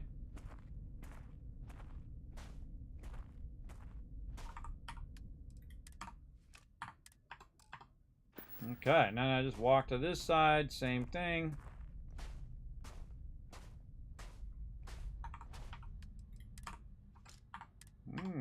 Not going too bad. And then we can probably just get rid of the smaller resources, and we're going to end up with our Tau grades. Probably don't even need this much resources right now, but we got it. That's what's important. That's what is important, that we have plenty of resource space to put all of our stuff.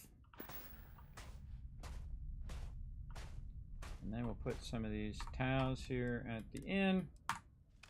There we go. Now, to get them all out of these boxes, what I'm going to do is go add another box way up here at the top. And that is going to go ahead and backlog.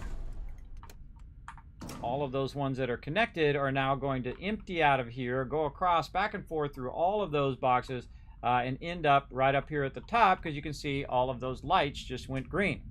So a really cool technique you can use. Now, it should do it automatically. But you kind of have to force it to do it by just clicking in linking another box for it to go ahead and run all that stuff up there. But we're going to do what we got to do, right? Just go ahead and store up a ton of our resources here. Now, we actually have more resources on our ship that we're going to have to deal with. But for right now, we're going to go ahead and try to backlog all the resources that dropped on our character. And then once we get to the point where we have emptied out our character will no longer be overburdened, and we can transfer it directly from the ship. Now, I can't put anything else on the ship because it's already over maxed out. So once we get this done, we won't have to worry so much about being overburdened. We can move around much easier, and that'll be much faster as well. And we'll walk up here to this one and drop that in, and then back up to the top we go.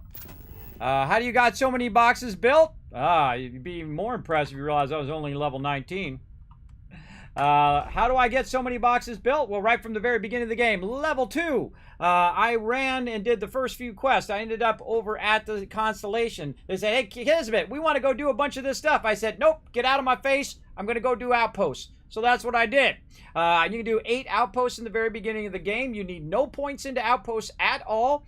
You can go ahead and buy a bunch of resources from the vendor, because guess what? You probably got a bunch of junk that you collected at the very beginning of the game anyway. Sell that off. Resources are cheap. Buy out all the resources that they got. come over here, get yourself some aluminum going, then get yourself some iron going, then take the aluminum and the iron, combine that together and start making yourself adaptive frames. Those adaptive frames are going to allow you to build some boxes, and guess what's going to happen?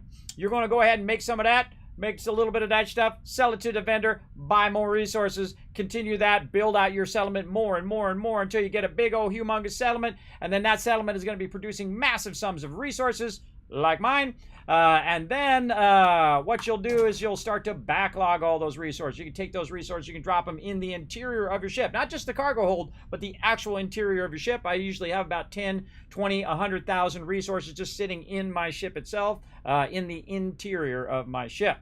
Then I kept building it up, and now I've unlocked the outposts. I've gone in and did my various perk points using my power perk points, as I like to call them. Right over here, I went straight into research methods, got all 4 ranks to save myself crafting materials when ranking up. Straight into weapon engineering, all the way to rank 4. That unlocked outpost engineering. I just got to rank 3. And then now that we've got to rank 3, we got access to all of the outpost things. Pretty much, there's some other things that we can unlock for power, but pretty much unlocked all of the things. Now we're using the larger size boxes, so that we can just drop some of the super heavy stuff that we have into these boxes, and then we're kind of making it say, hey, take all this stuff and cascade it down. Cascade it down the line for sure. And then it's just filling up all those boxes way over there. And that's how I got all those resources in 19 levels. So really in like 14 levels. I made my first million in the first 14 levels in the very hard mode, by the way, by utilizing outposts. And now every couple days in game, I'm making about 200 grand. Now at this point, since I have all of these higher level extractors and higher level storages, I could make even more. I could make 500,000, $1 million every couple days. I absolutely could, without a doubt. Have I done that yet? No, but I know I could, absolutely. I could absolutely do that just by making the highest in resources I possibly could, and then taking those resources and selling to the vendor. Now, of course, the next problem you're going to have is you don't got enough vendors, right? You don't got enough vendors to sell $1 million worth of stuff. So what do? Well, you find a point of, diminishing returns, where it's not really worth your time to go sell all that stuff, right? Like me, I'm running around with 500,000 credits on my character. So do I need to go make another 5 million? Not really, not right this second, but if I need to, I will. And that's how I built my settlements and all of this storage up so much. That's how come I have so much resource up here. I have 2,614 titanium, 543 adaptive frames, 10,561 aluminum. How do I have that? How do I get so much at one location? Well, here's the cool thing. You can craft from these boxes. So if you put a bunch of aluminum in these boxes, and you put a bunch of titanium and a bunch of adaptive frames in these boxes, guess what? You can use that to make more boxes, to store more stuff, and that's what we're doing right now. We're putting all these resources away so we can make more stuff. And we're building gigantic vertical towers, so it takes less room at our settlements than using horizontal building. Which you can see me doing here big time for all my warehouse stuff. And you can see that all the stuff I put in there so far is only taking up these top few rows. So we definitely have more possibility of expansion down the road. So again, we're just going to keep putting our Tau grade retro stats. We can put about 115 per large one, which isn't very much. But I've got about 3,000 of them. Now, how did I have 3,000 Tau grades in the first place? Well, I was manufacturing them. And they are worth around 12 to 13 each. So if you take 3,000 of these, you say, hey, Siri, what's 3,000 times 12? Hey, Siri, what's 3,000 times 12? 3,000 times 12 is 36,000. That's 36 grand just in those alone. Just in those right now in my inventory, or now in my storages pretty much. So, again, the outposting is super fun. That's my favorite thing. We're going very heavy outposting in this playthrough, playing in very hard mode, playing in the hardest mode you can play, so make sure to hit that follow button, or if you're on YouTube, hit the subscribe button, so you can come and join us when we're playing lots of Starfield. Very, very cool. I enjoy playing it. It's very fun. Again, I don't rush everybody. I take my sweet time, because I guess I paid my money to go on a ride, and I'm going to go on that ride and enjoy the journey along the way. That's what I do in my first full playthroughs as well. And this is going to be my first full playthrough, though I did play a little bit in normal mode, but way too easy for me. Way too easy, so I decided, no, thank you. I'm going to go ahead and play in the very hardest mode. For sure. Oh, we're getting close. Getting close. Almost got this stuff out of the inventory. Oh, there we go again. There we go. Hitting that shift key. Such a habit. Such a habit to hit that shift key. Not bad. So I just load all these up so I can move them all at the same time. Oh, we're getting super close now. Super close. And I actually could probably walk now without having to worry about being too overburdened now. Take a little damage. That's fine. This will speed this up just a little bit. Over here. Already got that in there. This one. There we go. Oh, we're so close. One more round. Let's go. Again, fly up here, stack all these sweet resources up here on the top. Now, every time I go to relink this, when I link in a new box, it pulls all the stuff from those boxes down here and puts them up into these boxes up here. Incredibly great way of doing that. Makes it nice and easy to manage. We're almost there. A few more of these large boxes. Still, this stuff is super heavy on you too. Plus, I have a bunch of other resources on me as well that are not the warehouse resources. They are like fuel and all of that other stuff.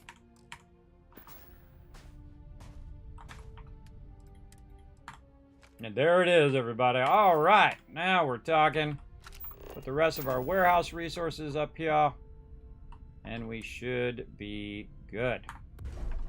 All right, we're just going to go ahead and connect that over there. You know what? Let's just finish off this row and kind of make it the same as this other one. So we're going to this one, and that one to that one. And that should cascade all of that down. Also kind of thought that we could go through and just take out the last box and then put a bunch of stuff in at the bottom, take the last box out, put the box back in, reconnect it again. And that would just give us back just that one thing. Now we no longer need these boxes down here. Their sole purpose of these boxes was to feed into those boxes. And so now we've got a super clean stacking of our warehouse and our solid resources. Look at that. So sweet. And we go up even higher too. I mean, we can zoom way out. I mean, we go, woo! We go way up there.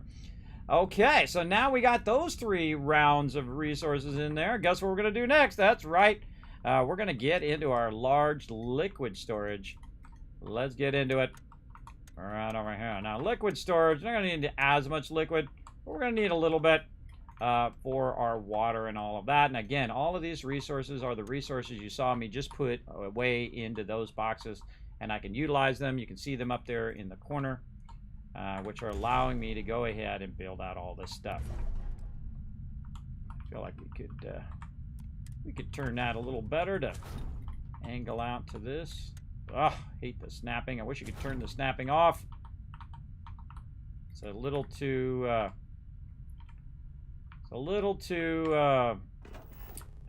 touchy when it does its snapping. Oh, that's not bad. That's not bad. I like it to go a little bit forward, though. Can we get away with that? All right, we'll take it. We will take it. Can we get 2 more in here? Are we going to get stuck? Oh, that's it. We can put 3 in. All right, we'll take 3. 3 is good. And we'll just go ahead and walk right up here.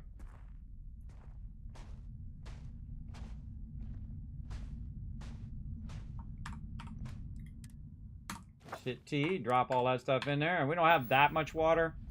So again, I don't need to build it out unless I really need it. And these are full-size tanks. There we go. How are we doing on our inventory space in here? Still 3,000 in. That's okay. We got this. Okay. And then we'll want to go in and do the same thing and link all these together. Maybe do another row. This one's over here on the left. There we go. Got to find the magic spot where you want to aim your arrow so that it sits perfectly on the top. Always a good one. Maybe I'll put one on the top here to remind me that I'm going that way. So there we go. So now we put all of our liquid stuff in there, and then we get more liquid stuff. Say we go to the vendor, or we're producing more liquid stuff, we can save it in there, so it'll help us craft. I'm gonna move my booty over this way. Put that gun away. How are we doing on our inventory now? 3,000. Okay, so now we've got to deal with our gases that we have. And we have a bunch of those for sure. And that's going to be all the helium that I had stored here already. And now I'm going to do separate helium and separate storage for the extraction that's going on here and all of my other things. But this is storage. This is purely for storage for me. For my use, for crafting and all of that. So that's what we're trying to get in here. I'm trying to get it to not snap. So annoying with your snapping. We can get about that far.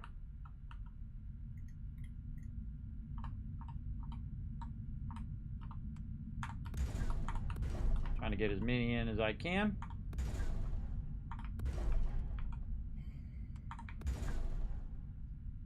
Now, these, we're going to definitely need a bunch of these.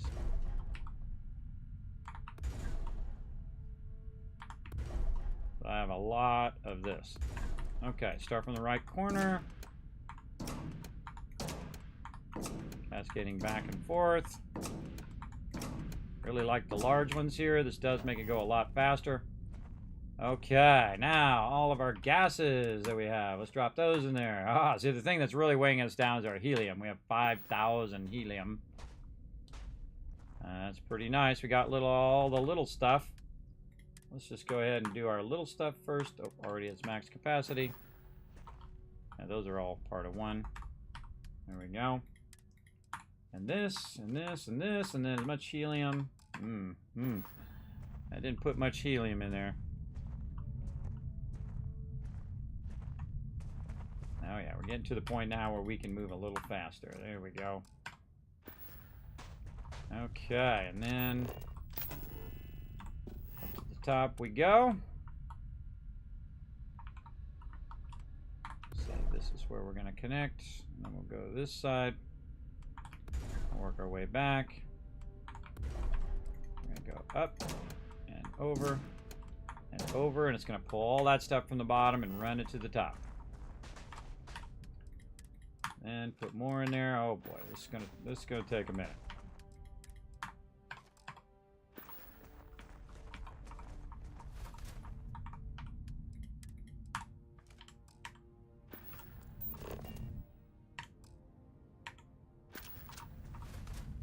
Sure got away.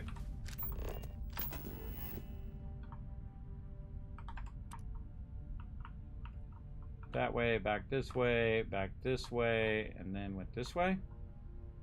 So I should be here.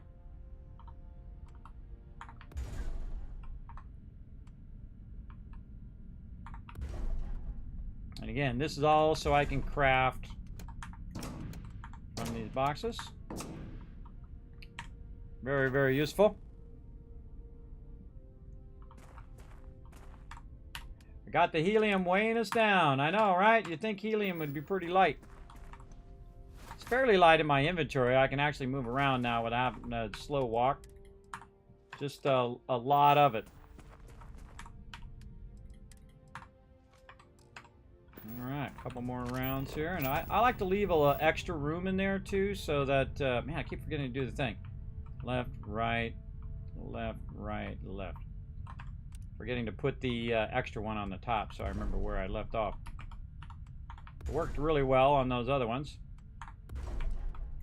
So up, over, over again. Okie dokie, I think we're almost there.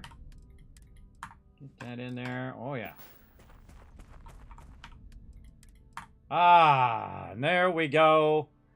Most of our resources off of our character there. Very nice. So my inventory out of there, though I'm still overburdened with something.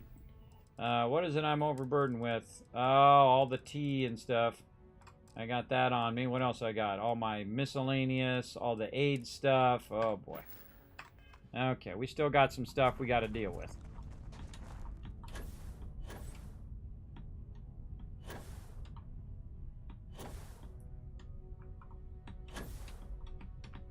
Come on, you got this, brother. All right, see, but I'm not as overburdened as I was, see? Another good time to save, everybody. That was another lot of work there. There we go. We also fixed our problem with our beacon. We're going to put our beacon down and not move it because this particular settlement got broken where the icon on the world disappeared as well as the landing area disappeared. So when I went to the world here, you didn't see either of these. And if you leave, you can't get back. So if you ever have that problem, move your beacon back where you originally had it or move it to the extremities. Look for any lines that are cutting through the middle of your settlement that are cutting it off and blocking it. So move that around until you see that icon come back. So you move it to one side, look and see if the icon's there. Move it to the front side, is it there? Just move that beacon. It's all about that beacon is what's causing that icon to disappear. And that's a bug that they hopefully will fix at some point. But for me, I just put it back in the center. I took the whole thing out and we redid it. Okay, so we got to go actually back here where I was. Let's go back over here and put some of these resources that I don't need on me right now down. Now, I can utilize all of this stuff in these boxes to craft anywhere at this outpost. So even if I'm inside here, I can craft inside here. I can actually craft from being inside here as well, which is pretty awesome. Now, the thing I like to do is right straight in the door. I like to have all of my benches. So we're going to put all of our benches back down again. At least we're going to try if I can press all the right buttons. There we go. Let's get our benches back in so we can utilize those. Now, the first one, of course, is going to be the industrial workbench. Right over here. Looking good, looking good. I try to bump it up against the wall as much as possible. If you ever go to your research thing and it says that it's obstructed or whatever, that's probably the build mode being basically broken. And so you save, you reload, GG's, you're back in business. I'm going to actually put my weapon bench on this side because I'm going to use my research bench and my weapon bench probably more this time. Right there. What is the other thing? Pharmaceutical lab. Haven't really used that yet. We're going to get into that. Again, trying to bump it up against the wall as much as possible. I've also turned down my rotation speed. I don't know why they have it set so high in the beginning. It should really be set really low. And then you can adjust it. And then cooking. I'm not going to do that much cooking, but we're going to put it over here separate. So we're going to put a bunch of boxes there that's going to hold all of our cooking stuff. We're going to find the smallest box, which holds the most stuff. Which I think is the military crate. Yes. This way you can hold a lot of stuff in here. And it takes up not too much space in your base. And you're like, Kismet, how do you got 224 structural and 10,000 aluminum? I got them in those boxes over there. And I've been working on it since the very beginning of this playthrough.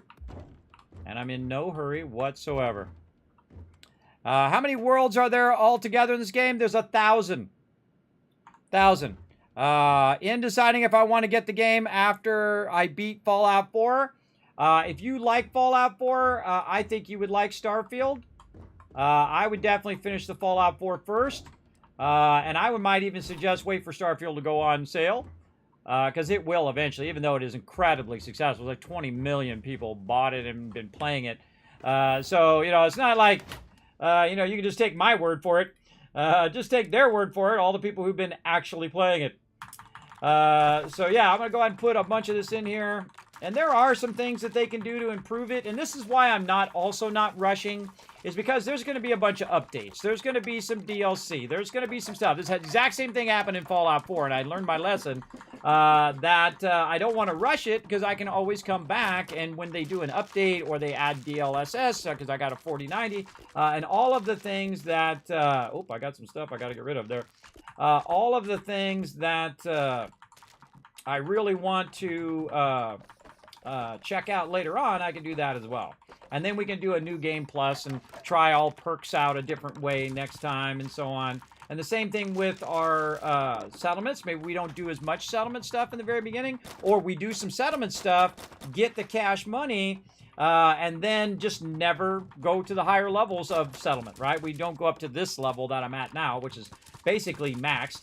And just have that cash coming in and just do all the adventures and do all of that stuff along the way. Now, I'm just putting away a lot of this aid stuff. The aid stuff is basically your cooking and food and all of that. Though this stuff should really be in a separate thing. You should really have your food and water away from where you have all your things that are like removing your conditions and things. They actually fixed this problem already in Fallout 76 with having it separate. Take your digipicks out of miscellaneous. It's a stupid place for them to be. Your digipicks should be under aid, so you're not accidentally selling them to the vendor all the time, which is really annoying, and so on. But those are just my little tidbits, my little things. I like to be able to see a button. I can just hit T, and all of this stuff drops into the box. And I'm keeping these things that I accidentally, apparently stole from somewhere. And I also want my trauma kits that I accidentally just took out of my inventory as well. There we go. And there we go. So now we took out all the aid stuff. This stuff here I need to get rid of. That's like stolen stuff. And there we go. So now the other stuff that we're going to need to get rid of. Oops. I'm so used to going into the fly cam. Is, you know, like miscellaneous stuff. Stuff that we're not really using all that much. And so I'm going to put that over on this side. Kind of off by itself. And then if I ever want to take it back to my big pimpin' house, that's right, I got a nice house worth 125 grand that I already paid off, by the way. That I can go and put, like, you know, mementos and things that you find along the way. I love games that allow you to do that. Fallout 4 is very awesome at that. That you can go in and do that. Oh, I actually don't have any on me. I don't have any miscellaneous. All right, let's put our notes in here then. Look at all of our random notes that we can get off of us here. Now I'm just keeping all these random notes mainly for nostalgia and all these books and stuff. I'd love to be able to trade these books to Samco's daughter over there. I mean, she would lose her mind if I could give her all of these books and things. Oh, we should do this by weight, by the way. That's going to make it way easier because the stuff by weight is typically stuff that's not questing stuff, so it'll allow you to get most of those things off of your character. And I try to get it all off of me anyway, because I don't want to carry it around and actually even see it. Okay, so we got all those notes off of us. We got a little bit of resources. We got some tea and stuff. I might want to put that, say, in the next box over here. Should we want to use this tea?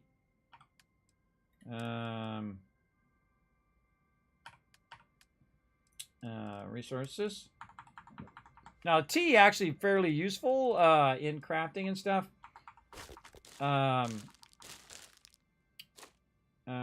Maybe I should put that on the other side. You know what? That's what I'm going to do. I'm going to put this on the other side. Let's take that back out.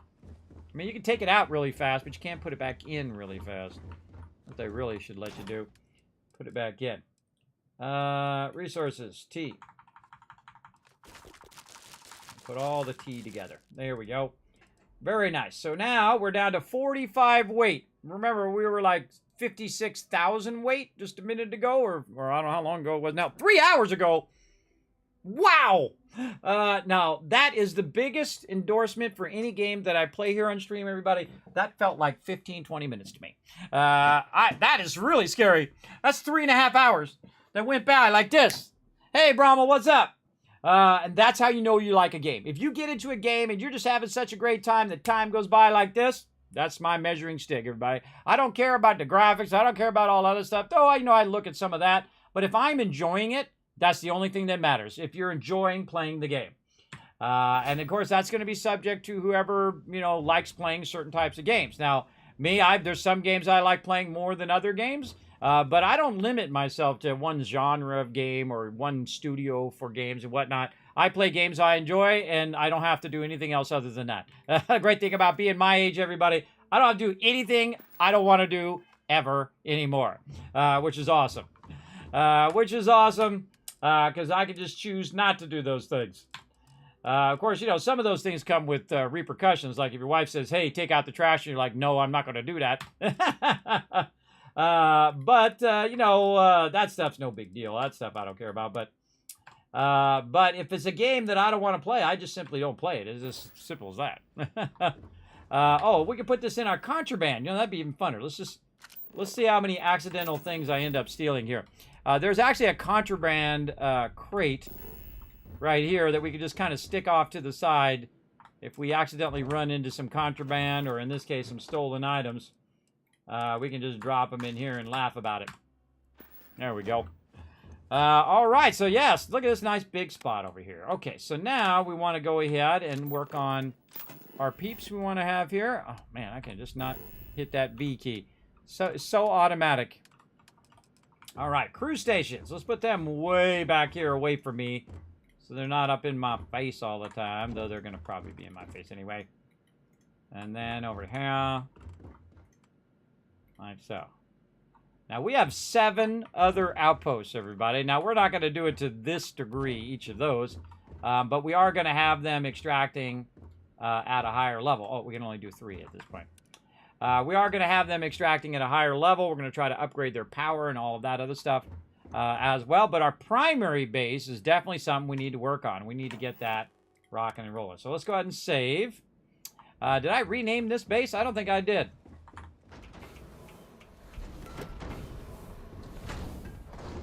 Let's go get this base named. I got to get used to the fact that that thing's in the back and not in the front anymore. That's for sure. Now, be careful when you're renaming, because you might rename and accidentally pull out your whole entire base, because R is for rename and holding R is for remove outpost. All right, aluminum and helium mine. There we go. And then make sure you look and see if it actually says it on the thing. It does. I'm not going to use any dashes or ones or things anymore. But I think that's been messing up my my deal. Look at those. Whoa, look at those boxes in the background. Too cool. Too cool. All right, so that's just stage 1, everybody. Stage 1, get those resources rocking and rolling. Now, we got to get back to extracting our resources. And right now, we don't really, I don't think we have the ability to run our higher level extractors. Let's see. Yeah, we need a Alumadine drilling rig. And to make Alumadine drilling rigs, we need our manufacturer. And to do that, we need to buy more lubricants. But we need to get this going where we can run we got all of that except for the lubricant part. Now, I feel like the lubricant part is going to come from our botany and all of that stuff as well. Do we level up when we're doing all of this? Let's see how we're looking XP-wise. We're about halfway into 18. Okay. So, we're going to try to get all that going. Here. And so, what we want to do is just skip putting down these ones now. Skip putting down the commercial ones because we want to go right to the bigger ones, right? So, we need that Alumadine drilling rig. ALDU might. Alumadite. Goals. I already missed it. Might. Alumdumite. Aluminite.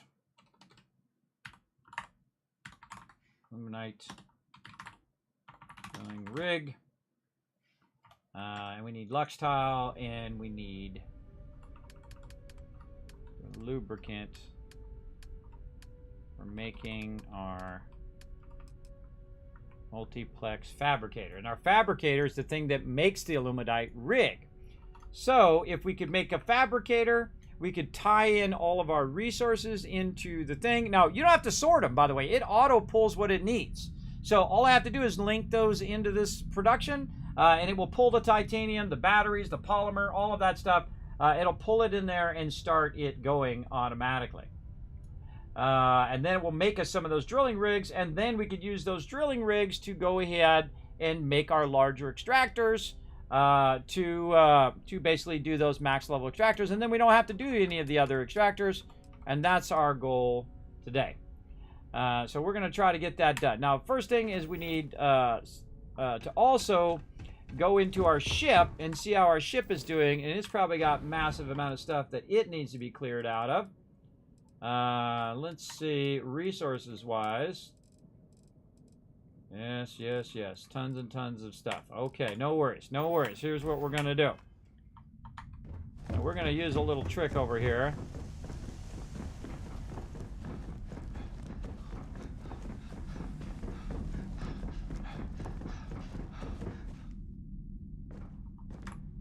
We're going to go ahead and go to the econo hall and see if there's anything that we can put in there. So no gases or liquids in the econo hall to put in there. Basically my storage ship there. Let's see if we can get up here on the top. Oh, that's already filled. All right, let's look for some area that's not filled. Helium. Probably have to jump to the bottom. But we're no longer overburdened, so that makes it way easier. And then I can grab the argon and the helium out of there. And that now just went in there. And so I left myself some space so I can kind of walk through here and try to get over that. There we go. So I can walk in here and then access my ship and just put all of that stuff from my ship into these containers. Right? Just like this. Super easy. T. And adaptive frames. Now, if I go to another location, I'm not going to have these resources there because they're going to be here at this location. So those are all the warehouse ones. Now, I also have a bunch of other resources that are solid resources that I can just walk around over here. Oh, my goodness. Really? Is that all filled all the way to there? Wow. Okay, we got to actually add more boxes, I bet. And then more of these resources into there. That's already at max capacity. So we're definitely going to need to go up here at the top. And, oh my god, I don't remember which way that was going. Again, I should have left a thing. Let's go down here and try to figure it out. So we were going right, then back, and then right, then back, and then right, then back, right, then back, right, back, right, and then back. Oh, this would be back. That'd be right, and then back, right, and then back, right, and then... No, that doesn't seem right. Hold on. We started here, we went that way, and then we came back this way, and then we went up, and back, up, back, and up. It's every other one. So every other one is up and back. Okay, so that's that way. Then this one goes here, then that goes to the right. This one comes to the left, that one goes right, left, right, back, here, right there, back here, right across this way, and ends up right here. Okay, well, let's just hope that was what it was. And then more solid storage. And again, this is from spending time extracting our resources. Vitally important.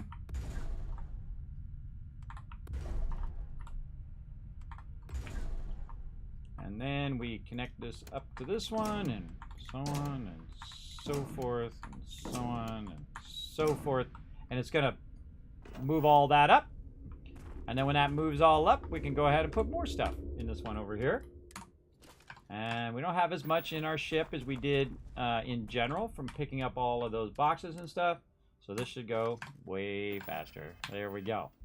And now if we look in our ship, in our cargo hold, the only thing we got in here is a message to Dumas, and then some ship parts. And that's it. We just emptied out our whole entire ship as well into these boxes that we can use for crafting. And we're no longer overburdened, which is awesome. All right. That is sweet. That's a big fat save again. Let's go, baby. Let's go. Now our base is looking better than ever. Okay, now the thing we need is adhesive. I don't need to run anywhere. I'm not overburdened. I can now go wherever the heck I want to go, and I want to go right over here to the mighty New Atlantis. Let's go. What's up, Crimson Knight? We're crushing it. We've got our max size base being built out right now, building out that max level outpost.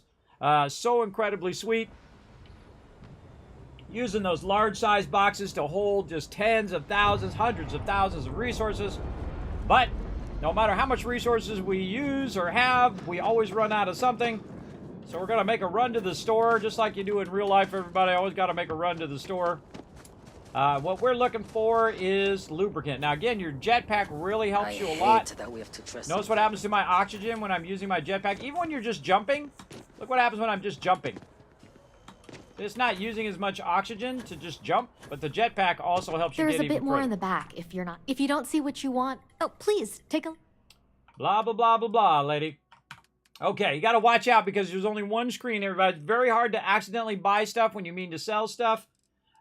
Keep that in mind. So, lubricant. There we go. We got a little bit of that going on. Okay, we'll go ahead and buy that up. What else are we looking for? Luxury tile and the drilling rig. Luxury tile. There's a little bit. Any drilling rig starts with an A, so it'd be way up here. Doesn't look like it. Thanks anyway, lady. Thanks for coming in. Hey, no problem. Dealing in art is All right, now we're going to go down to the well. We're going to check down here with these party people. What up? Thanks for coming in there, Ann. Thanks for hanging out. Appreciate it. What up, what up? in their hiring search. Maybe that would change the culture. I doubt it. Especially if the All right, going to Apex. Right in here. No loitering, okay? I love to loiter, but I don't got the time. Okay. Any things we need for the drilling rigs? No drilling rigs in there. No resources that we need. Get out of my face. You ain't got nothing I need, guy. Stop by any time. Not if you don't got what I need. You don't need to wear your helmet on this The Trade planet. Authority has You access to... know that, right? Of course, of course. Yada, yada, yada, lady. We got things to do. What you got? You ain't got diddly squat. You ain't got squat, lady. The Trade Authority appreciates Now, one of the your problems visit. with Fallout 4 is the fact that you can't travel from within most interior locations, but you don't have that problem in Starfield. I just jump right out of here, boom, right over the commercial area, and then I can run over here and see if this guy's got the stuff I'm looking for. Now, I'm looking for very specific things that are going to help me build out my max size extractors. And not that I even need them, everybody. I'm extracting so much aluminum that I really don't need that much aluminum, but we're testing everything out in this mega playthrough. So let's get Bulk to it. items may require multiple levels of approval and can take up to several weeks for an official response. We apologize for any delay. Welcome to UC Distribution. Too much dialogue.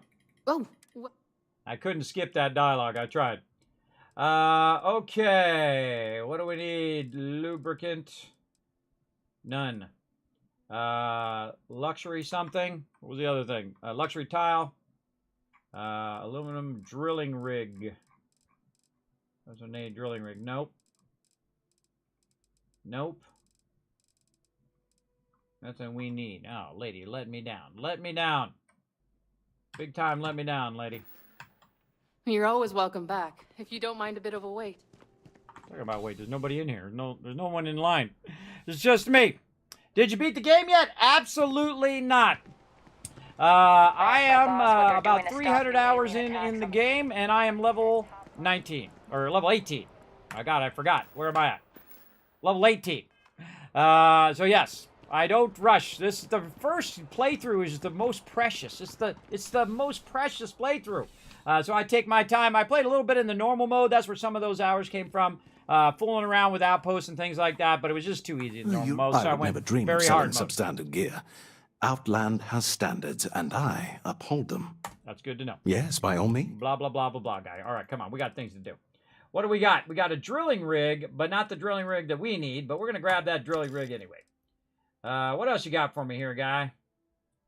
You got diddly squats. I'm going to need some of this. You watch. I'm going to need some of that, but I don't got any. I don't need it right now. Good luck on all your adventures. Well, thank you. Okay, let's go ahead and head on back. Let's see. Anybody else here? No, let's just bounce. Let's just bounce out of here. Go visit my buddies over here on the red planet. Over here at Sidonia. Ba-boom. Now, I'm one of the people who start off, everybody, and just start looking for vendors, right? Because I'm making tons of cash, and I want to have the ability to sell that stuff so I can make all those credits. Now, by level 14, I had already made 1 million credits in the game. No cheating, no shortcutting, no mods. Don't need to do it. You can do the exact same thing, whether you're on mobile or on whether you're on console or on desktop. Now, that would be an amazing feat to play on mobile, right? Through cloud or whatever.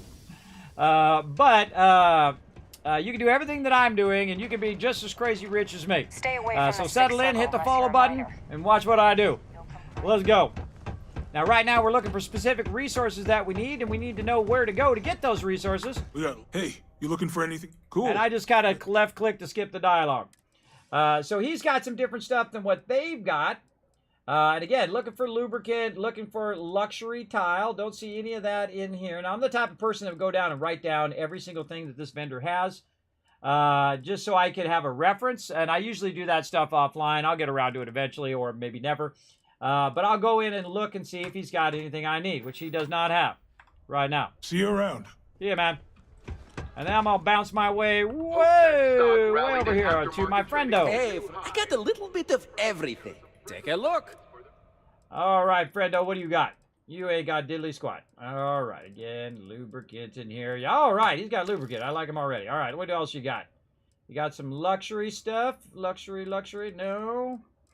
Do we see that he had any drilling rigs? No, you don't got none of those, do you? That's okay. That's okay. You got a little bit what we need. Take it easy, friendo. Be safe out there. Okay, that's it. Let's. Oh, wait. No, we got to go down one more. Maybe this lady's got some stuff. Pushing ships hour after hour, said Ron Hope.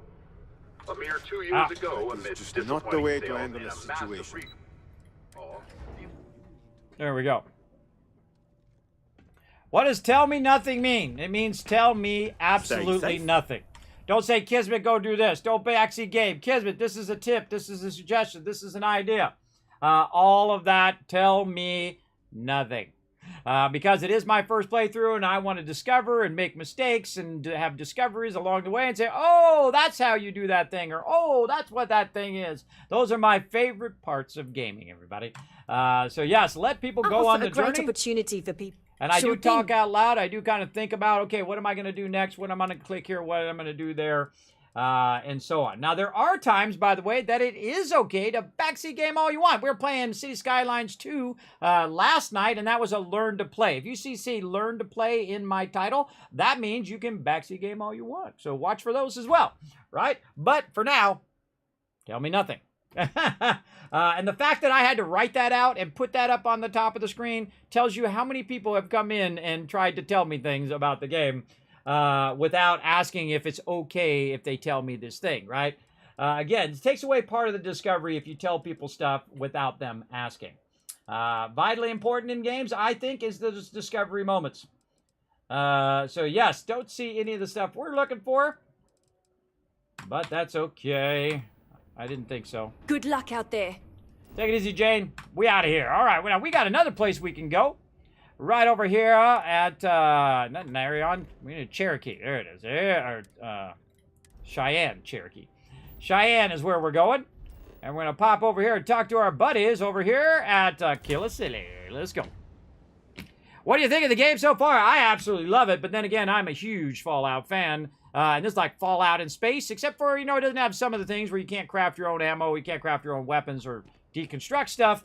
But overall, absolutely love the Sam Coe storyline, which I just finished previously. And I love everything about it. I don't like the trade windows. I don't like a few of the interface choices that they made. Not a big fan of those. But overall, I do enjoy the game. And you know how you know I enjoy the game? Is I'm playing it right now. The great thing about being my age, everybody, is I don't have to do a dang thing I don't want to do. Even though Bethesda is one of my sponsors, if I said, you know what, Starfield, not for me, I'm wearing the shirt, so obviously I like it. It's not for me, I don't feel like playing it, blah, blah, blah, blah. That's why I'm not playing Elder Scrolls Online right now, everybody, because I'm just not that into it. I enjoyed it, it was fun. Do I have enough time to play Elder Scrolls Online? Absolutely not. I'd have to get my guild in there, and we'd have to all play together and whatnot. And we did in the past, by the way. I don't like the skill trees. That's the thing I dislike about it the most, and it turns me so off the game that I don't want to play it. And so if I don't want to play it, I don't play it. Simple as that. Now, maybe the new Elder Scrolls will come out and be way better, and we'll see. But that's 5-10 years away from now, everybody. So right now, Starfield time. All right, let's see what this guy's got. Come on, dazzle me, guy. What do you got? You got some lubricant in here. You got some... God, what is the other thing? Man, I keep forgetting what the other thing is. Luxury tiles. So they should be right next to each other. You ain't got nothing I need, man. You are letting me down in these drilling rigs.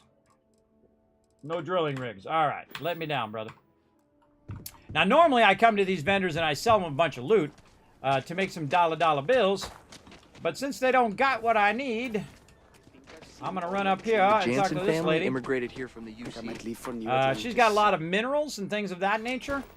Probably not what we need, but we'll go ahead and talk to her anyway. Can't be that. You're an bad, independent can hull? it? Excellent. I just left click a lot to skip this dialogue. There's way too much dialogue because when you walk up, they start to say something to you. Then you click on them, they say something else. And then some of those dialogues are unskippable, like the UC lady back in New Atlantis. Sometimes she says stuff and you're left clicking and it does nothing. And it's just like, oh, come on, you said this 50,000 times. Let me skip this dialogue. Yes, she just has straight resources. I thought so. But, man, I just want to take that key out. I'm going to take my... Aquila is one of the oldest cities in the settled system. My tilde key off of my keyboard. It's kind of in a bad place because you're hitting tab or you're hitting escape, and then sometimes you hit that tilde key. Not sure if those Baroon zealots live in space. All right. Now, the next place we're going to run back to is over here. Again, use that jetpack. It uses less O2 when you're running. You don't have to see that boom thing come up on your face all the time. What up, guy? Welcome. What brings you to the trade? I'm sure something will catch you. Yeah, probably what everybody else comes here for, looking for resources. What you got? Toxin. You ain't got nothing, brother. You ain't got nothing. All right, you guys are disappointing me, but no problem. No problem. We got another place we can go to. If I can remember what the heck the name of it was. Volume 2, is that where it was? Oh, boy. Where was it? Let's look over here. Orma 2 Orbit. Yeah, we got to go do something over there. Paradisio. Oh, yeah, we can go over there, too. Yeah, I remember that place. I got to remember where the heck it was. I've forgotten. Oh, Volume 2 is looking familiar. I've already forgotten, everybody. Oh, man. Oh, wait. No, I don't need to forget or remember, because guess what? I wrote it down. I wrote it down in my vendor list, because I'm that guy. I'm that guy who writes stuff down in a spreadsheet. That's how I play games, everybody. That's why I don't want you to tell me anything. I want to discover as I go along, write it down in my little spreadsheet, just like I was really there. If I was really there, I'd be notating all of this stuff down in a notepad. Absolutely, without a doubt. So I don't need to go look up where Neon's at because I wrote it down. It's in the Volley 2 system on Volley 2 Alpha. And that's why I write that stuff down because Kismet ain't got a good memory. Volley 2 Alpha. Look, I had my cursor over it, everything. Look at me go. There we go. All right, we're going back to Neon. Going back to Neon. What's up, Down Incognito? Thanks for coming in and hanging out. So yeah, loving the game right now. Loving it. Now, just last week, we came in and we went to Neon for the first time. We went to every single shop. We wrote down what every single shop is all about, what they buy, sell, all that kind of stuff. So we're just going to run along here. Oh, we never went to our hotel room either. Okay, Neon. I think that's security. Security HQ. Yes, Security HQ. Now, we got to remember who had this stuff. I'm just going to mute all this ambient noise. Not going to go in the lounge. This is the gal bank. Got to remember where this guy was. Cherry Brew Coffee. Emporium. I forget. Let's go look in our list. Let's see. Yes, the Emporium will sell anything, which means they probably have some resources. Let's go take a look. Let's go take a look. Again, that's why I write this stuff down, so I don't have to remember every single NPC in the game and what they buy and sell. Oh, this guy sells exotic stuff. Now I remember. Yeah, he buys exotic stuff. That's right. That's not what I mean. He'll buy anything, but he sells exotic items. So we didn't make that note as well. Sells exotic items. Make a little note there. So where's the next one? Outfitters, Trade Authority, right toward the entrance. Let's go to the Trade Authority. Let's try to find them. Shroud, they're selling ships. That's outfits. My trade authority peeps. There they are. Oh, this guy with the bad attitude. Yeah, whatever, bad attitude, man. I don't have to listen to you any of your stuff. No, you ain't got nothing I need anyway. All right, get out of my face. Out of my face, guy. Good, I didn't have to listen to him. The Mining League. Let's go talk to this guy. I actually like this Mining League guy. Poor guy. He's on a water planet doing mining. Let's see. Beryllium, Caesium. He does have a 4 diamond item in here, but I didn't even know it went to 4 diamond. I thought it went to only 3, kind of like 1, 2, and 3-star legendaries. But there is a 4 diamond item in here. I forget what the name of it is. I'll look. Oh, he don't got any more of it. Oh, he doesn't have it. Maybe it was out here. Was it out here? Or was it? Man, I forgot what the name of it was. Oh, there it is. Yeah, Aldamite. Look at that. That's a super unique item there as well. Okay, and he doesn't have anything I need. I'm out. So he's mainly raw resources. So we got to remember that. Let's write that down. Let's see. The trade guide, the Mining League, raw resources. Okay, what else we got? Really nothing. Neon Tactical. Yeah, they don't have anything I need. Well, that sucks. That sucks big time. All right, well, I'll just remember that about the Neon, and it doesn't have what I need. That's okay. Back we go. Back to our primary base. Over here that we just tore the entire thing down, and we're rebuilding it now that we've got to the max, level 3 at least, of our outpost making. And so we're basically started at level 2. We started level 1, obviously, at the beginning of the game. But by level 2, what we did is we made our way over to Constellation. They said, hey, I want to go do a bunch of stuff. I said, no, thank you. I'm going to go do outposts. And so that's what I've been doing. And by level 14, I made my first million in the game from the outposts. And then I'm making about 200,000 every couple days in the game right now.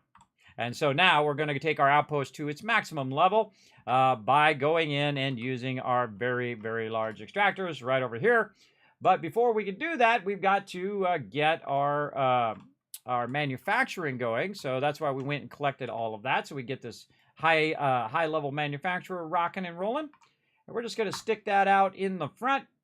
And then we're going to go ahead and go back over here to the drilling rig stuff. We need to take this and run it over this way. So we're going to go ahead and grab these resources here. I believe it ended up here. Should have really noted it, but that's okay. We're going to take this and we're going to drag all of these, hundreds of thousands of resources that we have in these boxes, and we're going to run it right here into the fabricator. Now, we've got a problem of we need power, right? So we got to go ahead and make some power. Now, just a general idea of how many of these little things, because you might not be able to see the text there, how many of these I can make at this particular location, even though I'm only level 18. Hey, Suri, what's 6,606 divided by 2? 6,606 divided by 2 is 3,303. So I can make 3,300 plus of these solar arrays right here at this location if I wanted to.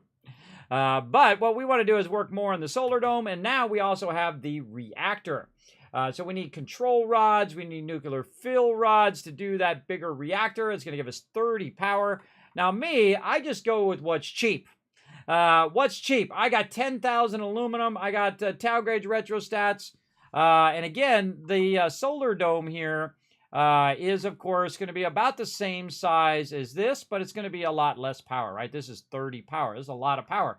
But you need those nuclear fuel rods. You need the control rods. You need those higher-end items that most likely we need to make from our fabricators here. Let's see. Nuclear fuel rods in here. Are they in the other one?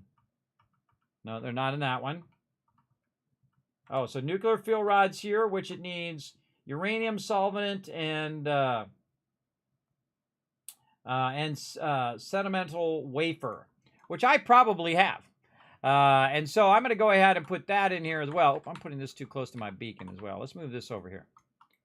Let's move this. I don't want to put too many things to my beacon because I've had it glitch out before if I put it too close to my beacon. And then also we'll put a simple fabricator in here. We're going to use all of this stuff eventually. But yes, we can use our compound fabricator to make this one here to make nuclear fuel rods. So we'll put that down there. And we got to get our adaptive frames going again, our Tau grade retrostats, all of those stuff going again, and have all the storage for it and so on. We'll get into all of that and all the linking and all of that stuff eventually. But right now, we're just trying to get one of these going, right? So we need some drilling rigs. So we're going to go ahead and run that resource there, but we got to do our power first. Let's go ahead and take our solar domes. And let's go ahead and just kind of tuck this power away over here in the corner, kind of out of the way. We've got all of our vertical stacking that we could just keep stacking and stacking and stacking vertically very, very nicely. All right, so let's go ahead and just squeeze in a little power here. There's 24 power. And most of the time I have the sound off, but when I don't have my things running, I'll turn it on for you guys. Get that ambient sound going on. And we'll give it a little extra power. We'll just fill this whole area in. See what we can get away with here. That's good enough. So we're at 96 power. Okay, so in theory, our little thing down here should be running now. Let's go look. Oh yeah, I can see it moving. I can see it all moving right here. Oh, that's cool. Now it is grabbing all of the resources that it has from those boxes and running it into here. Now also what I probably need to do, because when we're making these, we need to have some other resources as well. All right, oh, let's just go look at it on the front panel. We need to we need Casium, drilling rigs, Aldemarite, and microsecond regulators. Now, I'm not sure if those are solid or warehouse or what, but we don't need to worry about it. We just put it in a bunch of storages over here, and then those storages will eventually end up back over there. Let me go ahead and visualize this.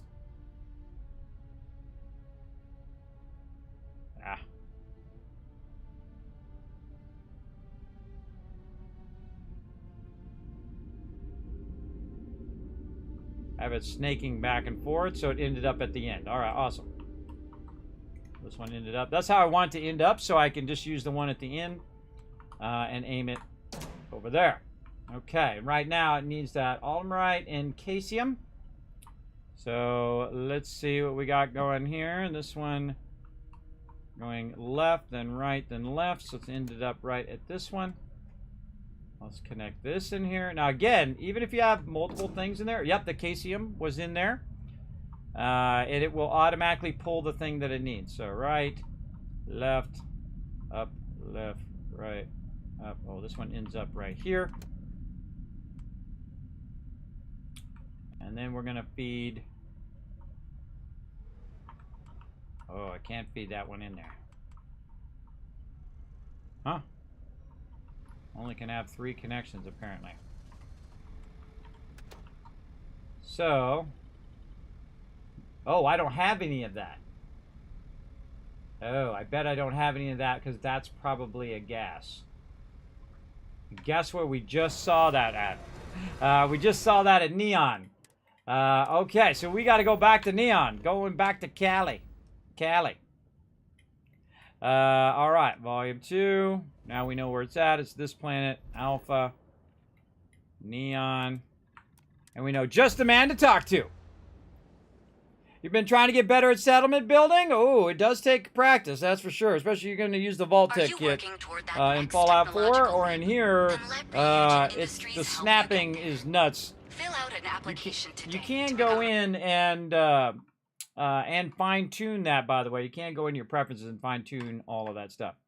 All right, I need my mining guy. Where's my mining guy at? Oh, it's right here next to the entrance. Why did they put them there on purpose? Because a lot of people go to the mining guy. Okay, so we need this resource that he's the only one that seems to have. All right, let's see if he's got any. He doesn't have any. Okay, that's a problem. That is a problem. I mean, he's got some. I don't think he's going to let me just snag it. Nah, see, it's stealing. It's right there. Ludumite. Did we write that one down? I think that's what the name of that is. Yes. Okay, so again, let's get the proper name of this thing. ALDU. ALDUMITE. There we go. Aluminite dealing direct. So we got to find that aluminite. Okay. So we got some planets to check here. Check these resources. Any of these other ones got any of that?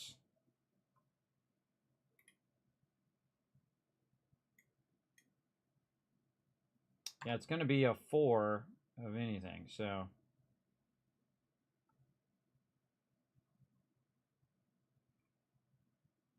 Unknown.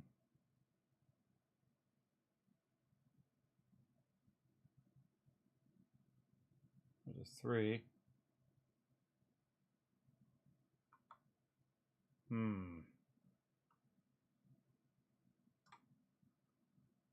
Okay.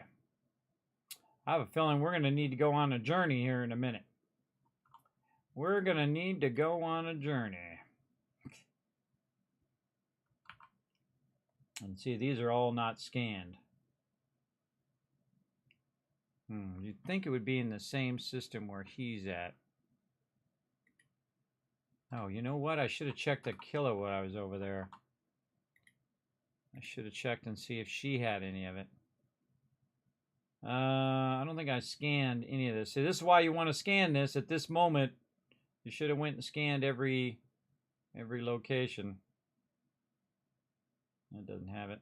Yeah, I didn't scan all the other stuff. All you have to do is go into the system, by the way, and then you can see all of the planets that you're in, but you can't see them from somewhere else. So every time you roll up on a planet, you should definitely scan it. Can't scan it because I'm not on the planet. And that's just a rock that's orbiting that.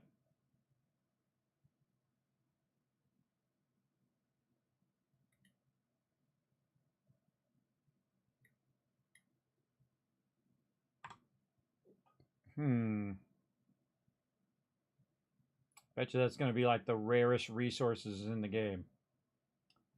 Okay, but we know what to do. Let's, I could have sworn I bought some from this guy. Could check it again.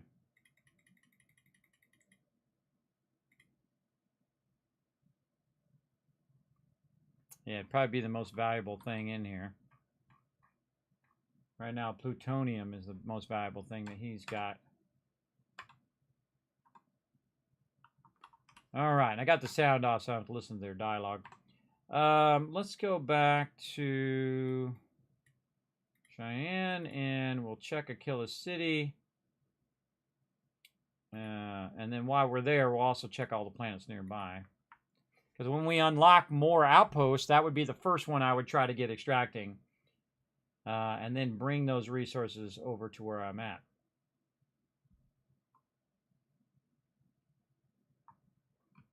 And away we go. All right. While we're running in, we can turn the sound on.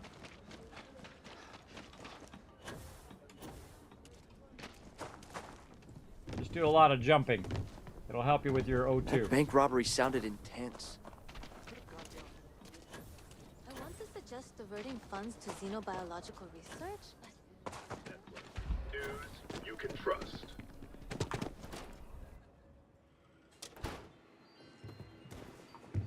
Let me know if you need them trade authorities. Here's my currency. Oh, she don't got it. Yeah, okay. So yeah, now we got We got something to track down. We got a mission now. This might be a tough mission. Probably going to be on a planet in which we can't extract it.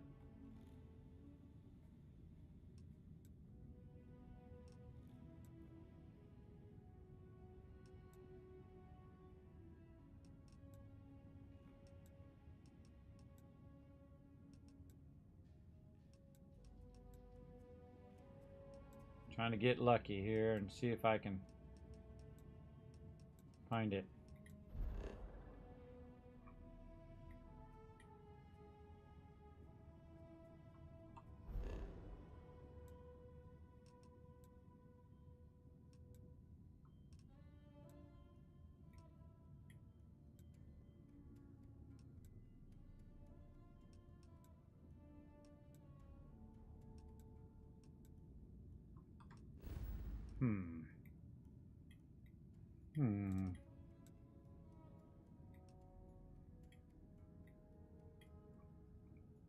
I think it's at Alpha Centauri.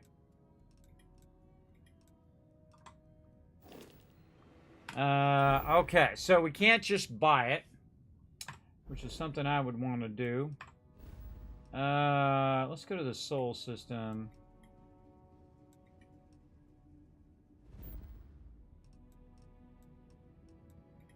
We'll check Mars just in case. So this is going to be one of the highest level resources in the game. Now that guy's got one sitting there, but if I grab it, it'll be stealing. Sandstorm.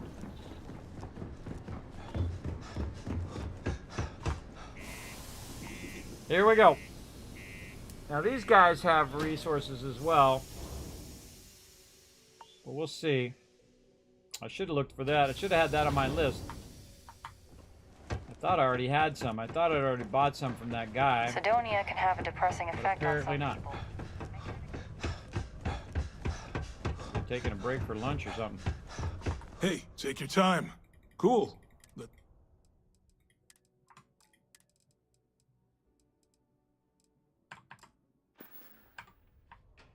Yo, stay good out there. For years, Allied Armaments has been the premier supplier. Hey, you buy from... Take a look.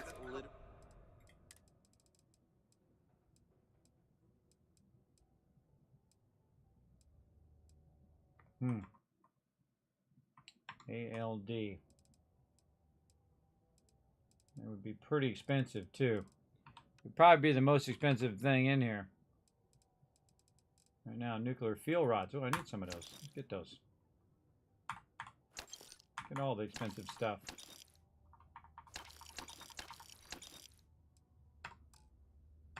Truly called the Narcissus. Be safe out there. Have been ramping up production in Aquila City and are taking away market share. And it's not just Laredo that's...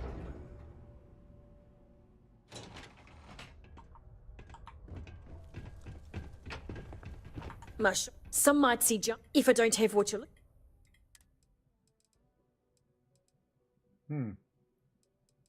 Nope.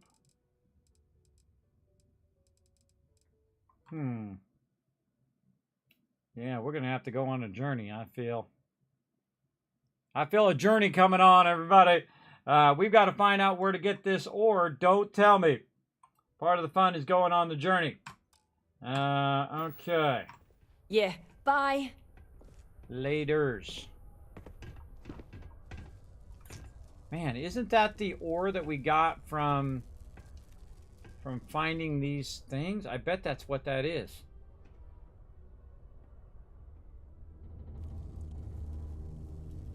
What did I do with that ore?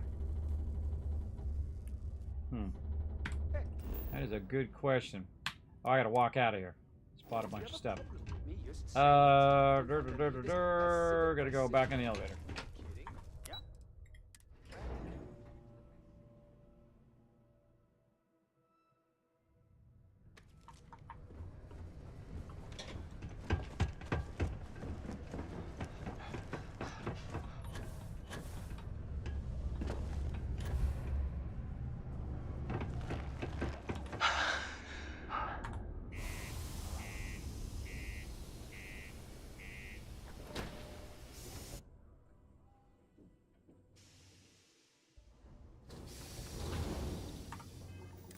Access my ship. Put all the resources in there so I'm not overburdened. Then I'm going to bounce back out of here. All right. So we don't see it here at the Sol system. Now, see, I haven't been looking for it, so it could be somewhere I've already been. Let's go back to Alpha Centauri here. We'll go to New Atlantis. Now, I have a cargo ship that I'm using right now, so I don't want to go actually out into space because it's like a big, giant flying brick. You don't want to do that with your cargo ships, everybody. For me, I just have a ship that's sole purpose is to hold loot. That's what it's doing back there. It's pretty cool looking, as a matter of fact. And so, so if I do want to fly into space, I would get my other ship out. So, yes. Kind of feel like that's the stuff that we found by the artifacts, the relics. We found that way up in this other system.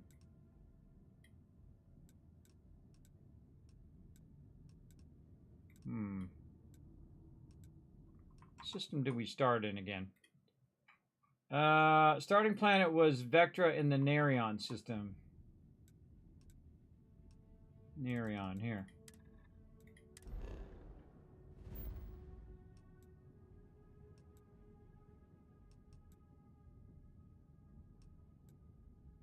I didn't scan any of these. There we go. Crete. Yeah, I feel like this is the resources that we had, that we had extracted when we were getting our relics. But what did I do with it? That's the question. What did I do with it, or did it disappear when I pulled up my settlement, and now it is missing?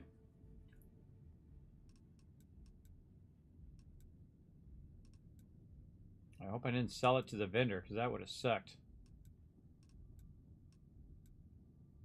But it's got to be somewhere. Okay, here's what we're going to do. We're going to go to our moon here and drop off these resources. Time to get our scan on, everybody. We're going to do some scanning. Let's go ahead.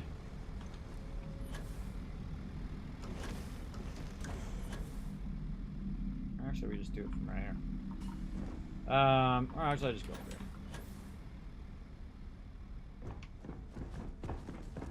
I just bought a bunch of stuff, a bunch of high-level stuff, nuclear rods and all that stuff, and we're gonna put all that into here because we're gonna take it out of our ship.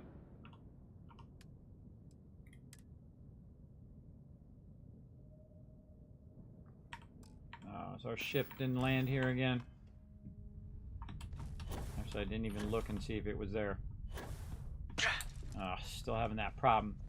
There's a problem where if I land here, it's not bringing my ship here, and it's landing way off over there where the landing thing is. And it's way out of the distance. There's a way to fix that. You need multiple ships. So you go over here to your activation menu. I do a lot of workarounds in this game. Then I make this one my home ship. And actually, I want that ship anyway. But all of the resources get transferred to this ship anyway. So I can just switch to this one. And then I can grab the resources and put them in the boxes.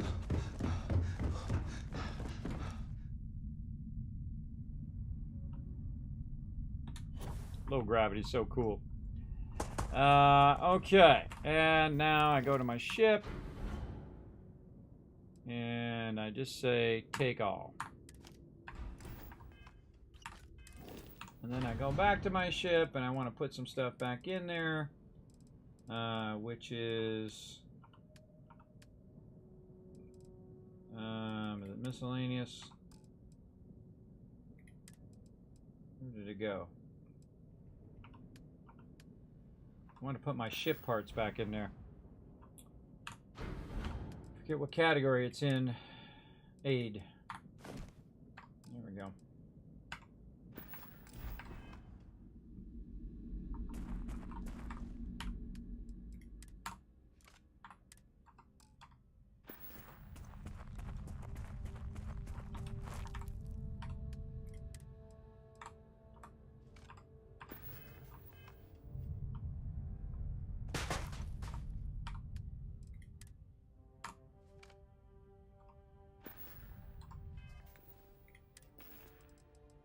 And there we go. So all that stuff we just bought, we put in there, and now we have those nuclear rods and a whole bunch of other random resources. Get up there. You got this, brother. There we go. All right, time to take the big boy. Let's go. I'm gonna run in the old-fashioned way. Good time to save. Okay, this is what I call the Bulldog. This is one of the best ones I can have at level A for my ships. And it's basically just a gunship. That's all that it does.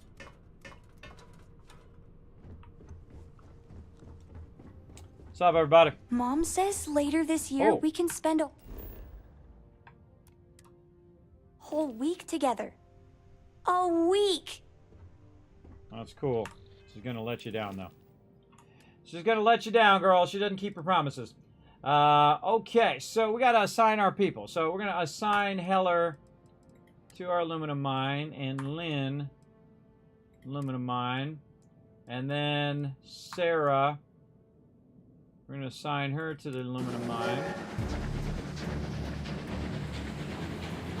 And Sam Coe's got piloting. Now, see, I still haven't figured out how this affects you or helps you at all in your ship. He's got piloting level 4. Well, how does that help me? I don't even know. Don't tell me. We're trying to figure it out as we go along. Reed coming in with 49 months of sub love. Let's show him lots of love in the chat, everybody. Put those hearts in there. Give him some thumbs up. Show him some love. Use those thank you emotes.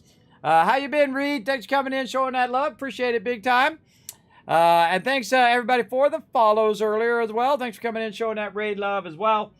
We're getting all of our companions squared away. Get them hanging out in the ship. So let's see. Who do we got in the ship? Maybe we want to actually take Sam Coe. Yeah, we'll keep him in the ship. What do I got? I got Barrett and I got Bosco. I think I only have 2 people. Now I'm going to go get Sarah. Okay. So I just thought of something. I got to go actually find Sarah. So I'm actually going to teleport again to this location. And then my ship's probably going to still be there. Okay, there we go. And then I got to go around the back here. I haven't even got all my other resources going yet. We'll get into that later. Right now, we just need to re-get our companion since we're going to be running around getting into trouble.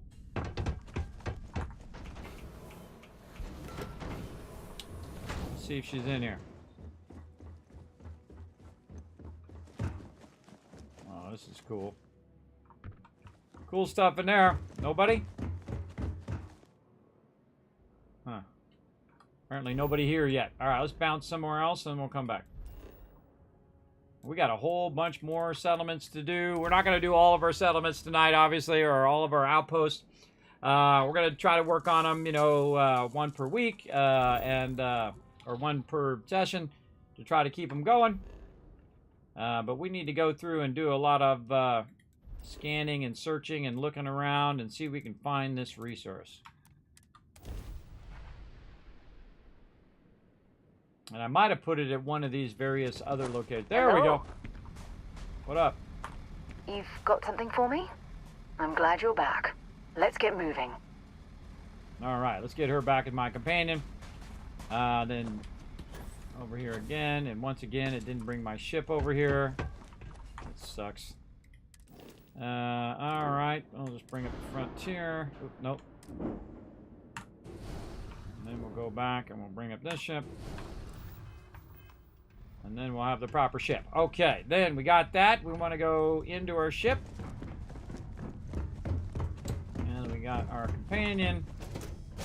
Doing a bunch of stuff, putting all my All peeps crew back. accounted for. We are ready to depart. Cool. Now, I could have just jumped to the cockpit, everybody, but something fun about just running in and doing your thing. Doing your thing up in here. Every now and again, I just like to walk up and get in the pilot seat. Let's go.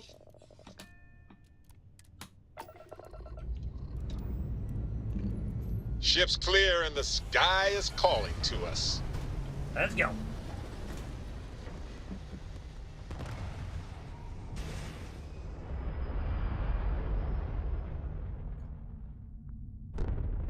Ah, there. Stable orbit achieved. Okay. Show resources. That means we already scanned it. Set course. Like a toy sailboat released into a calm pond.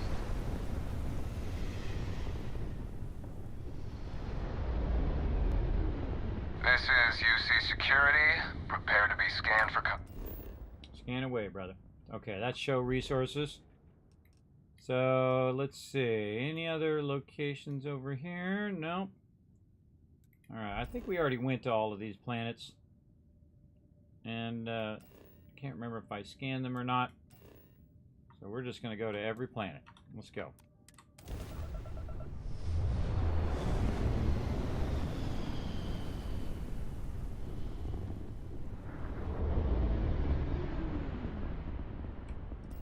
Bondar. Scan. Now, why are we scanning? Well, we're scanning it so that... yes. Oh, you just double-click it.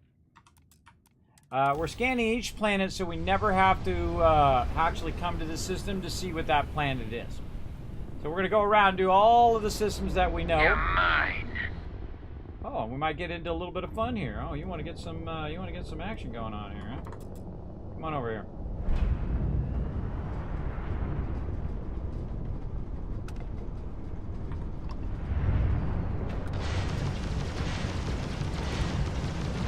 This is why I call it the Bulldog. You're done. We've been hit!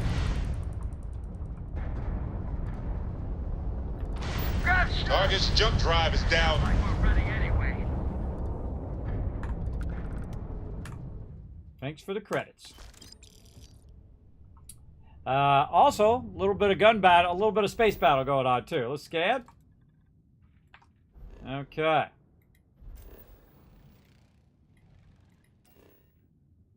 Let's go to this one. Cure beam. And that's why I'm in this ship and not my other ship. I call it the Bulldog because it just says nothing but the best weapons I could possibly get on it for right now.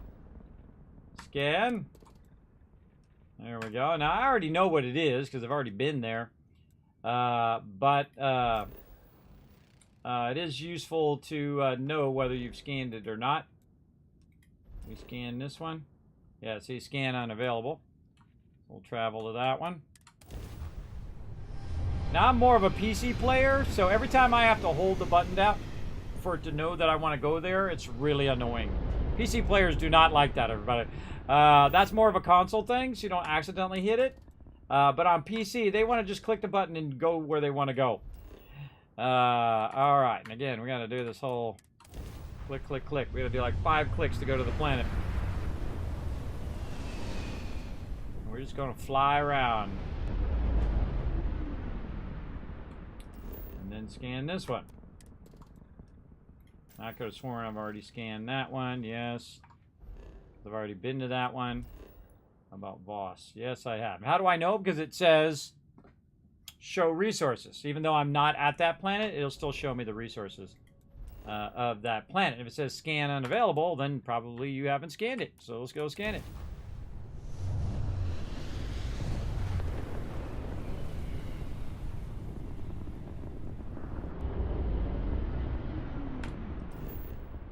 And then my scan will be available from then on, and I can use it even when I am not in the system.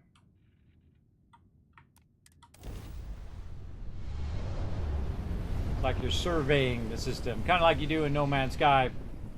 Kind of the same thing. You are entering United Colony space. You can tell I'm really worried about it. Maintain course and prepare to be scanned. Do your thing, brother. Okay, so we did all of those. We go to this planet. Let's go.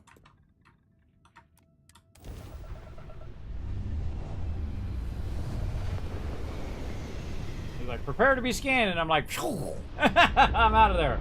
That's pretty suspect. Pretty suspect when you do that. All right, scan. Surveyed. All right, it says surveyed at the top too. Cool. All right, so now we can show those resources. Do we go to the sun? Apparently not. You can't go there. Show resources. Yeah, I think it's like also they're lit up when you've scanned that area, and they're not lit up when you haven't. Yeah.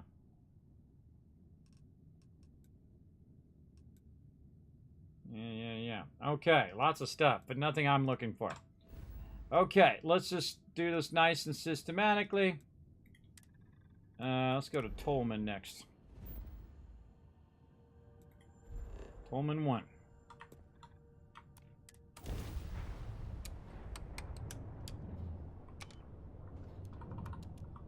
Hello, this is Mrs. Whitmore's 6th grade class. We are having a problem and need help. Please respond. Oh, thank you. The school district is supposed to do maintenance on the ships. But our grav drive's cracked and leaking helium-3. The ship can't jump right now. What's helium-3? Helium-3 is a stable isotope of helium that is used as fuel for grav drives, Tashi. What's a grav drive? You know what a grav drive is. Or you should. You wrote a paper on it. I'm not sure Billy does know what a grav drive is. Class, please, talk quietly amongst yourselves. This is important. Do you have any extra ship parts? Tell me how many ship parts you need. Let me see. Mrs. Whitmore, who are you talking to? Is it a pirate? Pirates? There are pirates? What? No. No pirates. Everyone is safe. Actually, I'm a member of Constellation. Holy smokes! Constellation! The Explorers? That is so cool! I kind of felt like I already did this. In space, you can encounter all sorts of fascinating people. Doing good. Now, everyone, settle down. The driver said ship parts should be sufficient for us to repair our ship.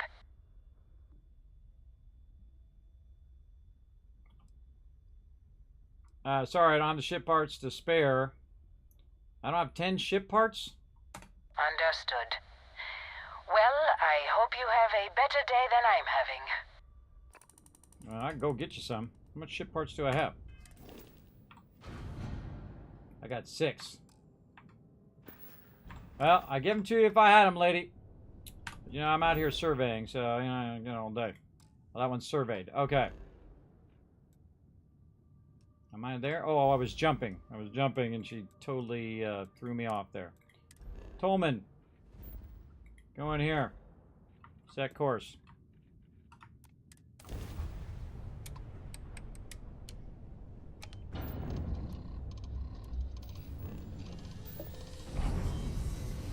Away we go.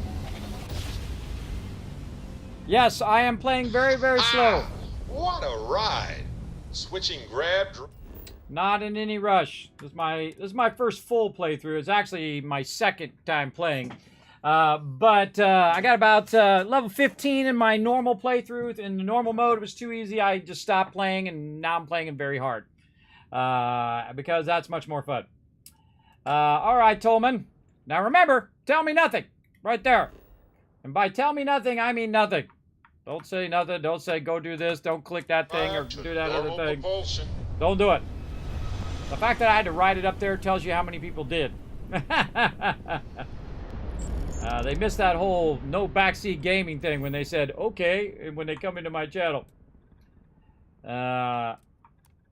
stuff. All right, now I'm just scanning all of these various locations here, so I don't have to keep guessing what's here. And again, to travel from one planet to another should be way easier than this. I should just double click on it and then just goes. Well, we're gonna do some scanning just to get this scanning out of the way, and if we have a little fun along the way, then so be it. Let's see, this one we already scanned. Did we scan this one? We did.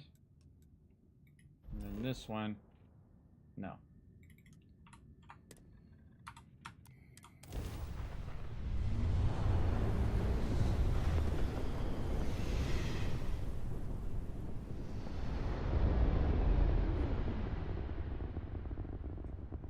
I'm already married. I don't need it anymore. Caught my limit. Been with my wife for 30 years. Try to get that IRL achievement. You think it's hard to get achievements in game? Try that one. That's a tough one. That is for sure. All right, cool. We did all the resources. There's none of the resources that we're looking for, but at least now we don't have to come back and go into this system every time we're looking for resources. We can just look around. Okay, so we got Alpha Centauri. Now, I'm feeling Olympus over here next. Let's go over here and do this one. Did we scan our planet? I think we did. If you can zoom in and say show resources, that means you already scanned it. Anarchy. Let's do it.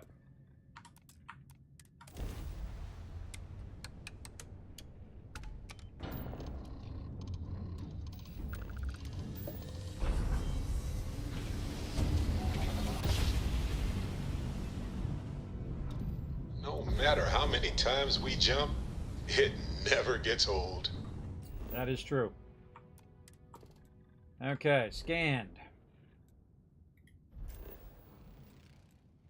This one we definitely scanned. Let's go to this one.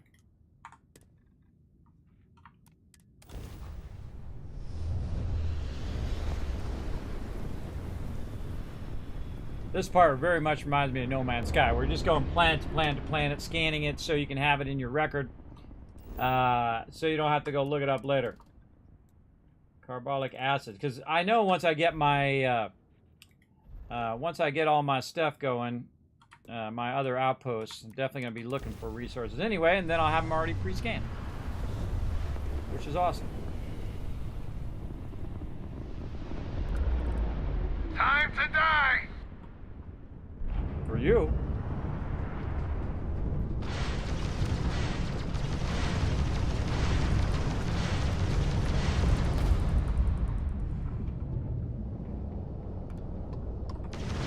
You're nothing! The target's sitting there with no grav drive now.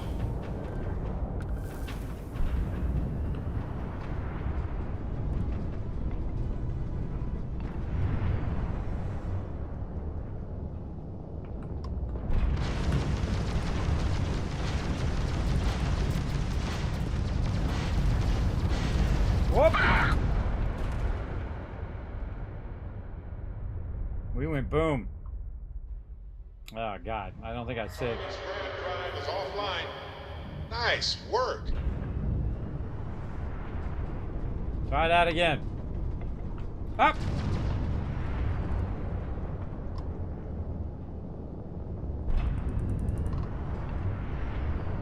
My lasers up. I didn't put my lasers on.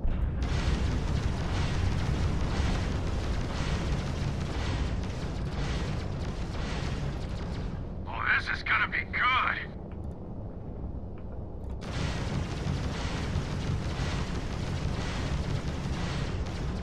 Oh! All together!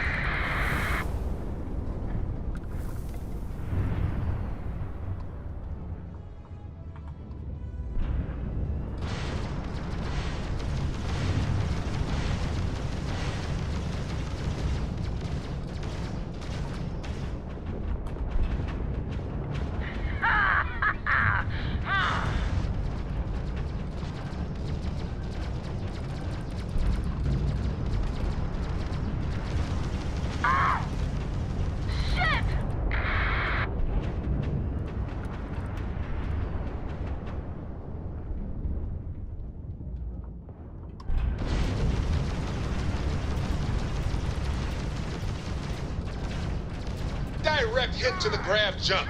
It's offline.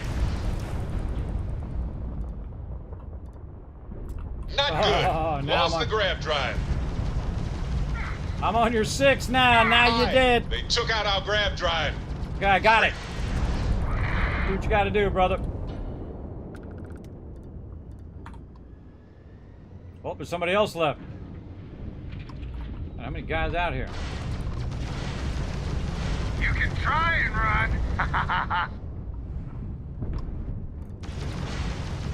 Hold it! This is the Freestar Collective vessel. Please respond. A little busy.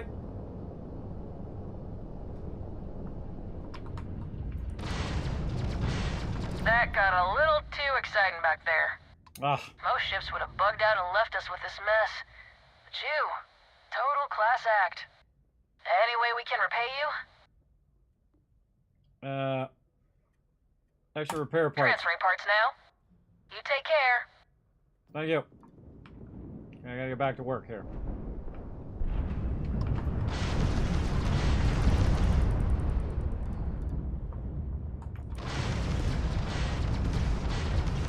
You're going down. Not at all. You're gonna die.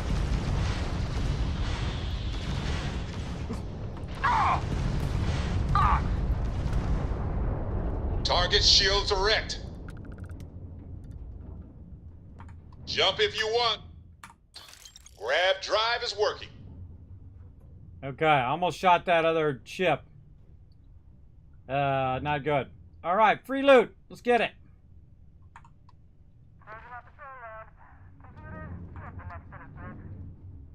Where's my loot at?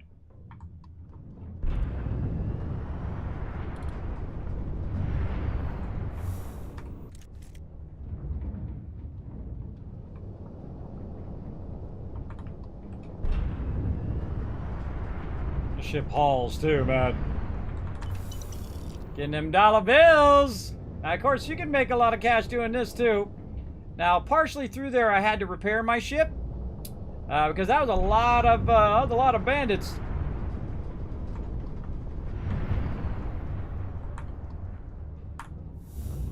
That was a lot of baddies. This is why we got the bulldog.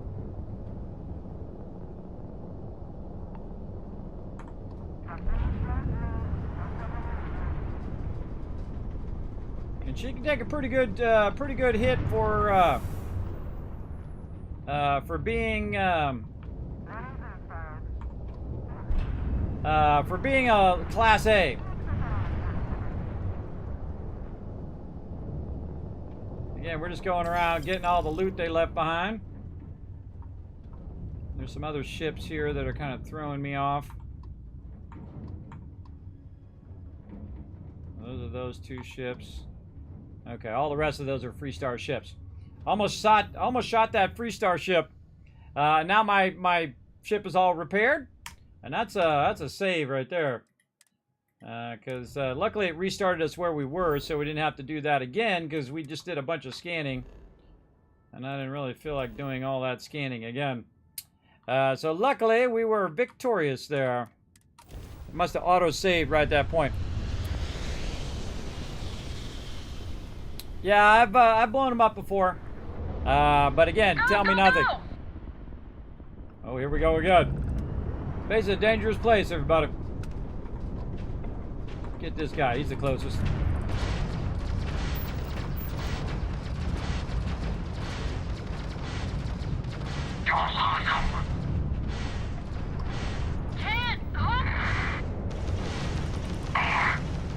Pop goes their engine.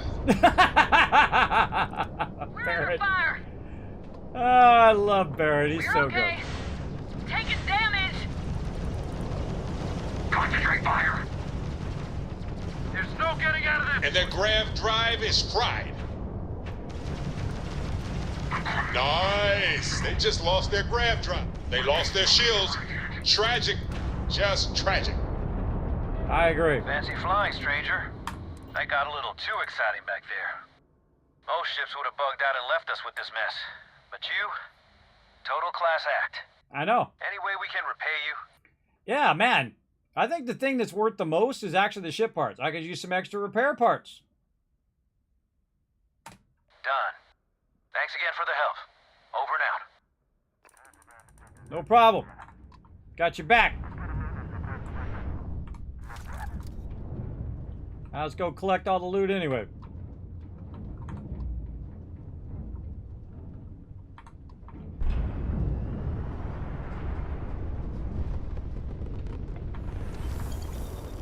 The cool thing is once you looted too, the little things go away, because kind of annoying to have to track these things down.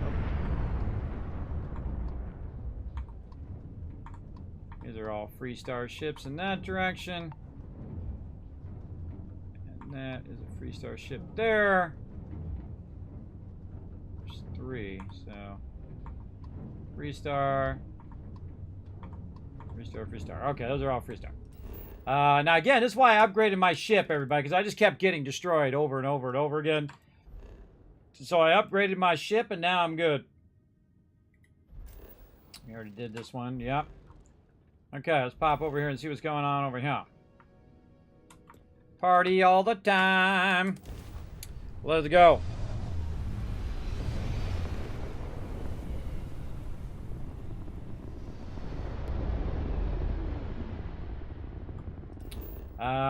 Let's scan. And then we're going to go to this place. And we'll go scan that one.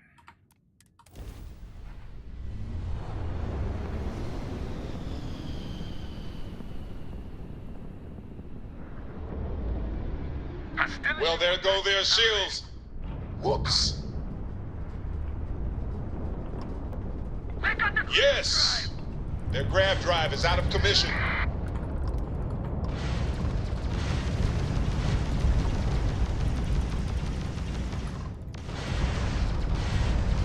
Bam! Down goes their grav drive.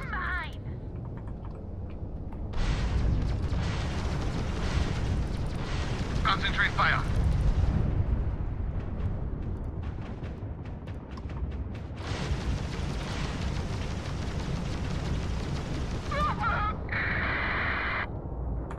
That was touch and go. You don't usually see Crimson Fleet this far out. The designation, UC Vanguard. You people are a class act. Any way we can repay you. More repair parts. Transferring parts now. You take care out there. I sure will. And I'm gonna go get all this loot.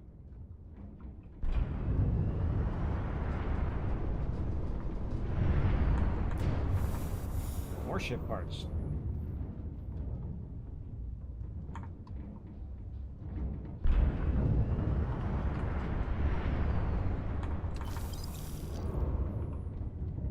Making some money now. Just by picking up this loot. Oh, cargo hold full. What a bummer.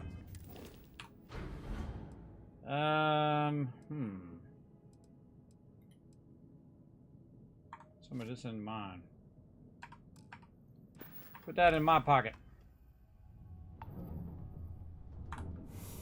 There we go. Positron battery. Anything else? Crimson. Those are all Vanguard. There's a white one here. Restart Discovery.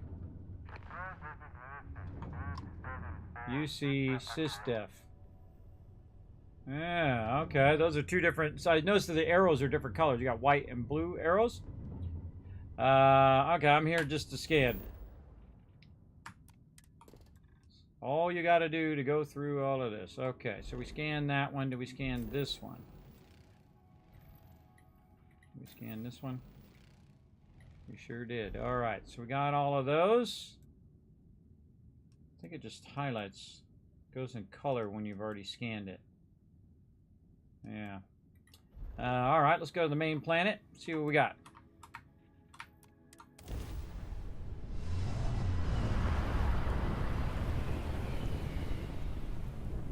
We're just running around blowing up pirates, but we're also scanning some planets while we're at it. And then we're going to go over here.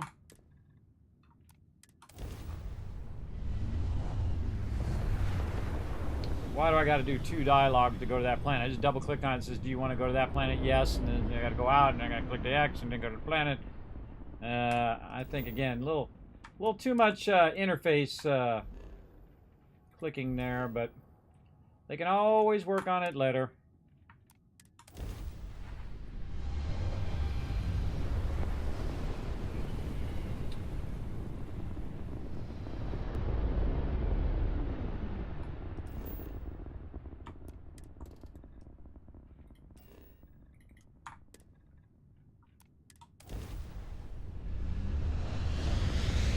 That's a cool shot. Cool shot.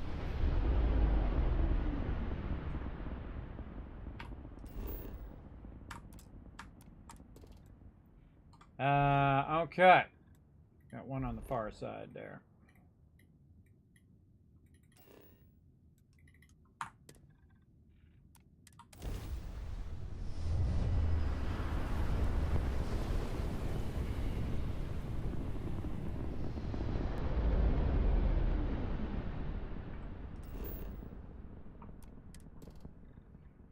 Okay.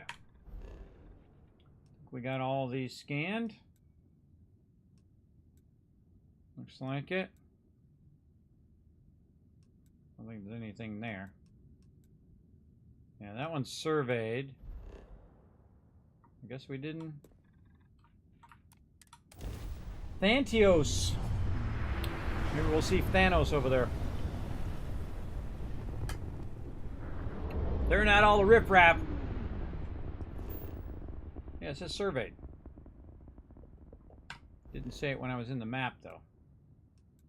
I roll over this one. Well, it says surveyed now. Huh. Any other planets that I might have missed?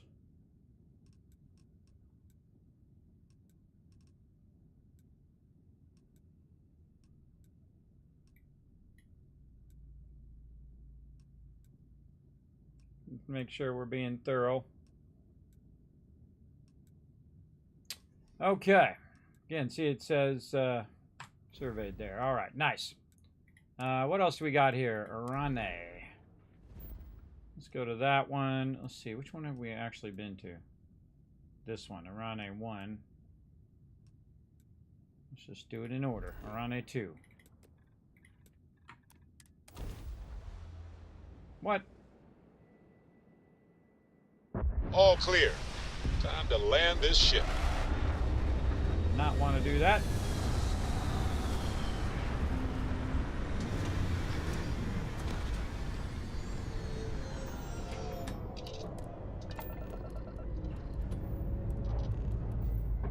We're clear. I love this part.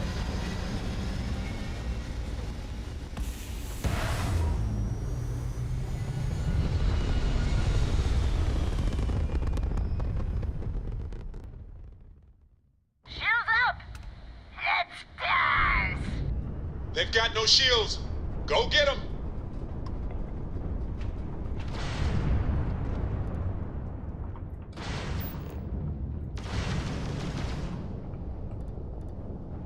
Had enough? Oh, crap. There's no way you can win this. By that way too fast.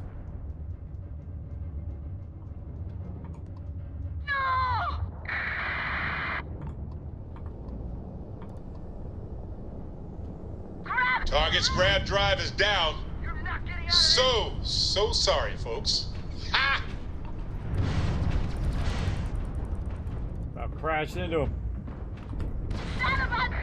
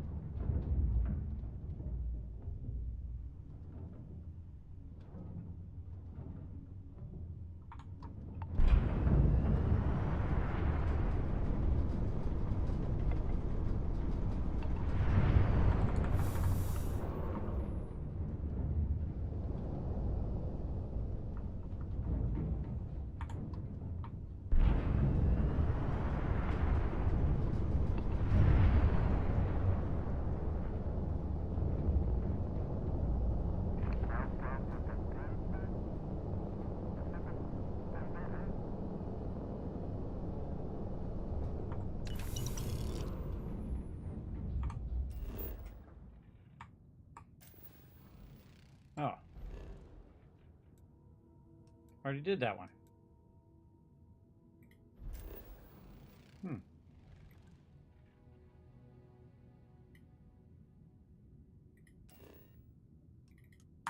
Oh, this one. Apparently I already did that one.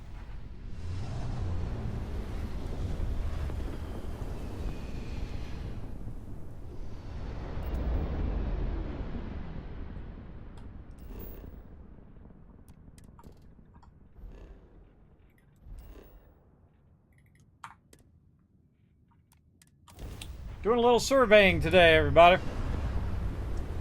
Surveying the various different planets, getting the stuff on our scanner so we don't ever have to do this again.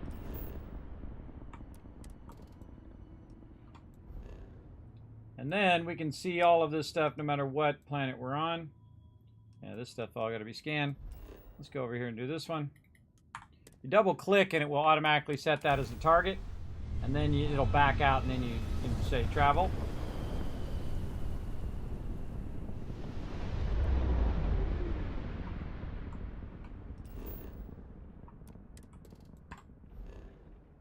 Okay. Oh, I haven't been there.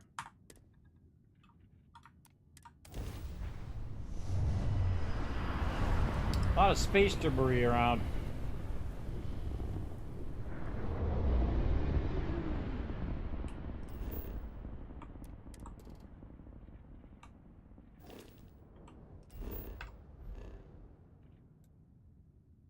That one done. Gotta do the main planet first.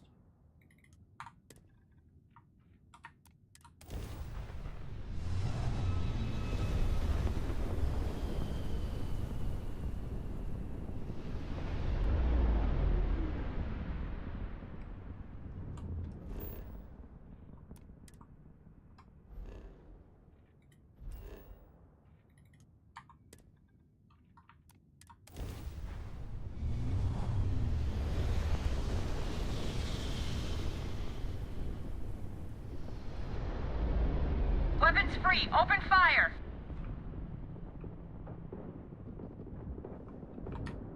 Ugh. Taking fire. Hold it.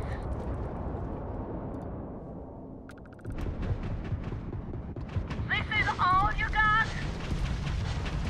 Grab drive down. We can't jump. Ugh. Felt that one.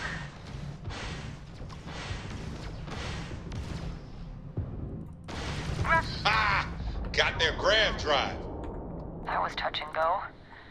Unidentified vessel, please acknowledge. Those Crimson Fleet goons never stood a chance. Not everyone would have stuck their necks out for a patrol. Thanks. Any way we can repay you? Man, I'm gonna stock up with some repair parts. Transferring parts now? We gotta resume our patrol. Stay safe. Peace out.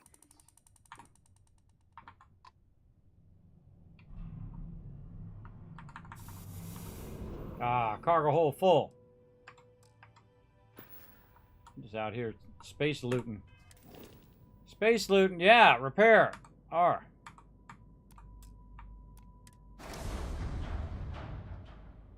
There we go. Got my ship repaired. Let's take some more resources out of the ship and put the heaviest stuff in my pockets. Control rods. Positron batteries. Put all in my pockets. Why are you bothering to carry all that junk? Oh, no reason.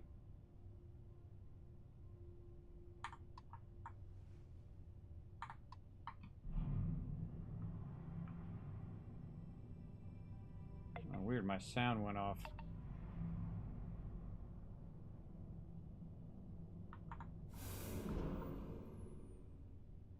I like all this free loot.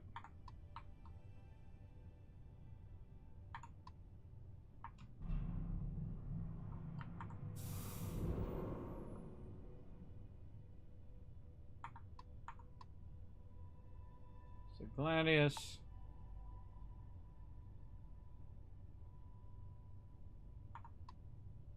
Okay.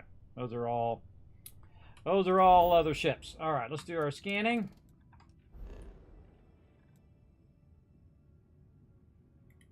We got to go to this one.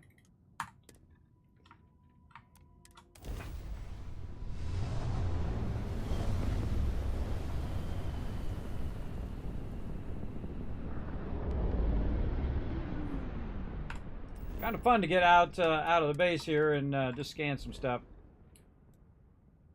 This one is next. There's too many like screen.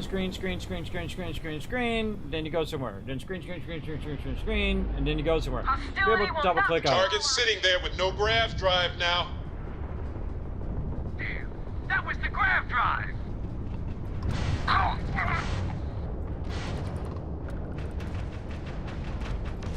We're losing it!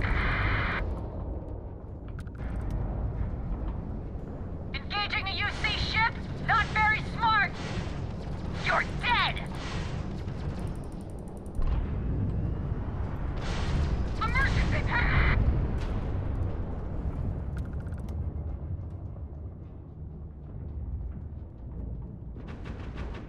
You can't win this fight! I think it's more you Target's can't grav remember. drive is offline. Nice work. And it's over. Unknown vessel, please respond. Those Crimson Fleet goons never stood a chance. Man, I'm making out like a bandit today. Here, I want to send a heartfelt thanks. Thank you. Any way we can repay you? More repair parts. Done. We gotta resume our patrol. Stay safe. Peace out. I don't know, I just feel like getting some repair parts today. I'm getting all these other parts from over here. Oh, look at that shot. Wow. That's cool.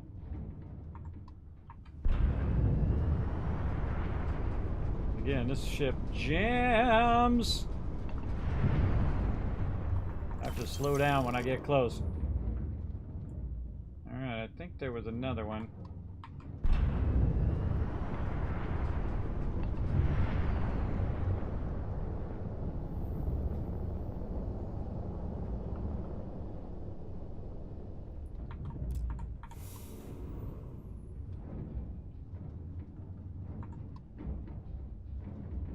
Okay. These are all UC ships. Okay, again, just doing surveying is a dangerous thing. Just popping around doing surveys on different planets. A lot of action. A lot of action for sure.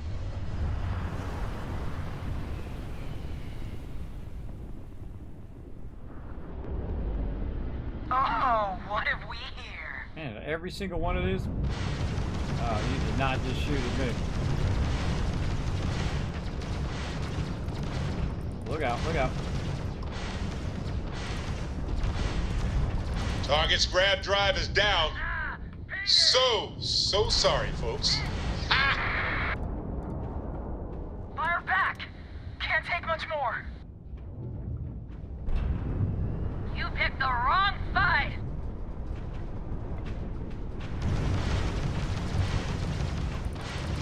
Yes! Their grav drive is out of commission. Nice. I hope they didn't need that grav drive. The Freestar Collective owes you, stranger. Please acknowledge.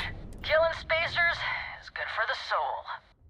My crew wants you to know how much we appreciate the help. Any way we can repay you? Yeah, I'll go ahead and credits. Of course. Can't stay here gabbing all day. Fly safe. I could have probably made like 10 grand in credits already. If I'd taken the credits.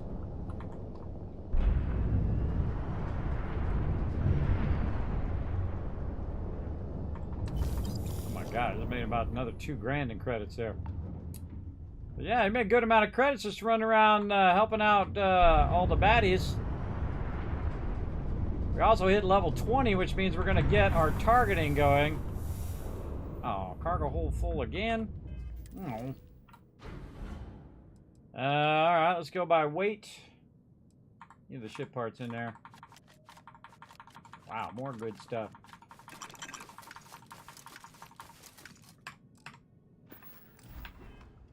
Is it really necessary for you to drag around all that gear?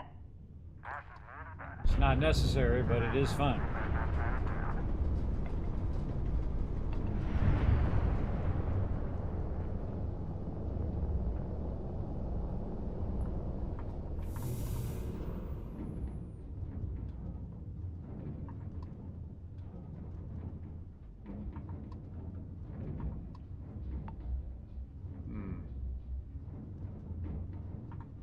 That ship.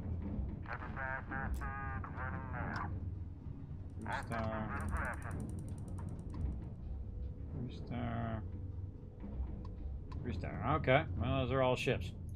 Okay. Well, we're just here to survey, everybody, but we've been blowing up some ships, having a good time. Finally getting out, doing a little space battle. I think we've done all of these. Yeah, I do notice that the thing fills in with color at the bottom there if you have surveyed that area.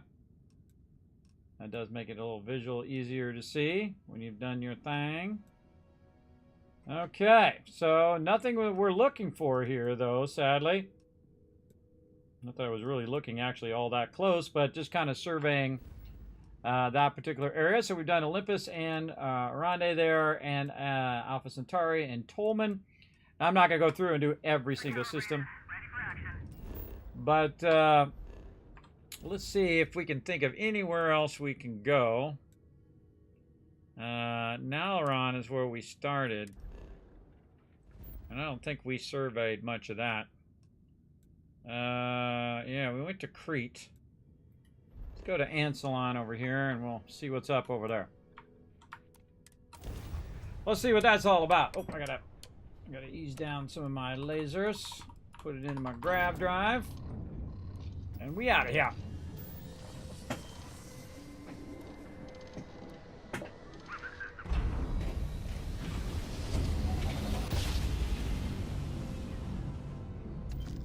Jump complete.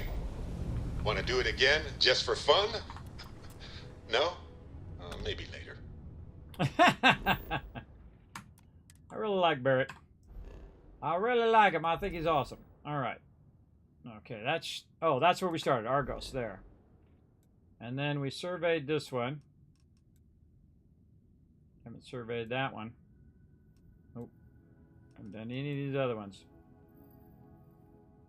Alright, now we're just going to look around. See if we see anywhere that has this stuff.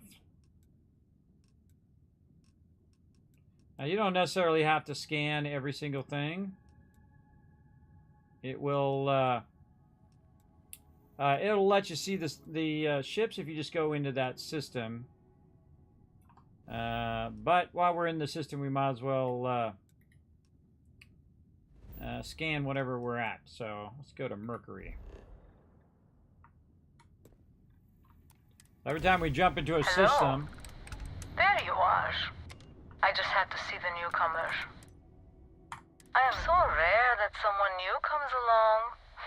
From the sidelines, it's a real treat to see everyone scrambling. It's very profitable as well.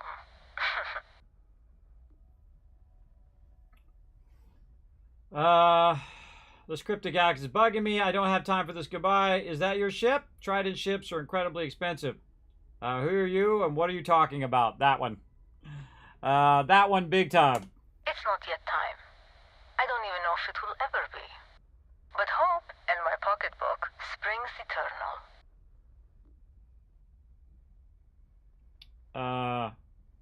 Is that your ship? Trident ships are incredibly expensive. Oh, this whole thing? I suppose it did cost a few fortunes. But it is nice to travel with a modicum of style. Okay, appreciate you explain yourself. I really can't say. As much as I'd like to. It may mean nothing, but I'm rooting for you.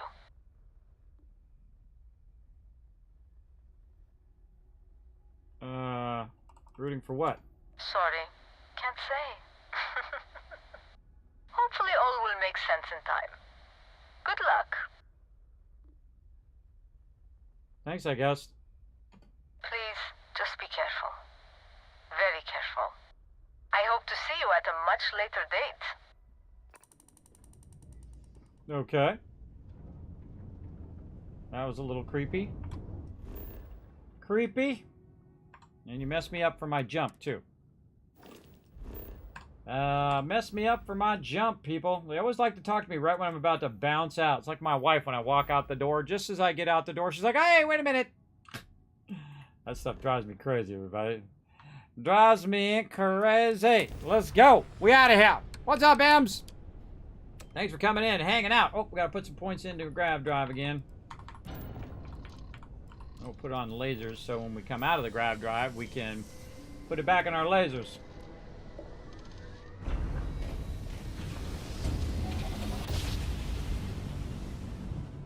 Ha! Woo! We're here, hot off the stellar slide. All right. So we scanned Mercury there. Let's look around and see what we got.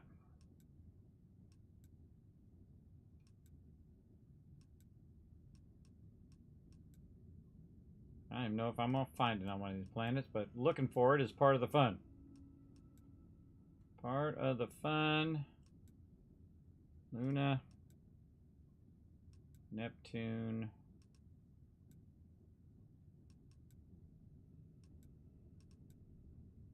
Man, I could have sworn I was picking this loot up, too. Man.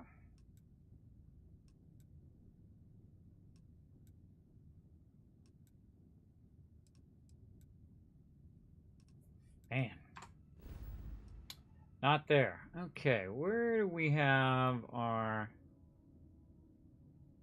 silver? Where did I put that silver farm? That was a high-level planet. Silver mine is resources. Silver's on Tolman. Tolman 2. Alright, where's that Tolman at? Okay, Tolman was part of Olympus. Yeah, no, that was part of Alpha Centauri. We already did that. Tolman 2. Yeah, we already hunted that one down.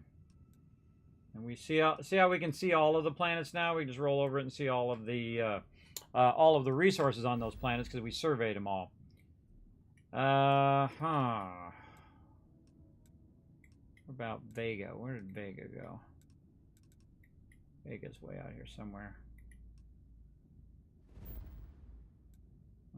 Which one did we scan? None of those. We didn't scan any of this, except for this one, I bet. Yes, where we're getting our Diprosium right now. Okay, let's just pop into this one. And survey it while we're there, and then... survey it while we're there, and then look at the other systems the other planets while we're there. This way we don't have to survey every single planet and every single thing. Our tiny tin can of fragile humans has some... We can just scan whichever one we roll up on. There we go. We'll just go to one that we haven't scanned each time, and eventually over time we will scan quite a few of them. Yeah, this one...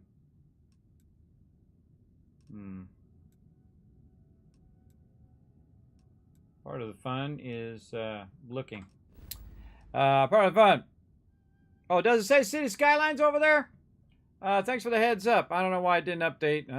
Probably because they got the same setup as Twitch does. I don't know. I don't know. Don't blame me, everybody. I do my thing. I do my thing. Try it again.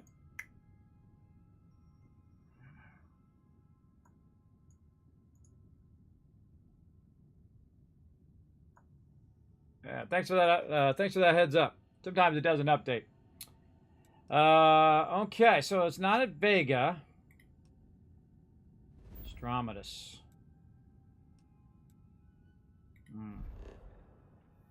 Extreme environment. Well, let's go there. Survive being hurtled through space once more. Hey, over here. Could you please spare a ship part? Our rookie here may have... I had a good feeling about you. We just need a little. 2 units of ship parts will do. Give 2 shirt parts. You're a lifesaver. Here, take these for your help. Took some credits. No problem, brother. What are we doing? We're jumping out of here, right? Vega. We jumping to Vega or jumping from Vega? What the heck were we doing? Androminus. We were going to Androminus. Let's go to Androminus 1. Always do it. See, you see how just when I was about to jump out, that's when they want to talk to me. It's like the 3rd time that's happened now. Or 4th time.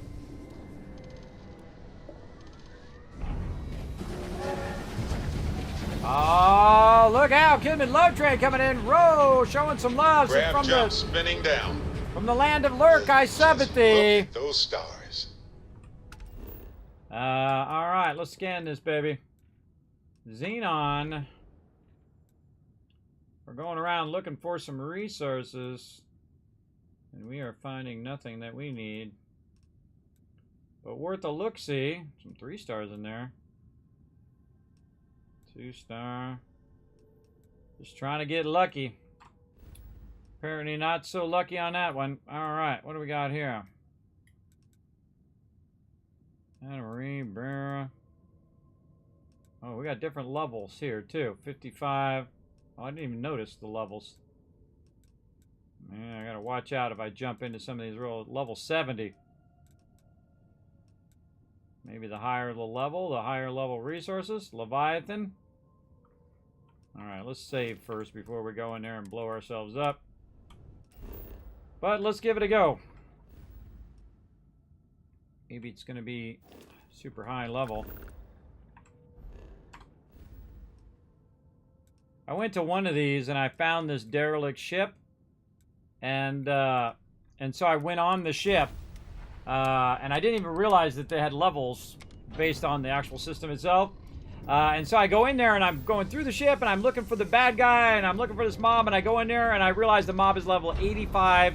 I leaned into it, shot it as much as I could, and it did 0 damage to it. It turned around, one-shotted me. And in one instant, the stars are rearranged.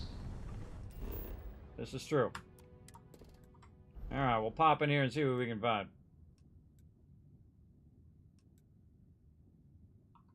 I'm just getting this. I'm starting to get the sense that this might be in a super high level system, or it might only be when we find the relics.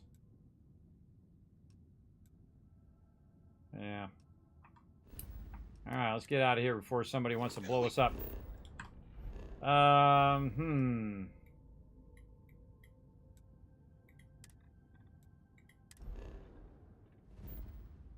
Alright, so that's not a thing. We can't seem to find that stuff there. Though we did see it over on Neon. Man, I could have sworn that I got some of that stuff. Maybe I put it somewhere. I'm going to put it anywhere, probably at the iron mine. Alright, let's go look around for it and see if we have it somewhere. The way to tell if we we'll have be lucky if we pull anything organic off this rock. Something going on with my cursor too. It's like stuck in the center of the screen. Let's save and reload the game because my cursor's like all freaked out. Reload. It's gonna be stuck in the center of the screen. All right, we're gonna have to quit to the desktop and come back. And that's for me flipping between different between my spreadsheet in the game back and forth. Yeah. Come on, skip.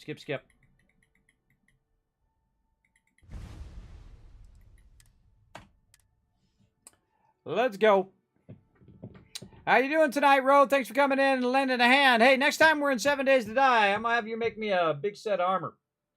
Oh, you guys got those retweets done as well. Boom. Oh, Cedar coming in, showing some love. Thank you very much for that love. We got a hype train fired up. Ready to rock. That's 17 months of sub love. Also, subbing to me from the land of Lurk. Appreciate that big time. So what we're going to do is test this theory of mine. We're going to go in. We're going to get this. And see. Yeah, you can see it here at the bottom how much cesium I have.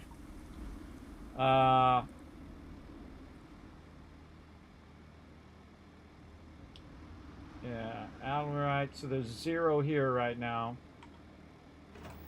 Okay, so let's go to our copper. Oh boy, I can't fast travel. Can't fast travel.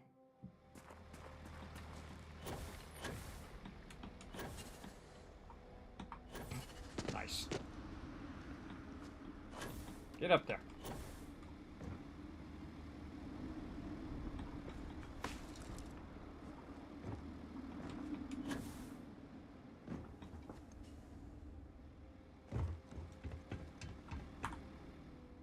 Okay, we might have a problem. We may not be able to get these things made.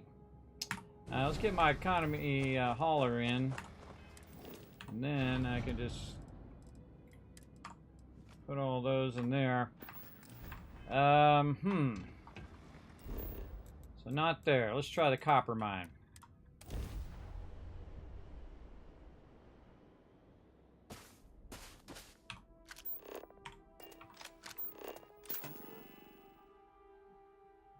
None.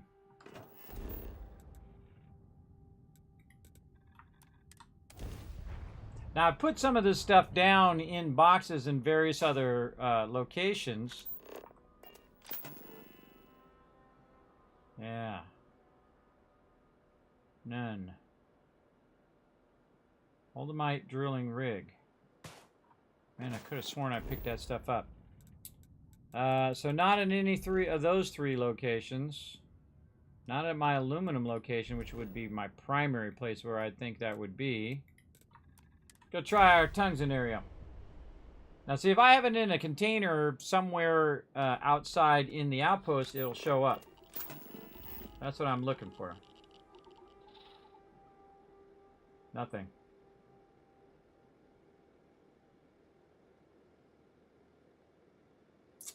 That is a problem.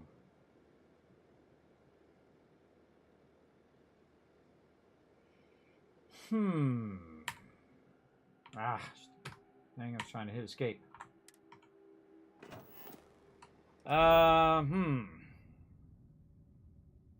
See if I can fix that. Let's get out of here.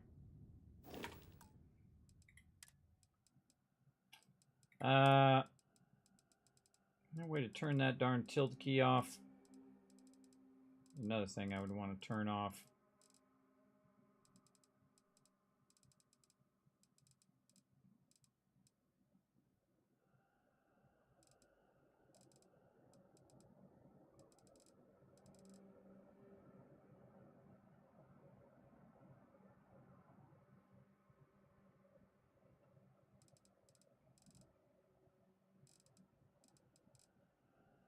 Where are you hiding, tilde key? Shipbuilder.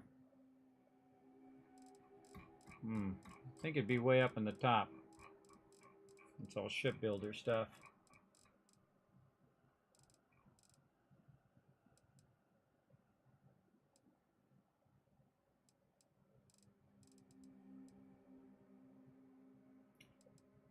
Can't believe you can't turn that off. Terminal. Q. Switch view. But I want not to get in the terminal.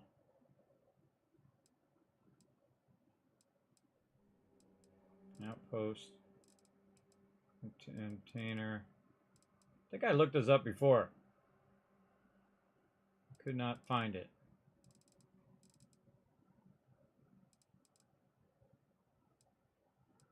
Nobody who made this game accidentally hit that terminal button 500 times like I have.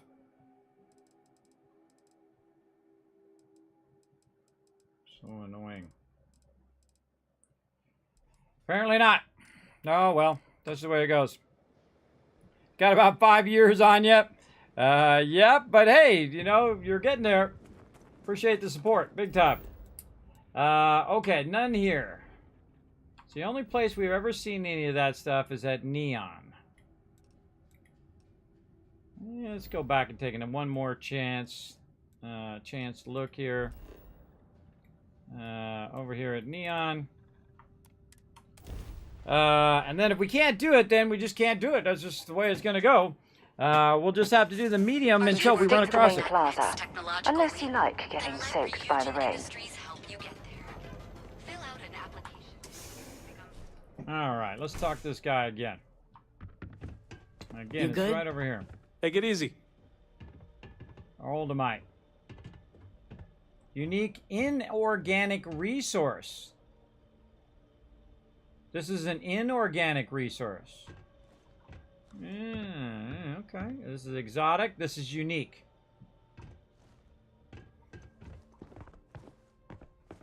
Yeah, I'm excited to see how business improves. Certainly, my friend. Come on, you gotta have some. There it is! See, I knew I bought some from him. Right there, my buddy, my pal. All right, so we waited till he reset, then we came back, he had some more. Let's see how's the Flyers doing. Yes, my friend. It's amazing how much my fellow merchants have been motivated thanks to your kind actions. Knowing that no one's been alone with their troubles is just what everyone needed to hear, and now they're rising to the occasion. It's the dawn of a new day, my friend, and we have you to thank for it. Well, thank you. Hey, thank you for having I hope you have a glorious day, my friend.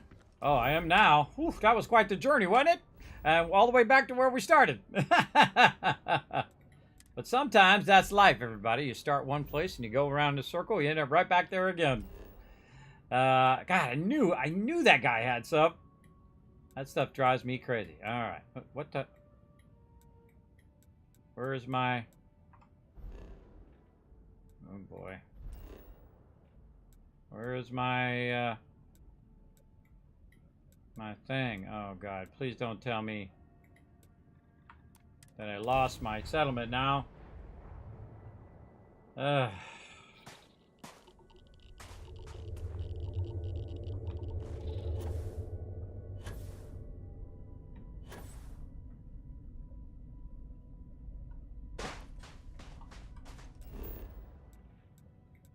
I don't see it.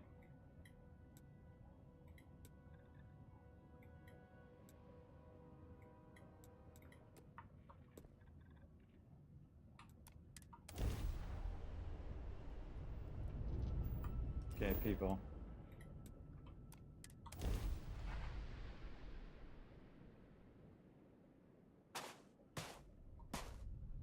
Yeah, my settlement not showing up. Dang this game. Come on now. I just spent a tremendous amount of time. At least I got my landing area. I bet you it's just one here in the back. Well, having that same bug I had before where I can't find my, no, I don't want to do that. My settlement's not showing up on the map. But again, last time I lost the landing area too, so at least I have the landing area so I can try to find it.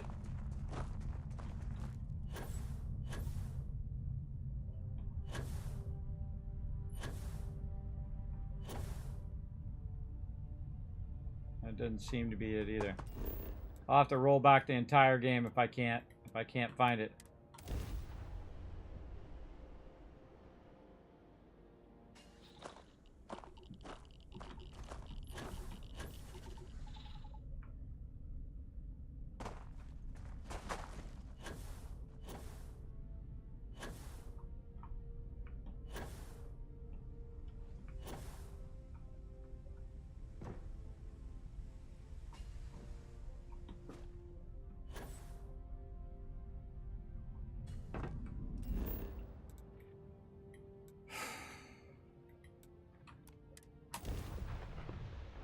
That sucks.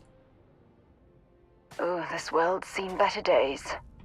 I wonder if it's always looked like this.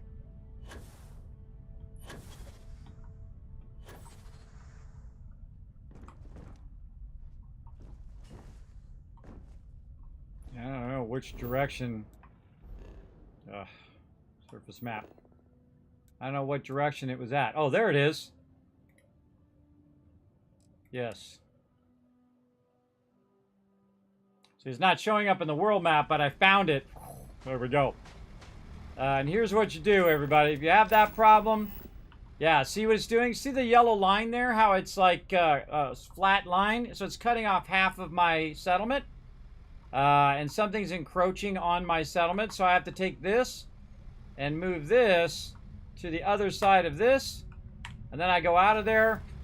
And then what happens is now I can see it again in the map. So what it does, it encroaches on that side. You have this like line that cuts through the middle of your base. And then it basically doesn't show your thing up there anymore. And I've had that problem in the past in this exact location. So all I have to do is move that over there. She like flew over there. I moved that over there out of the way. So that means I'm just going to continue to have that problem here. And I tried to leave it in the center so that I don't have to move it. But it's messed up again. All right, let's save now that we've found out what the problem is and we're able to find our way back. Now, last time I lost the actual landing and the thing. So if I had left the place, that's it. I would have lost it forever. Big time. Okay, so we're coming back here. We are using our resources that we just picked up. We're putting those resources away in one of these gigantic boxes that we have, stack of boxes we got going. So we've been upgrading this one. We tore the whole thing down and we've been rebuilding it.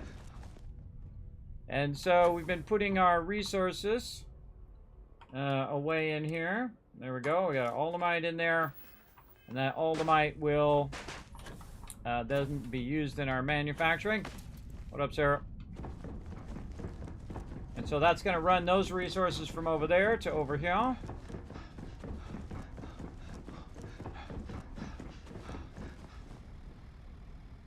And in theory, this is going to make some of that stuff. Over here. Yeah, there it goes. All right. Gonna make one drilling rig. Okay, and so the drilling rig is probably a warehouse item, so we'll go ahead and just... I must have missed construction on your Constellation resume. I was an industrialist. You don't think I knew construction? Ah, ha, ha! All right, mission accomplished. That's quite the undertaking, isn't it? That is quite the undertaking. All right, so we know where to go to keep getting some more. Now, we want to go ahead and use our highest level extractors in the game, or at least as far as we've found so far. And we're going to go ahead and remove these ones, and we're going to start our big old extractor right here. We're going to see if it's better to do it this way, or is it better to do it the other way? I think I'm going to bet it's that way was better. Yeah. So this way you're further out on the edge of that extraction, which means you can put more extractors in. And that's what we're going to do. And we're going to try to put this one over here. It's kind of in this corner.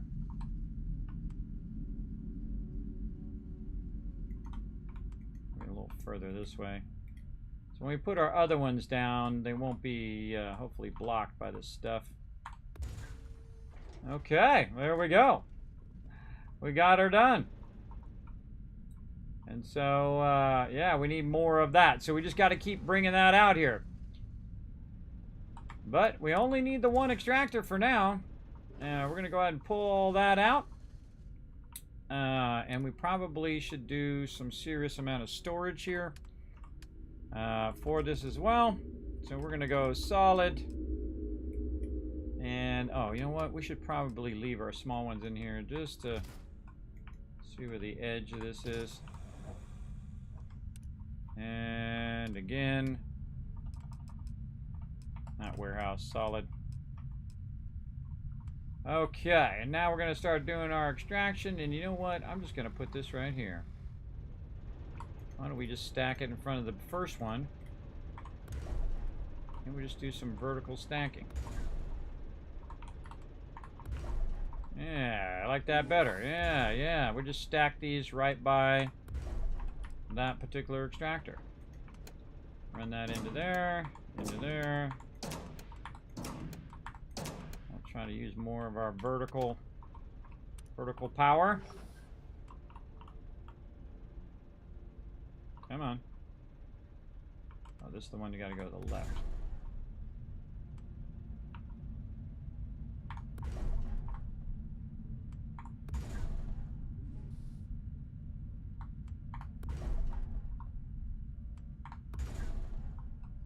Okie dokie. Yeah, I like the stacking vertical. Okay, so I forgot where I left off. We see the red of this. Wow, did I guess which one it was? I think I guessed it. Okay, let's see if it comes all the way up to the top. It sure does. I can see it saying 1-2% on that little panel on the side. And so this is doing some extraction, and you know what? We'll go ahead and just take this one. Run that one in there as well, since you know the extractors are running. And we're starting to extract more aluminum. I already have 10,000 aluminum here, so and that's not an exaggeration, but that's literally how much I have. In fact, I actually have 10,199. And I'm gonna have a whole lot more here in a minute when it starts extracting that. I think it is actually working. Yeah, I see it turning. Now, I don't know how much it extracts because it doesn't have like a number. It doesn't tell you how much it's extracting over there.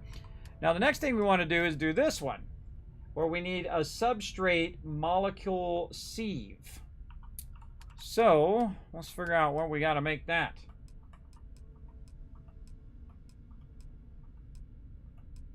Oh, I got to make it in here.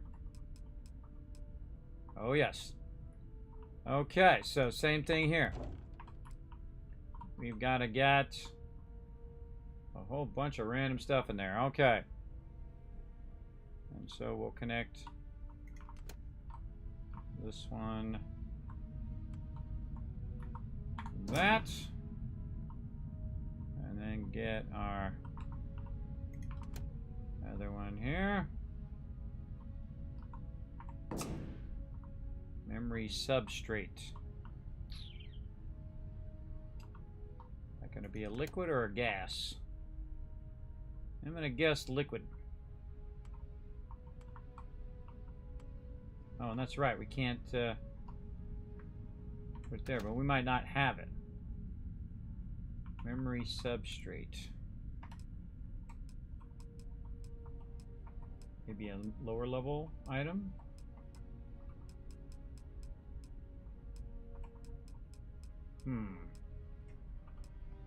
All right. Substrate molecular sieve. That's not what we're looking for. Memory substrate. Can we craft that?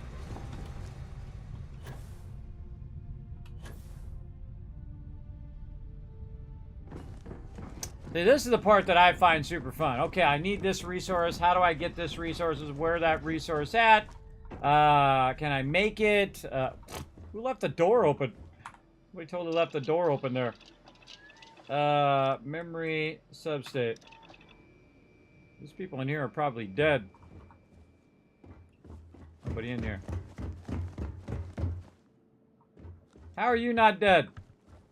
Hey, what's going on? Are you superhuman? How are you not dead, Sarah? How are all you people not dead? This is the vacuum of space right here. They'd all be dead. I don't know. Luckily, I keep my spacesuit on all the time. I know, you're letting the air out, right? I bet you we don't have what we need for that. I think that's probably what it is. So we need the memory substrate. So memory substrate. See, and this is probably a bunch of plants and animals and things like that that I need to find for this stuff. Memory substrate. All right, let's put it on the list. Back over here. Goals. Let's put our goals up here. Memory substrate. Something like that. Sub S-T-R-A-T-E. S-T-R-A-T-E. Oh, actually, I had it right. Memory substrate. We need to get light from neon. Lux Tile and Lube. This is from New Atlantis. New Atlantis. Okay. So, memory substrate.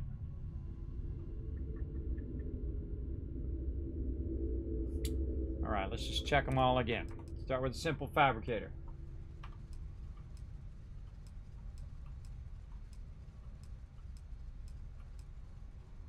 No.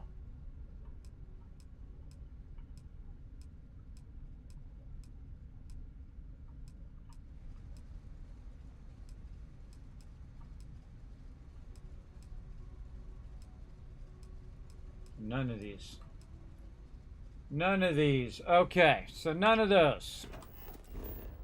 More saving. And more jumping around and hoping our base is still there when we come back. Let's see. Let's go to New Atlantis and see if they have our memory substrate. Now, I should have had it by now because what I do is I typically go in and I buy out, especially early game, I've been buying out all of the vendors. Oh, we gotta use our point too. Were you eating at the Sage Brook, or is it just a quick snap from the Terra Brew? I don't know. Where you want to go, girl? I'll treat. My treat. All right, we got to use our powerful skills that we've been trying to unlock here. Now, of course, I got 0 persuasions. Whoa! I have 2 skill points. Why do I have 2 skill points? Oh, I leveled up twice. It just dawned on me. I'm level 20, not level 19. So actually, all of that space battle I did, I just leveled up twice and didn't even realize it. And then all the building I've been doing as well. Cool. Wow, we could have been doing a bunch of other stuff. Okay, so we could have been doing our botany, which we're going to do. We're going to do our targeting control systems first, right? So we can unlock ship targeting functionality. So we can try to disable those ships and then try to take those ships. Then we're going to get back to work on our outposts here. Now, we're not going to go outpost engineering 4, though I am 31 of 50. I could get there. We want to do botany, I think. Yeah, because we can't do planetary habitation yet. So we got to put one more point in here. Let's go botany. Harvest 20 organic resources from plants. Okay, now we can research some of that as well. And then next we'll go planetary habitation, and we'll have even more settlements. And we can also go to deep freeze and inferno planets and get stuff from there. And there was an inferno planet nearby. What was it? Over here. That had some of the resources I was looking for. I think it was Bondar, yeah. I think it was Bondar here. Bondar, or was it this one? Or maybe this planet. What was I looking for? Oh, platinum! Yeah, platinum right there on this planet. So we can switch our platinum to there and maybe get something else with it as well. It's got nickel, chlorine, tungsten, xenon. Get some of that other stuff from over there. Once we unlock that new thing, we'll move it over there, and then we can probably remove our platinum. What's with our platinum right now? Let's see. And see, this is why I write all this stuff down, so I don't have to jump over there and try to remember. Let's see. With our platinum right now is nothing. So we're only extracting platinum. That's kind of weird. I would imagine I'd be at least extracting something else, but this probably has something like lead or something like that around it. So, yeah. So we can move the platinum to here, and then we don't have to go into the other system anymore. We can just do it within this one system. So that'll be nice, and then I won't have to fuel that platinum thing anymore. I won't have to put any helium into there, and then I can bring the platinum to any one of the ones that I wanted to go to. Very cool. Okay, but we're doing our other perk, which is botany. But we're also here to get some resources. Okay, let's stay focused on those resources. Memory substrate. All right, let's go check for that. Let's go.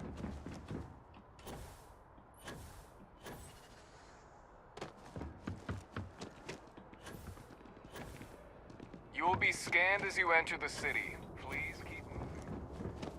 Okay.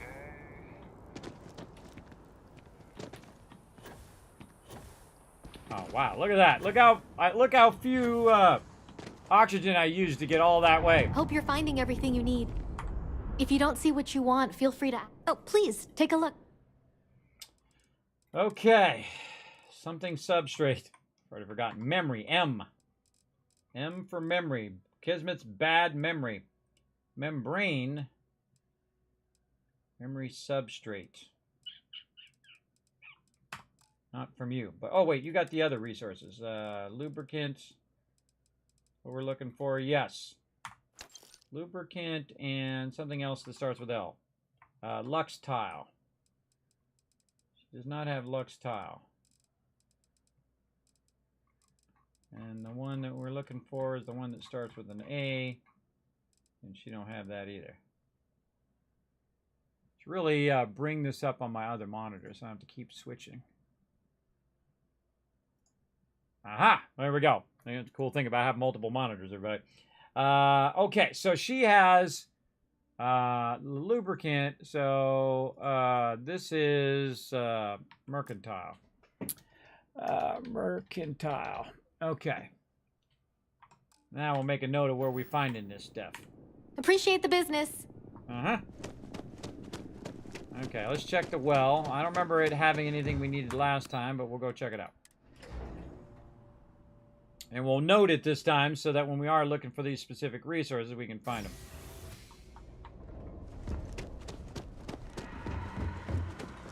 Glad we went to Neon last time, so we got that special resource now. Hey there. What's up? It's cliche, but it's... You won't find a better...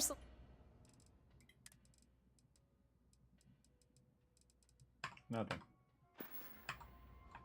If you need anything else, you know where to find us. I'm gonna be a big-time space pilot someday. No lawyering, okay? You see something you like...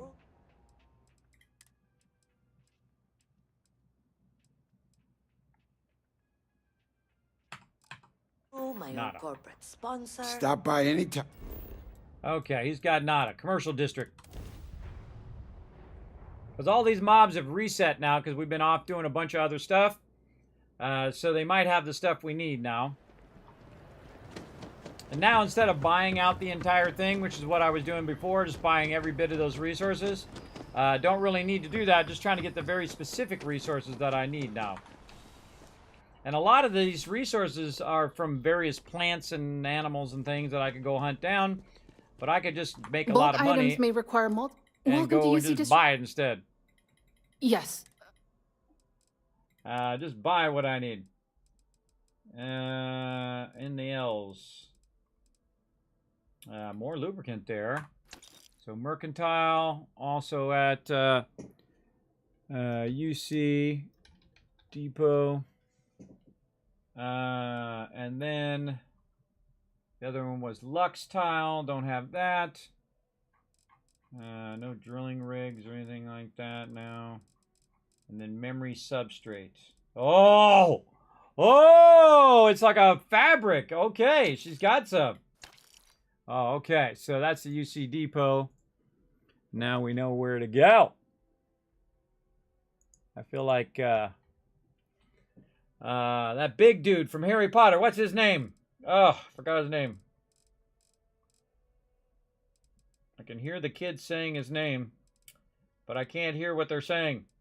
They're saying it, but not Hogwarts. What is his name? You can tell me, chat. What's the really big guy's name? The giant guy in Hogwarts. He walks around, flies on his little motorcycle. Oh my God. It's in there. I can feel it in there, everybody. It's sitting in there, but I just can't access that thing. It wouldn't be Hogwarts without you. Name? Hagrid. There we go. God, don't you hate that one's right on the edge of your memory? Can't remember it. I feel like that guy. Yeah. I feel like that guy, and I forgot why I was saying it now. It took so much effort to just learn and remember it. All right. Memory substrate is at the UC Depot. Now we're getting somewhere. Now, we need this memory substrate to use for our higher-end Come back if you need something stuff. else. Though I don't think that's enough. I think we needed 4 memory substrate. This is the UC Depot, right? Yeah. That's what I'm calling it. UC distributing center. I'm going to call it the depot. Okay, and this guy has like a randomized amount of stuff. You're only as safe as... Yes, by all means. Sometimes he has the stuff I'm looking for. Comm relay, control rock, more drilling rigs. I'm gonna get those drilling rigs. Receive. Memory substrate.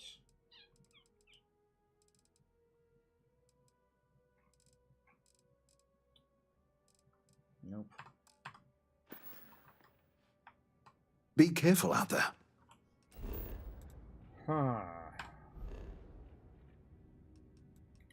Actually, let's jump back to the ship first before we go.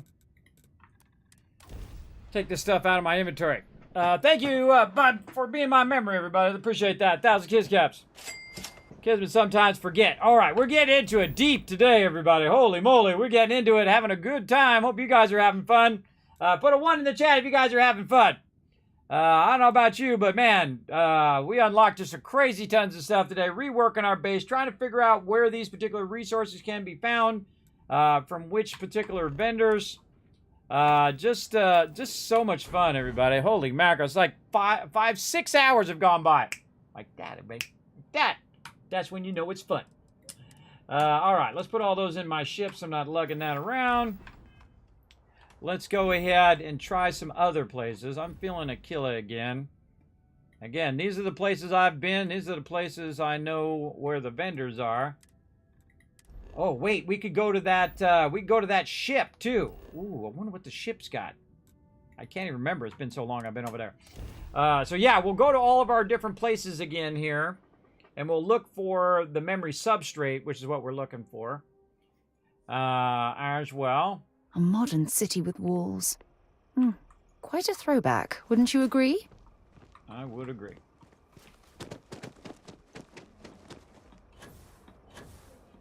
But they don't do it lightly.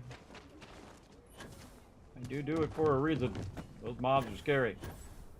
Ever wonder how the Crimson Fleet seems to be... Sam has told me so many stories about Aquila City.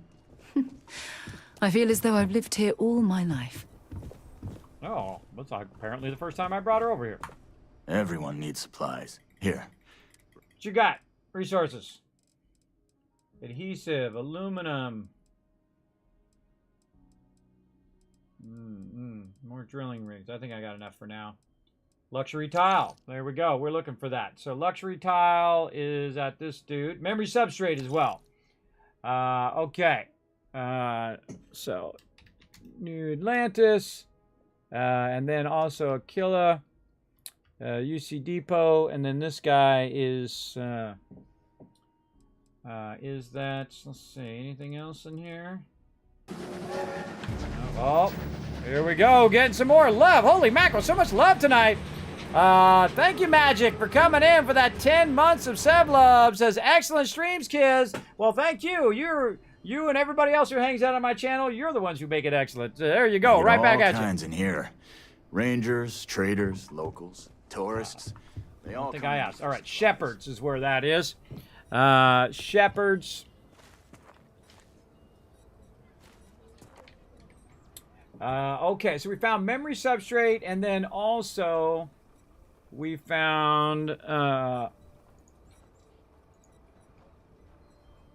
luxury tile. Said Shepherds as well. Maybe I should do this vertically. No, because I have to go out there. Okay, so we found it both New Atlantis and Aquila. Okay. And again, it might not always be there every single time, so, you know, we write it down when we see it, and then we know it can be there. And that's the most powerful thing, everybody, is that if you know something is possible, oh, man, there's nothing that stops you, man. The second you know it's for sure, because, you know, everybody in life's always, oh, it's impossible, it's a thing, but the second you know it's possible. Aquila City is bustling. All about it. Happy to. All right, I ain't got time to yap about all that stuff. You got nothing. Man, you're bumming me out with your lack of resources. Bumming me out there, guy. And there we go. Getting that hype trade going on. Appreciate all that love, everybody. Let's go back over this way. Hello. Heyo. go check these people again and see if they have that aluminum. Aquila's one of the oldest cities in the settled systems. Oh! Might Oh, wanna it's steer right clear of there. the stretch. Lots of crime over I there. never even noticed Let that. me know if you need them. Trade it, All right. Dorothy. All right, Excellent. girls, come on, come on. You're gonna have some. You're gonna have some. Ah.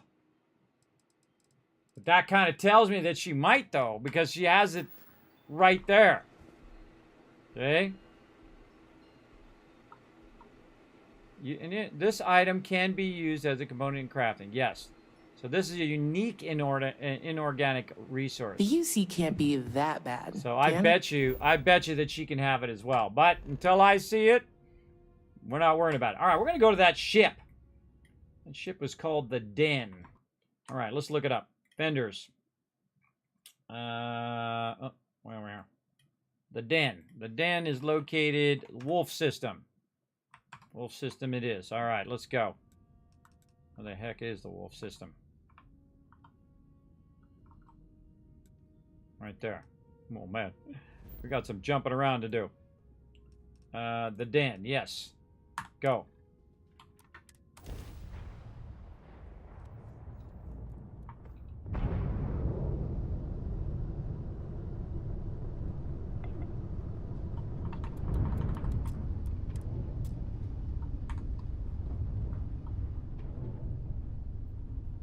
Never good to fly directly at the thing. I find best to fly around the outside. Dock. All right, rolling up in here. And normally I don't take my cargo ship out into space, but if I'm going to go in and Ship get is some now cargo. docked. Perfect. Didn't even smudge the paint. Good job. What up, Vasco? Okay, ship services guy. And then there's a guy around the corner here I Oh, want to talk to. this station's seen better days. I wonder if the UC will ever fully restore it to its former glory. Information, I'm all ears. Good to see you. If there's anything I can do for you, certainly. All right, dazzle me. What you got? Adhesive, cosmetic. I'm not dazzled. I'm very undazzled. You got any, like, actual good stuff in here? Man.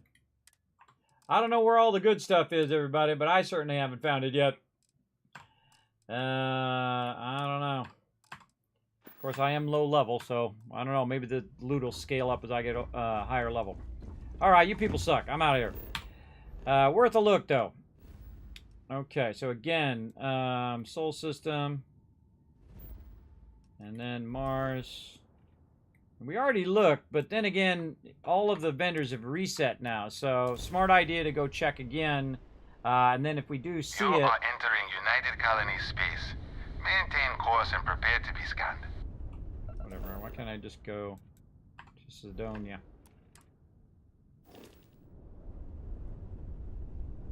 And we're done. Just suddenly dawned on me, did I pick up any contraband when I was blowing up all those pirates? That's a bad time to think about it when you're getting scanned right there, everybody. For sure, for sure. And again, thanks for that that support there, Magic. Appreciate it. Okay, heading into Sidonia. Let's get in here and let's get her done.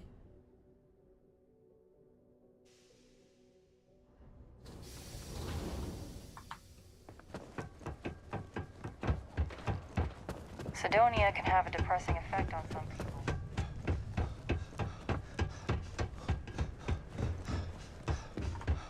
Hey, welcome to the... Cool.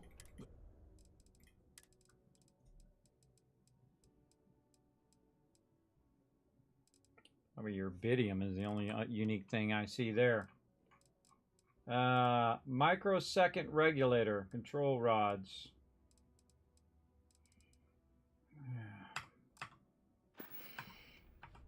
Come back anytime. Yeah, if you don't got anything, I'm not coming back. SSNN correspondent Nora Vasquez on the ground. You looking for deals on... Take a Holy look. mackerel, so much love tonight. Everybody's like, apparently this is like the renew day. Thank you for coming in, JC Hunter. Appreciate that. 43 months of sub love. Holy mackerel saying, hope you're doing well, Kismet.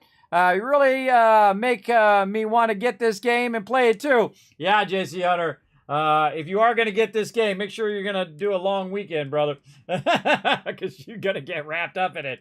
Ah, it's so good. I'm so glad I took my time, everybody. I'm glad I didn't just rush up ahead. Took my time. Oh, luxury tile right there. Who the heck am I talking to? This is my friendo. This is the friendo guy. So, yeah, he's got luxury tile, so we'll put him down. And he's got memory substrate as well. Okay, and he doesn't have any of that thing that we need there. So it's a alumdumite. Luxury tile. Need drilling rigs would be nice. Not the regular drilling rigs, but the one that's already made. I don't need any of this other stuff for right now. Okay, so this guy. Hey, catch you on the flip side. Out of the wild, somewhere outside This guy is the UC exchange. Eluded capture by the Freestar. Mute. UC. So this is on. Let me move this. Just doing it on my other screen over here, everybody. Just make this easier. So this is on Mars. And this is the UC exchange. I gotta switch these around. Really feel like I gotta revamp the way I have this, because this is not easy to put it in a list. Okay. So we also had luxury tile as well. So luxury tile.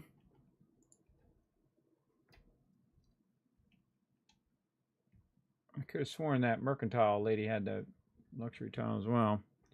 So this is also UC exchange. So, okay. So now we're learning where stuff's at. Let's go talk to this girl down here. I wonder if I can just jump down twice.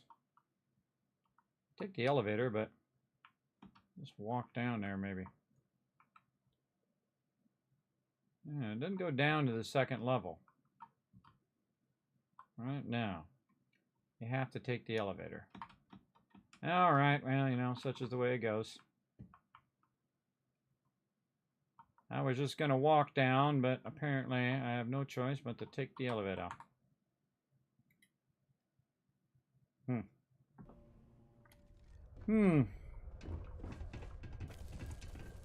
Yeah. The community center. This is right where I belong. Wish my family understood that. I offer a great opportunity for people. My stock may be low. Okay, what you got, girl?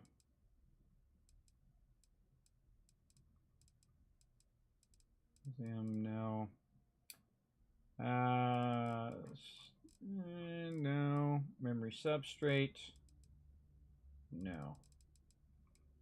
No, no, no. You got a whole lot of no, girl. Yeah, bye. What's up?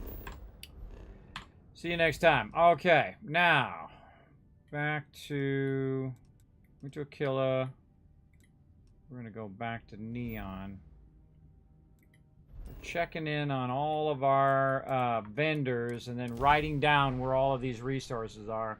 I think I need one more memory substrate, or I might already have it.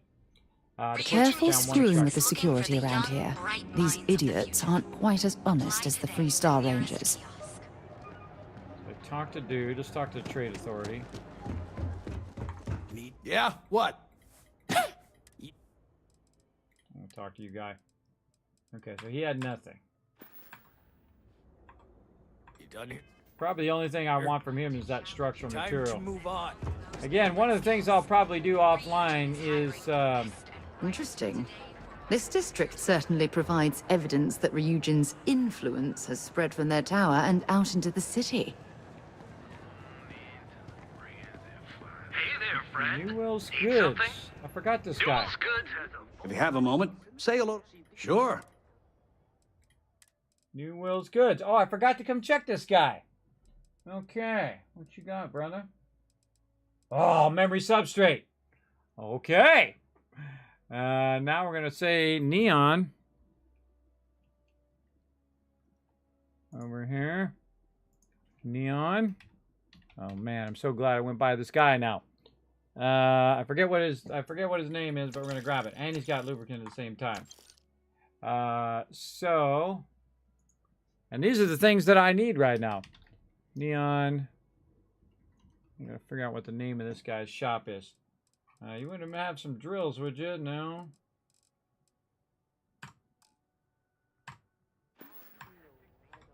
Thanks for stopping by our shop.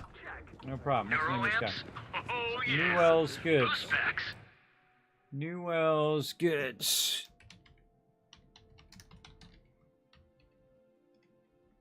And then same thing up here.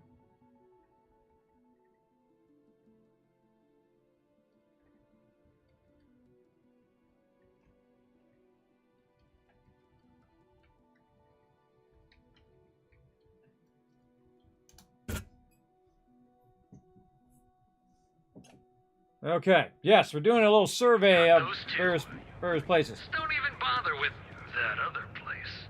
Newell's Goods. We have everything you Yeah, you don't have everything I need because I would have got it now. Hey, keep your nose clean. Last thing I want application today to become part of the most advanced technology corporation in the settled system. Well, with all signs pointing to the Astral Lounge, I suppose we should pay it a visit.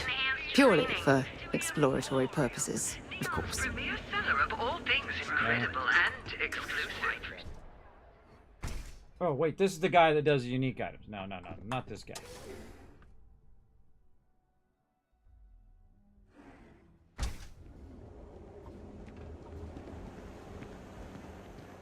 Sophistication, there's space ready to make your ultimate discovery.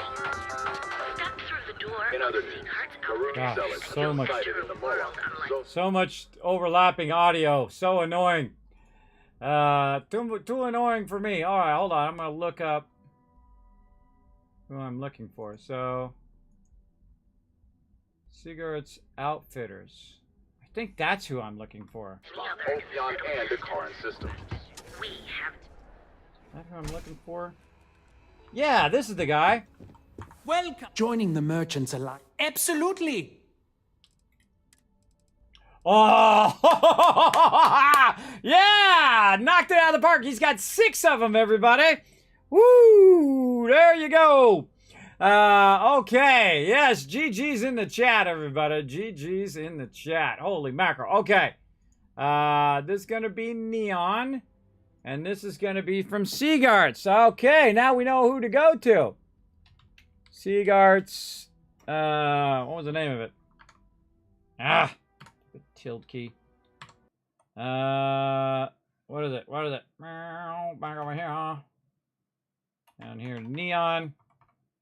Seagarts Outfitters was the name. See, I'd already forgotten 10 seconds later. Outfitters. Seagarts Outfitters. Okay, so we can just buy the rigs directly from him. Worth every penny. We'll take it all. All right, what else you got? Benzene. Oh, man, he got a ton of stuff. That's in there. What's the other thing? Memory substrate. You don't have that, but he's got the actual... He's already got the rod things. Man, what were we trying to make? Memory substrate, I think it was. No, it was something...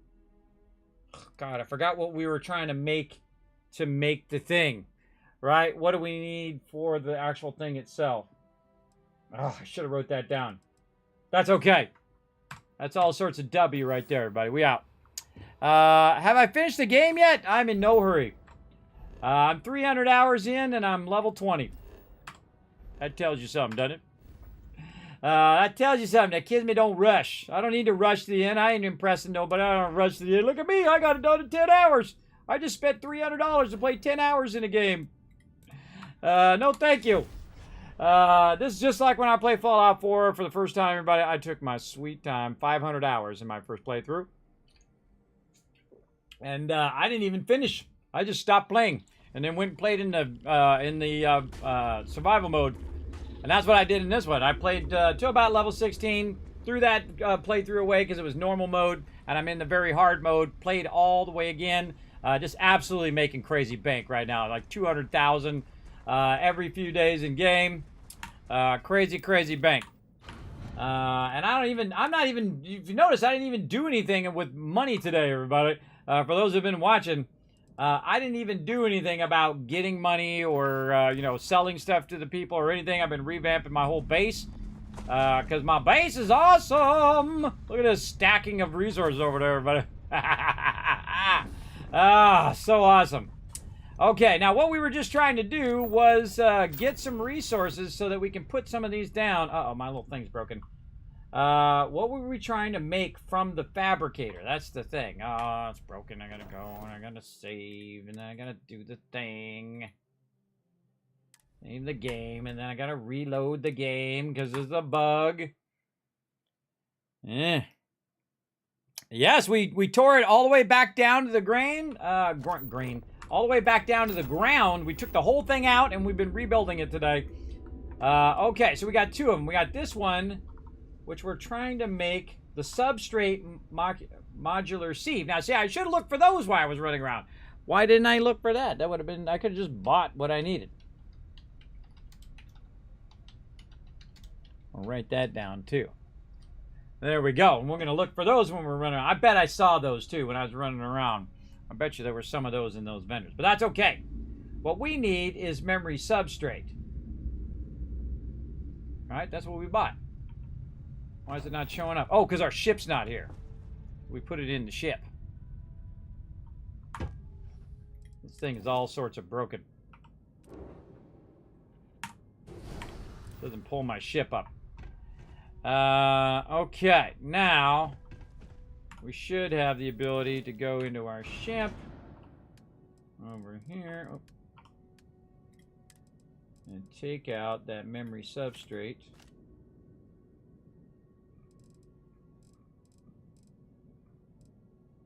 Let's take out all the resources.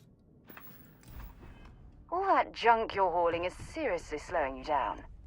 Yeah, not that much.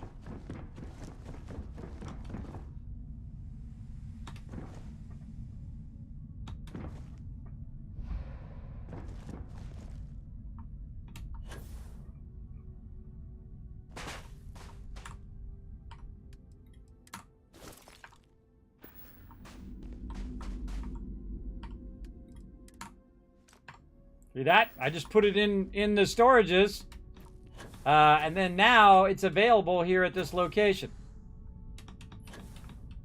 Get up there. You got this. I believe in you.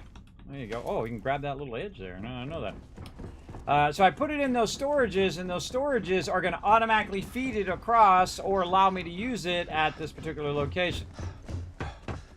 So let's see how it does now. And then that, yes, now it's got it. Okay, then we're going to go ahead and run it into this box. Right over here. And then when it goes in this box, then we can use it to build one of those things. Yes, there it is, substrate modular sieve.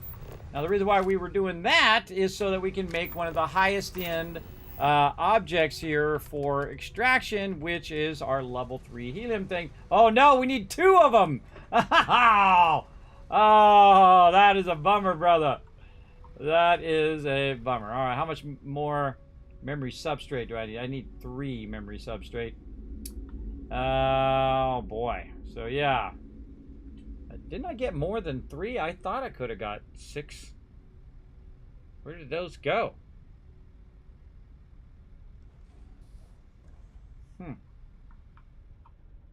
That is a bummer. Okay, so we need to get more of that.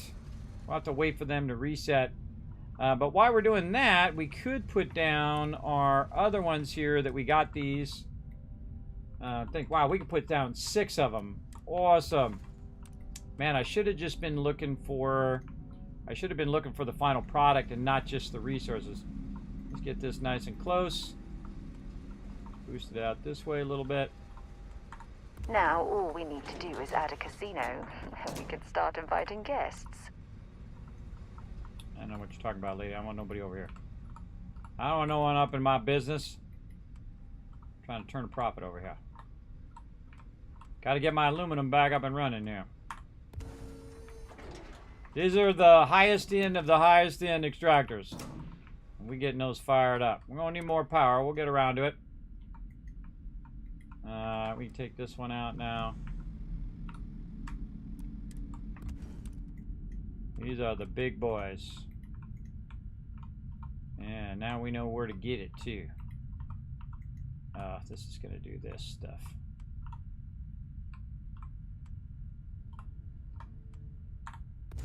Trying to optimize it. Sure to tie it in so it's getting her done. They can only be so close to each other. So you're always looking for that optimum that way and then optimum back this way. So you're getting it on the edge so the ones on the other side can be in. You can put some down the middle as well. And we're gonna just see what we can get away with here. Good to me. Holy mackerel. I didn't know I was going to get this many of these done. But I'll take it. Now, I want to do this at every single location, which is going to be quite the undertaking. Since, you know, I have, like, you know, so many of these everywhere. So many per location. I'm going to go this way.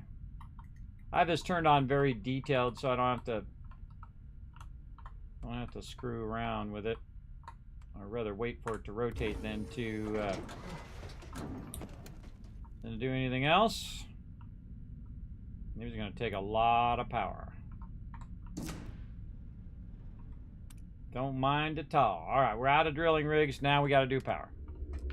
All right, time for some more solar domes. Oh wait, we got some stuff for reactors. Oh, because we got those nuclear fuel rods. Oh, okay. Reliable power delivered by nuclear fission. Yeah, we're just gonna tuck these babies right back here. How many of these can I do? I think one. Yeah, I should have bought more nuclear fuel rods. All right, let's add nuclear fuel rods to the stuff we're looking for. Nuclear fuel rod. All right. We got a bunch of the other stuff already, so don't have to worry about that. Just nuclear fuel rods. Okay. Should have been looking for those while I was at it. Let's put it right out here on the side of our base, maybe. Can we sneak that in there?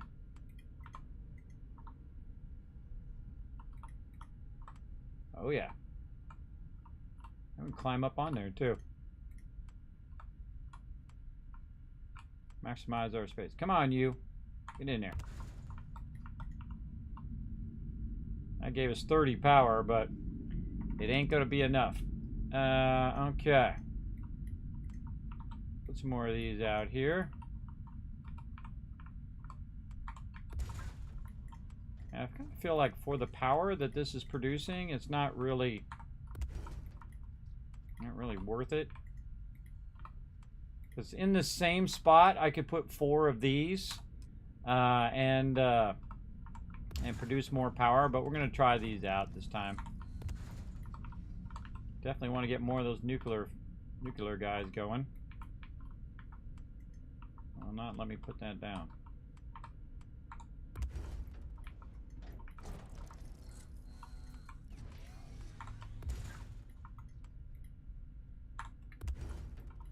Alright, let's just put a little extra power down.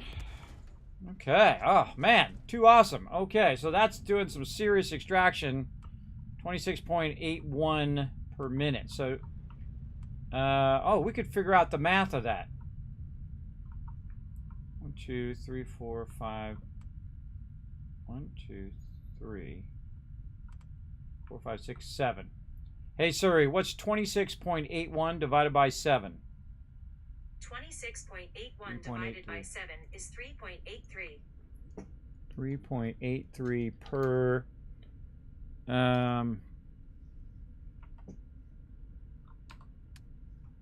are those called? Per, yeah, so that makes me want to go through and put one of those down at each location to see how much each of those are extracting as well. I wonder if this affects it. If we take this out. No, that doesn't affect it at all. Because the production number didn't go down.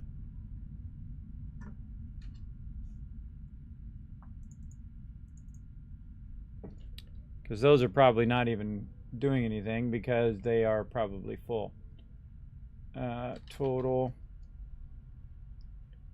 for loom, industrial extractors. See, I love to know all the little numbers and all of the things that make all this stuff work. Okay.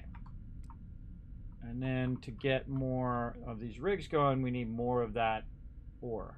AD is actually the shortcut for that. AD.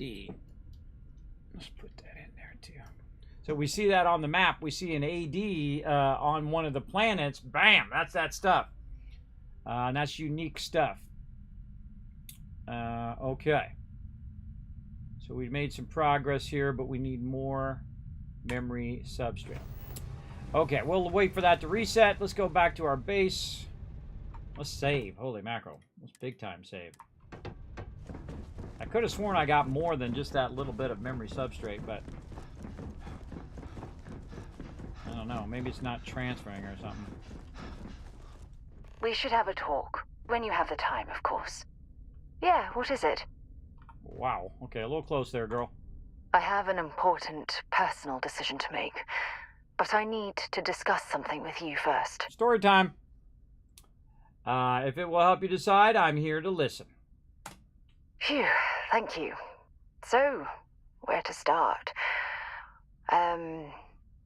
Before I was with the Navigator Corps, I was career military, part of the United Colonies Navy.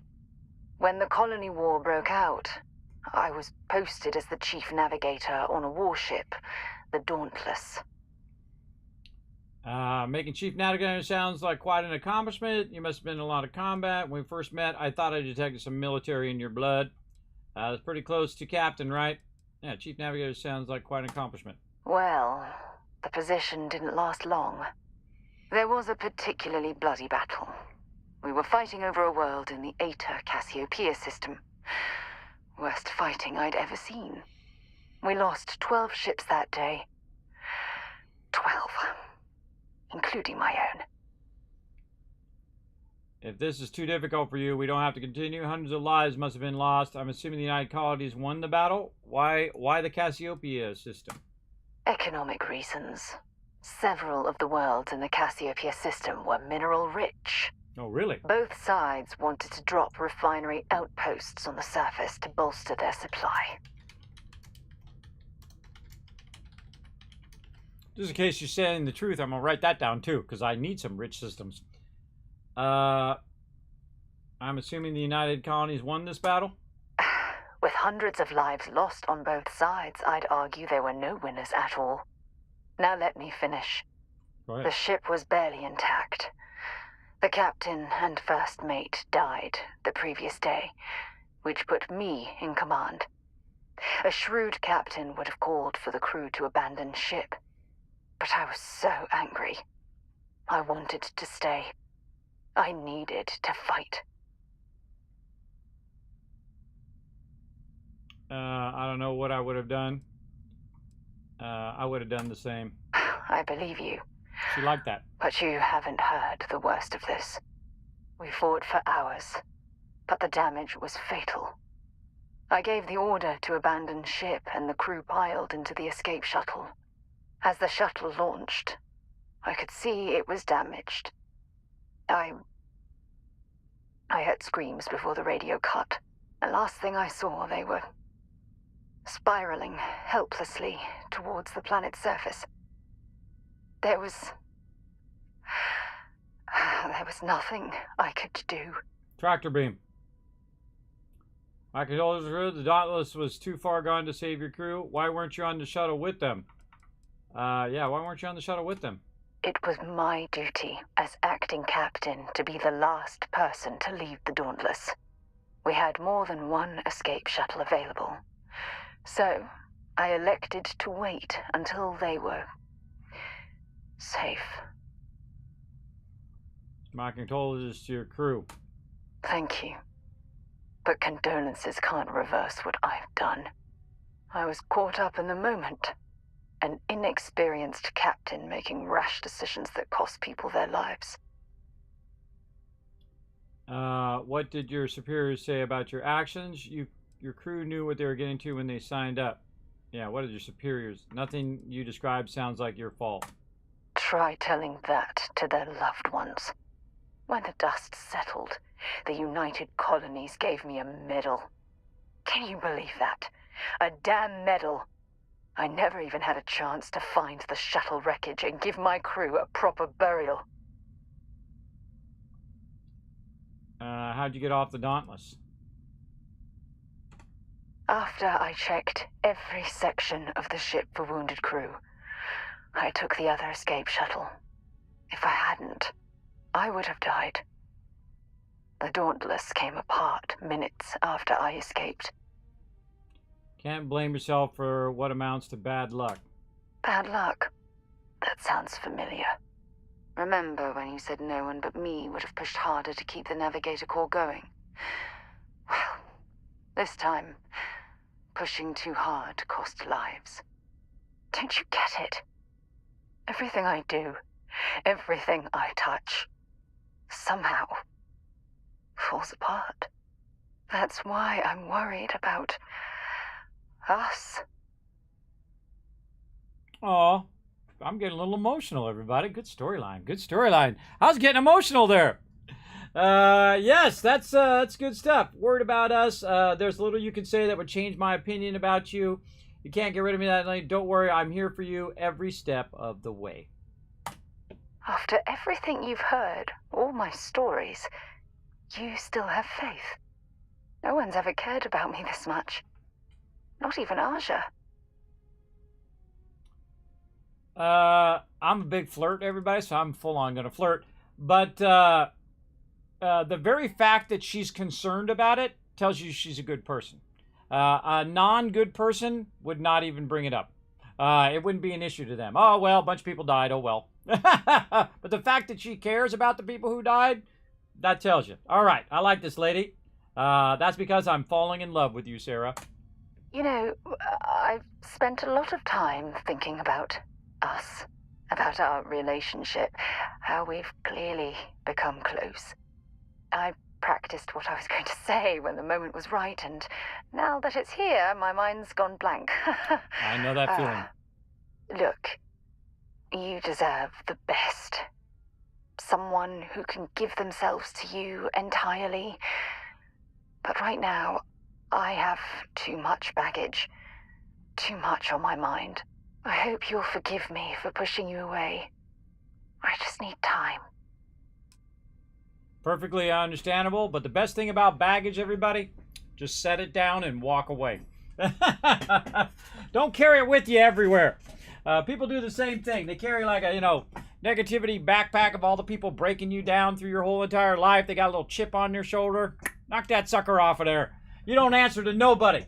You make some mistakes in life, you know what you do? You make up for it. That's what you do. You stop doing that stuff and you do some good stuff instead. Because everybody is a balance of positive and negative in their life. Everybody, they're going to make some bad choices. They're going to do some bad things. And then you're going to do some good things. It's going to make up for it. The only thing I worry about, everybody, in my life is how you treat people. That's the way I try to do. I try to treat people kindly throughout my life, because I think that's the thing you're going to answer for more in the end, is how you treated people. For sure, for sure. Man, that was good. That was good. That emotionally got me. That was like triggering me there. Big time. Reliving some of my stuff in my life, everybody. That's good. Want to come over here and work your magic again? Let's see if she does her magic. Watch this. The door's just stuck open. I kind of like it. But she's going to pop in here and, Heller's just chilling out in here. What are you doing in here? Where's, whoa! I was looking inside your brain. Where's Here Lynn? to shoot the breeze? I'm here to, where's Lynn at? Why is she not here? What's going on? What's going on here? Wrong buttons. Just keep pressing the wrong buttons over and over. Crew. Lynn. She's here somewhere. These people are magical, everybody. They got the magic. They got the magic. How have you been? I've been good. How you been, girl? Nice to see you. Oh. Whoa. What the heck just happened? She fell out the window. Oh, she's an actual companion that will follow me around. Oh, I didn't know they were actual companions. She fell out the back of the thing. Is he a companion too? Hey, how's it going? Oh my God, he is. See ya. I thought they were just people you could put at your camp. I didn't know they were actual companions that you could actually have follow you around and be your buddy and pal. I'm working on Sarah right now. I actually got another girl I haven't even gotten to yet, who I sent to some location to sit around for a minute. I feel like I should probably get back to her and work on her affection too. I don't know. I'm gonna, do what I stand to do and romance all the ladies, because that's what I do. That's my thing. That's my RP in the game. Let's see. What else? We got that done. The botany. That's what I went in there for in the first place. Got all sidetracked by the ladies. Happens all the time. Okay, we can't go too late because speaking of ladies, I gotta take my daughters over to get their haircut. So I gotta stay focused. All right, botany. We got any research for botany in here? Outpost development. Oh, horticulture. Yes, let's go, baby.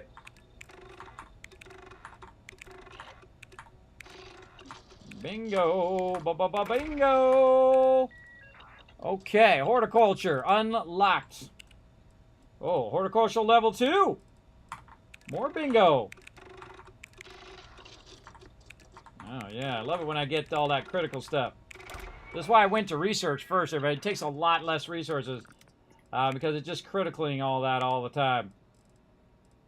Yeah, and because I have my outposts really far. Oh, did we ever end up getting the thing? Yes, we did. The luxury tile. There it is. All right, we got our decorations going too. Decoration 3. Discover how to construct additional furniture, decorations, and outposts. Power generation is the other thing we need to do, which is our special projects. And then we're going to do zoology, right? We're going to go special objects first and then zoology. Oh, can't remember. So we did targeting systems. So now, we should go out and do that too. Man, we got so much to do. We got to go out and try our targeting system where you can target their system and disable their ship. And then you board their ship and you wipe them out. And then guess what? You got a ship. I'm going to get that going too. Yeah, special projects right there. So we're going to get the special projects so we can research that stuff as well. And we're going to come back and we're going to work on all this other stuff. We're going to work on all of that later on. Yeah, look at that sucker. Man, that's some serious power generation there. That uses a lot of resources. But I bet you it generates a lot of power. If this one generates 30 power, then this one probably generates like 60 power. You think there would be more power things than that one? I don't know, but definitely going to work toward that. And we got our horticulture. So, we got like 2. We got a whole bunch of things. Is that like a new thing I can put down, or is it like part of my thing I've already got? Oh, that's a good question. Let's go find out. Pretty excited about finding out. Hydroponic. Oh, look at all them turrets. Oh, we got level 3 turrets now. Nice. Right here. Oh, wait, there's a sentry bot. Security bot, security robot. We got security robots now to watch after our location. Oh, I'd love to see some people rolling up on my... Oh, I can build a bunch of them too. Rolling up on my camp and I just wipe them out. I don't have any more robots here. I took them out. Ooh, gaming table. What is it? Air hockey? Oh, God, it's air hockey. Looks like air hockey. Oh, ping pong. Pool. Is that the new stuff? See, it doesn't tell you what's new. It should say new when you get something new in there. So I don't know what's new in there. I want to see this stuff. Oh, man, look at all the different mannequins. Got 26 mannequins in there. Deep slates. Display cases. Did we get any new ones? Those kind of look like the ones we had. Oh, look at these. Oh, wait. Whoa, whoa, whoa. No, no, I didn't see those before. Weapon display cases. That's cool. That's the same. Well, that looks different. Box. Cool. Alright, some new stuff there, it looks like. But we're trying to find...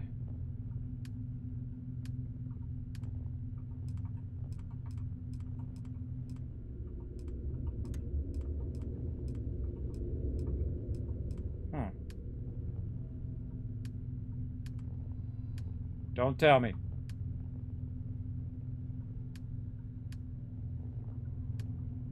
Extractors, power, storage, builders, structures.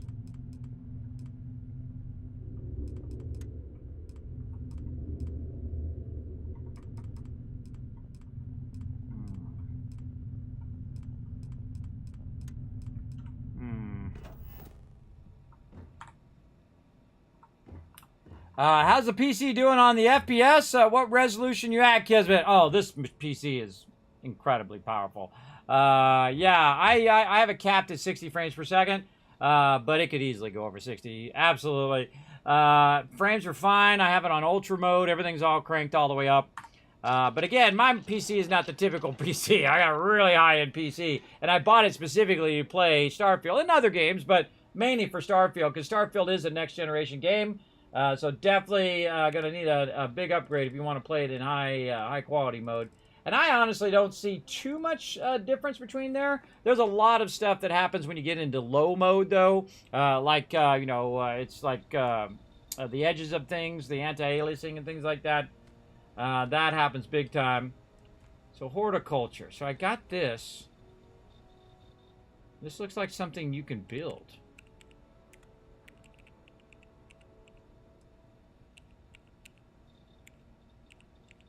Post-engineering. Don't tell me. Trying to figure it out. When I got this other stuff, that stuff looked like that stuff. So horticulture should look like this stuff.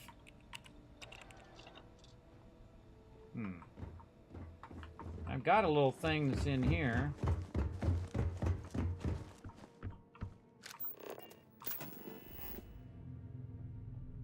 Think of anywhere, it'd be right here.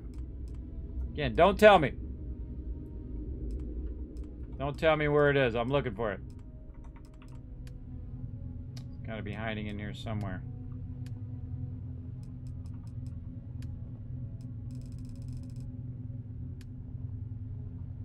I think it'd be under decorations. Displays. Miscellaneous. Scan booster. Cargo lanes, crew station, mission boards. Extractors.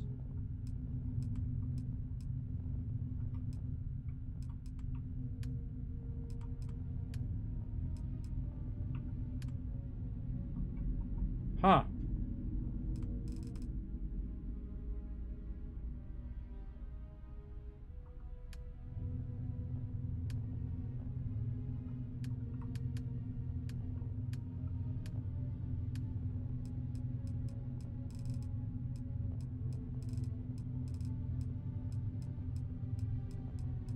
Not obvious wherever it is. Planters.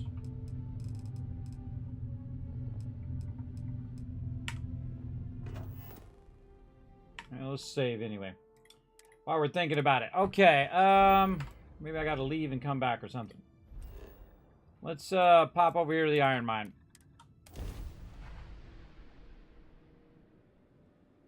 Maybe I gotta leave and come back. Careful with that spacesuit. One serious puncture, and you're done. That's what they say. And you'd think it'd be in structures. That'd be the first place I would look. Hydroponic bay. Maybe I gotta be in a world that supports that kind of thing. Let's go over here.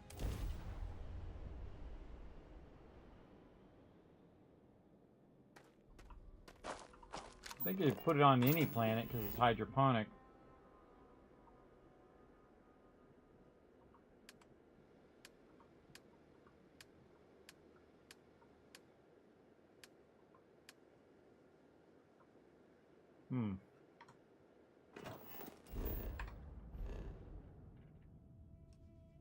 I think of a world I actually have it on. I think my silver farm. Yeah, my silver farm where I have it on this planet. Let's go check it out. Don't tell me. Remember, tell me nothing. I have things for you. I bet you do, girl. I'm a little busy. I'm a little busy. Part of the fun is figuring it out, so don't tell me. You would think it would be like a hydroponics thing like this. Would it be industrial?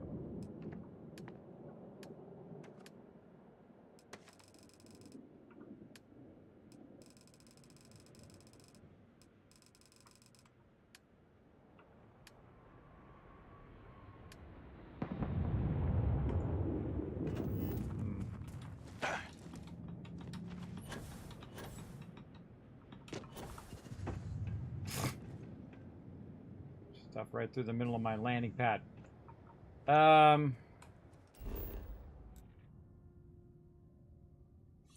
a good question. That's a good question. Another hurdle for us to figure out. There is no manual to this game, everybody. They didn't even tell you. See, just like, it's a mystery. It's like, what the heck? Why is it not in there where I can just build it? I thought it was going to be a room that I could just connect to it. But maybe it's like a planter or something like that. That you put inside your hydroponic thing, or maybe go I in have something for you when you have a moment. Okay, what you got, girl? You people or something. Here, I have something for you. Thank you very much. You're welcome. I picked it up on one of our latest planetary expeditions. I'm more than just an extra gun, you know. Well, I appreciate... Next time I expect this to be gift wrapped. Along with... As long as it's not slowing you down. Well, I appreciate the effort. I'm just pleased I get to utilize some of my old field collecting skills. It's been a while. Check back with me from time to time after we return from our planetary jaunts. If I pick anything up, it's all yours. Okay, what is it? Structural root. Alright, well that was kind of underwhelming, but alright. Let's go try to see if it's like we go in the hydroponics and we do something in there. Let's try it. Ba-boom, bo-boom, bo-boom. I feel like it has something to do with that hydroponics room.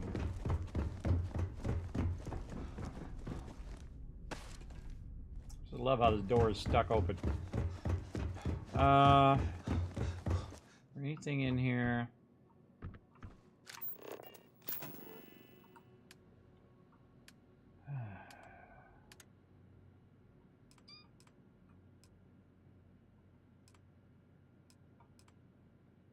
It's a hab.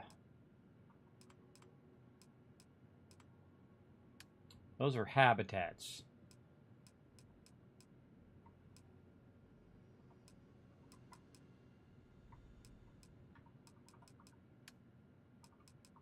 Weapons, robots.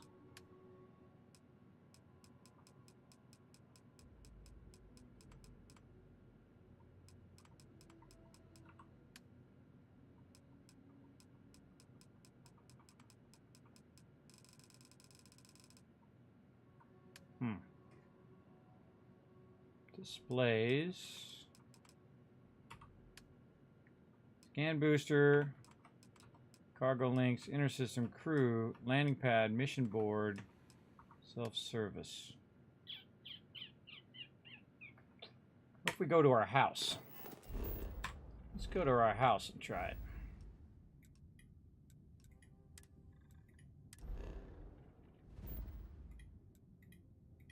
I love these moments, everybody, when you're trying to figure this stuff out. Don't tell me. Don't tell me. Part of the fun is me figuring it out. Let's go. When you are, Captain. Oh, I didn't mean to go there. I just wanted to go to my house. Land at my house.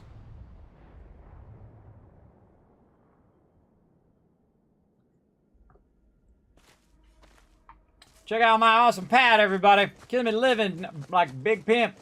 Big space pimp.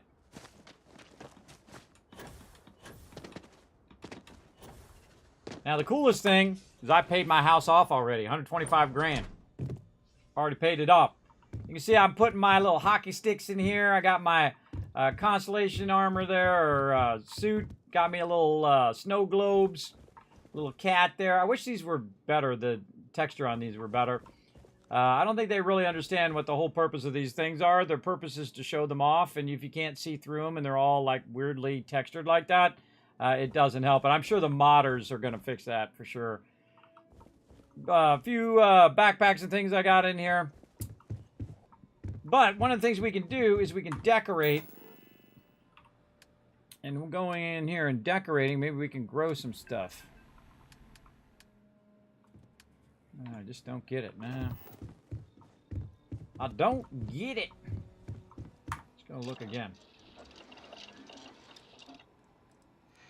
Outpost development. Horticulture.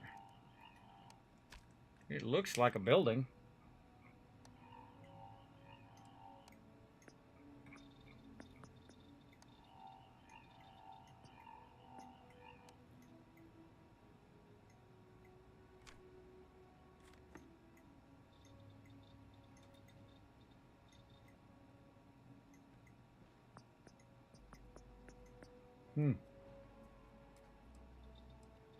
Then it tells you nothing about it. Nothing about it, how to do it, where it's at.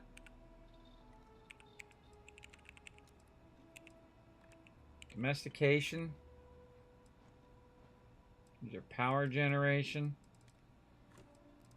Kind of feel like it should add another category called horticulture, because this is decoration, resource extraction, manufacturing, power generation, robots, outpost defense. So yeah, this looks like its own category, you would think. And then this is domestication. Maybe it's something we need to make. Horticulture. How can we make one of those? Maybe in the industrial workbench. Let's give me, let's take a look. Yeah, tell me nothing, Rope. Tell me nothing. Everything's obvious once you already know, but once you, if you don't, then you don't, you know what I mean? Pharmaceutical, weapon workbench, space workbench, that wouldn't be any of those, I wouldn't think. The pharmaceutical lab, nope. Man, let's just check them all. This is going to be guns.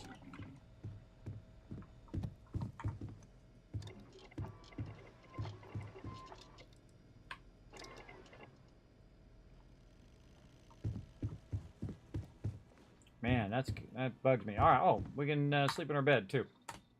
Get some XP. Get up and get going. We've got the stars to explore. True that.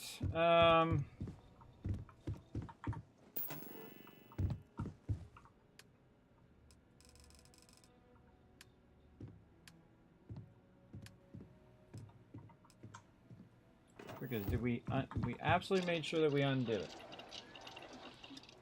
Outpost development. These are all different categories in the outpost development. Horticulture 2.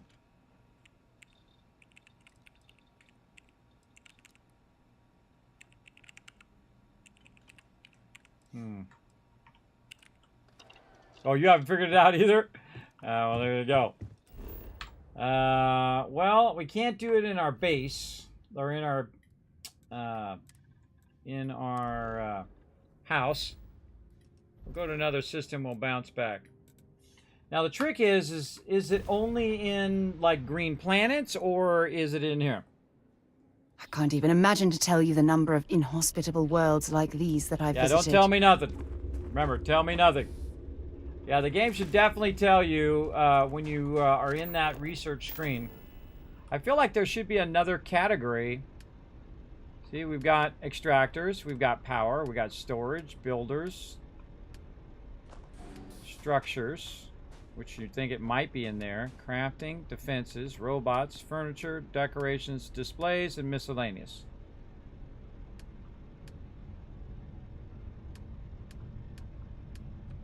And I feel like this is something they need to fix as well. Sure, it doesn't come with a manual, but that doesn't make it more fun because it doesn't come with a manual. It actually makes it more annoying after a while when you have to try to figure stuff out that should be, you know, a quick little tutorial on, okay, you've unlocked this thing. This is how you do this thing.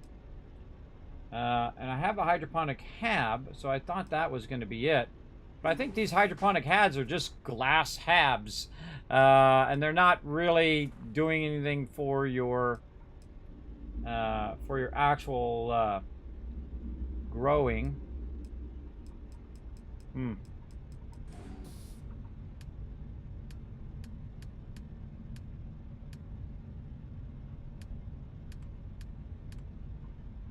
Okay, so if it's not there...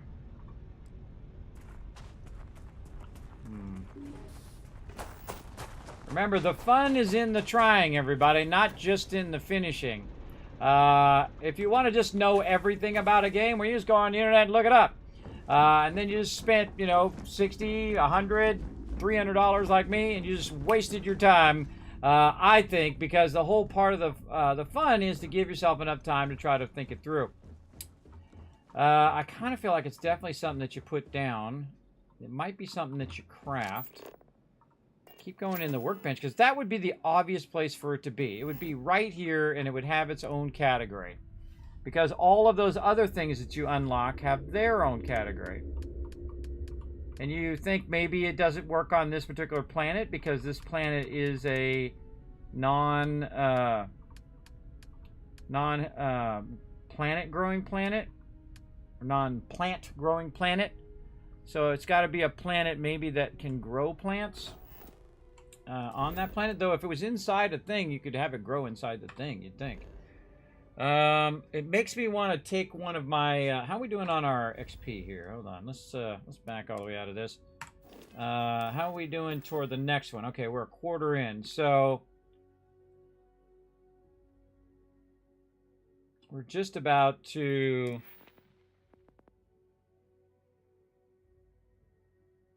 allow some plants to be cultivated at your outposts. So some plants to be cultivated at your outpost. Harvest 20 organic resources from plants.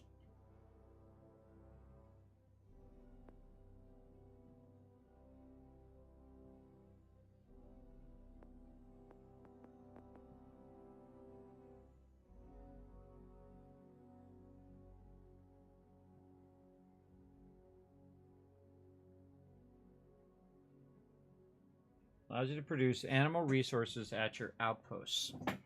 And it looks like something that you could put down when you're unlocking it, and then the other thing looks like something you could put down.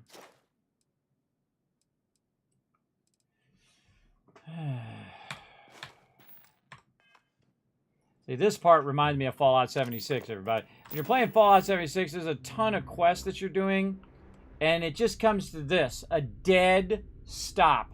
And there's like no reference as to what to do next. And so you're just kind of going, I don't know. I don't know. Don't tell me. I'll figure it out. And the sucky thing is the second I log off, everybody, is the second I'm going to think of it. Or maybe not. We'll see. That's usually what happens. So chair, couches, benches, stools. So it's something that we would craft. It would be something in the outpost. But it says we can do it at our outposts. So that should be an obvious one. But again, it may be that this location is not a great place for raising plants. And we had the other location, which it didn't show up there, which is a plant-based location. What other locations have I done that could potentially... There. We went to Soul and extracted platinum somewhere. Where am I extracting all my resources? Let's just take a look at that. Got them all written down. Okay, let's see. Aluminum, helium, iron, nickel, Olympus, Tolman. Oh, Vega. Vega's where I got the titanium going. All right, let's go look at Vega out here. It's way out here in the middle somewhere. Or nowhere. There it is. Can't remember what that planet is like. Planet is it? Chemical atmosphere. Yes, it has dysprosium and lead over there. I didn't even note that. Let me note that in my outposts.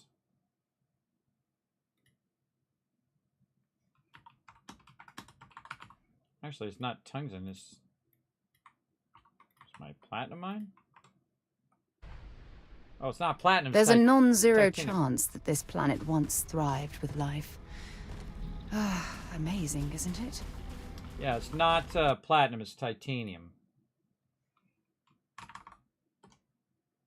Titanium. Oh, boy. Titanium is the name of the mine, and this mine is extracting...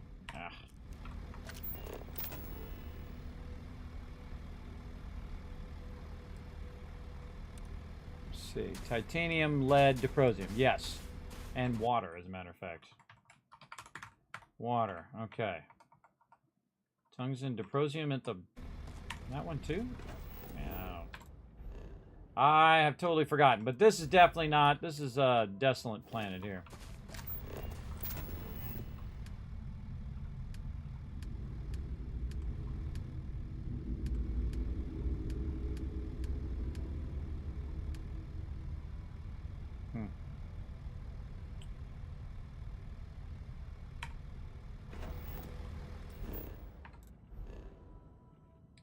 I'd say our silver one is definitely the one that would have the highest chance.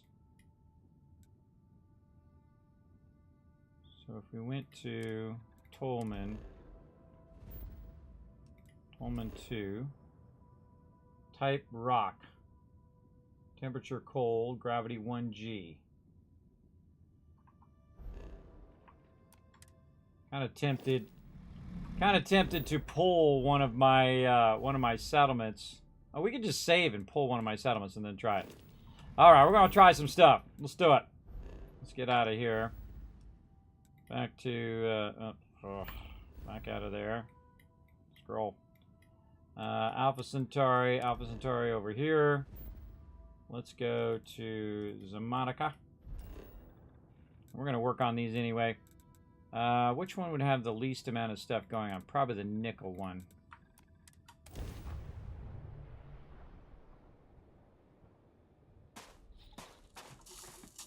Can't remember what I even got going here.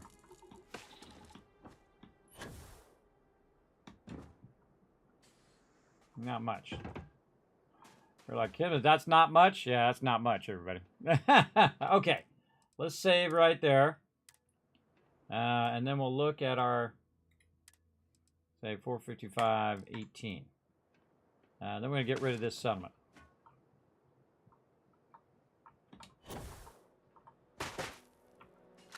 First, we'll try.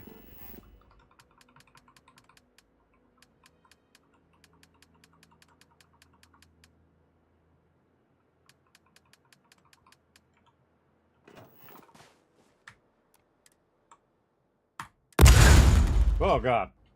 So loud. All right.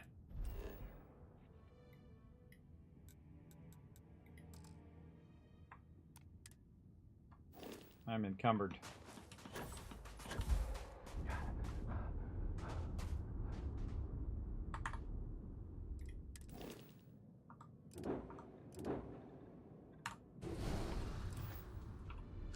You're still changing because the thing doesn't go away until you fly away.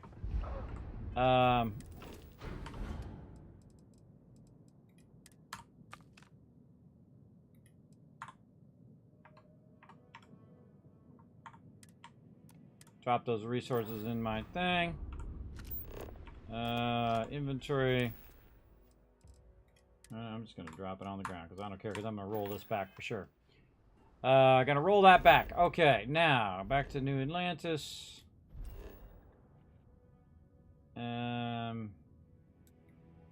Fauna and flora is abundant. Go to New Atlantis. And we know right where to go. Because I had actually built a base here on New Atlantis. It's supposed to be my central base. Yeah, we want to jump. We want to jump to the lodge. All right. Now remember, everybody, no backseat gaming. Don't tell me nothing. Tell me nothing. Don't try to give me hints. Don't try to tell me nothing. Because my mods or me will permaban you. Because I think the very fact that I have to put that up there tells you how many people come in and don't read the chat rules.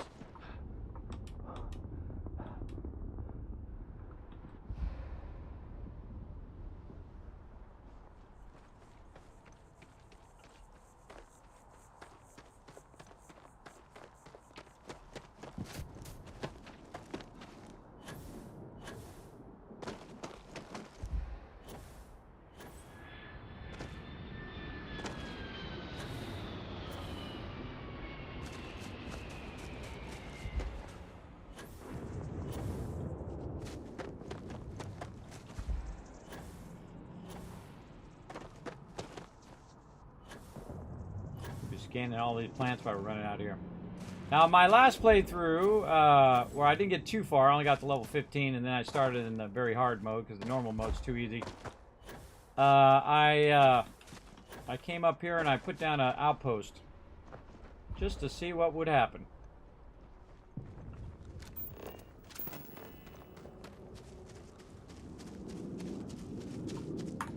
You're quite handy with the building materials. Okay. Firing minds want to know.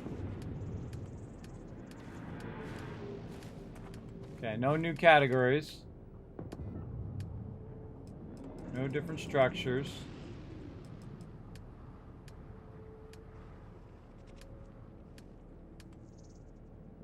Hmm.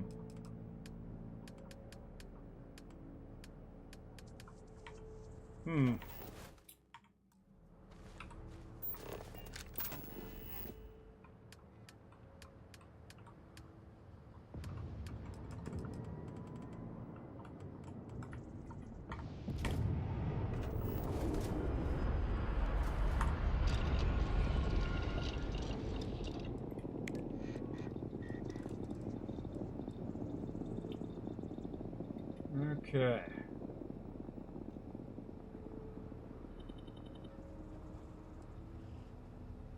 Which is there.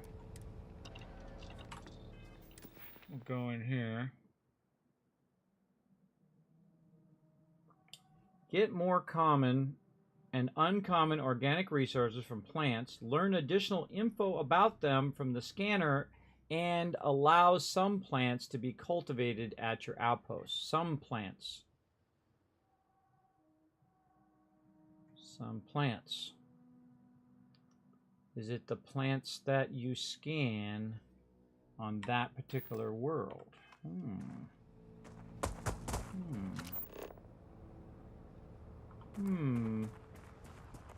Let's go find some plants. Over here. Oh, wait. You know what else we could do? We can make one of them big scanners. I actually have a use for them big scanners. Let's see if I can build one. Where are those big scanners? I never use these scanners, but I built one anyway. Scan booster. Beryllium and copper. Nah, I didn't bring any. Oh well. Okay. Spiral creeper. 14% scan.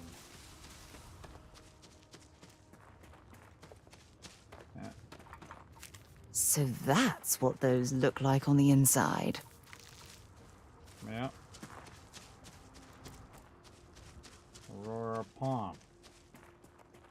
So, I think we gotta scan some stuff. Let's go try that. Don't tell me. Don't tell me if I'm right or not. Again, tell me nothing. Don't get banned, because I literally give away thousands of dollars worth of free stuff here in the channel.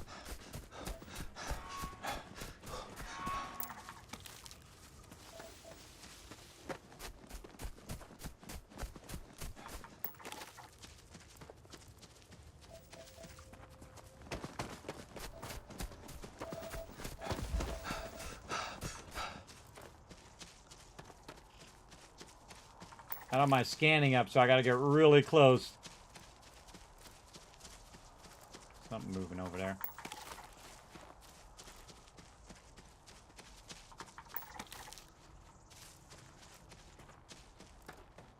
Bossy stickweed.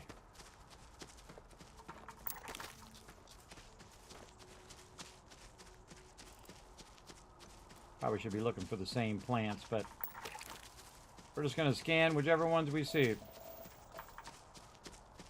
And some of this too while we're at it. Yeah, we never even came back out here and scanned all these. Oh, getting my scan on for my botany thing too.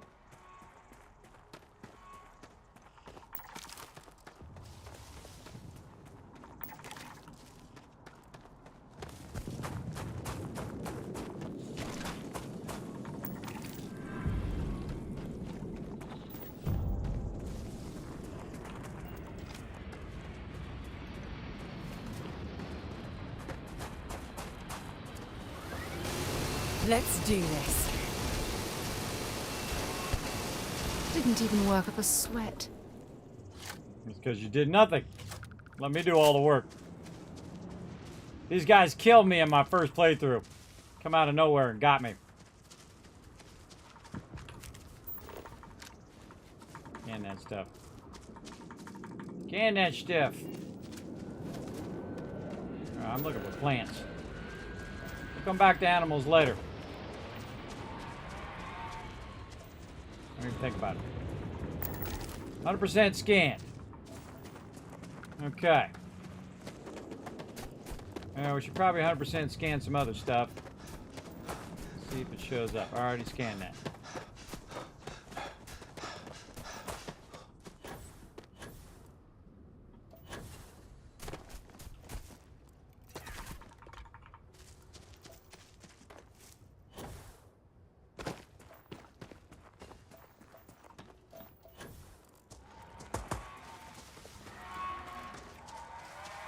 This is making that noise.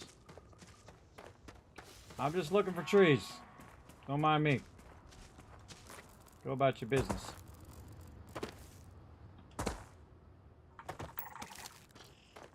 %, scanned. Sometimes you double back on the same thing you already did. It happens. I didn't get that one before. Alright guys, just passing through.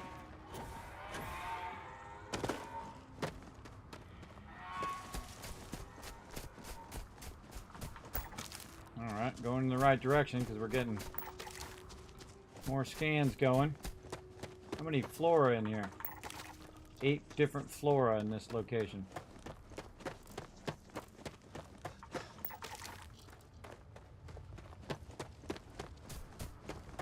Gotta pick it up anyway. I already scanned that one. Getting lots of resources. Whoa, whoa. Baddies alert. Couple baddies over this way too.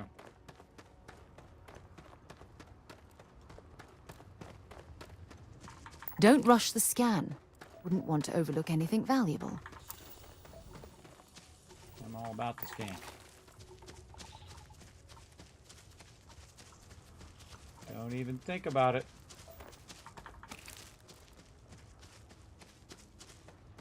Wandering the backwoods over here, everybody.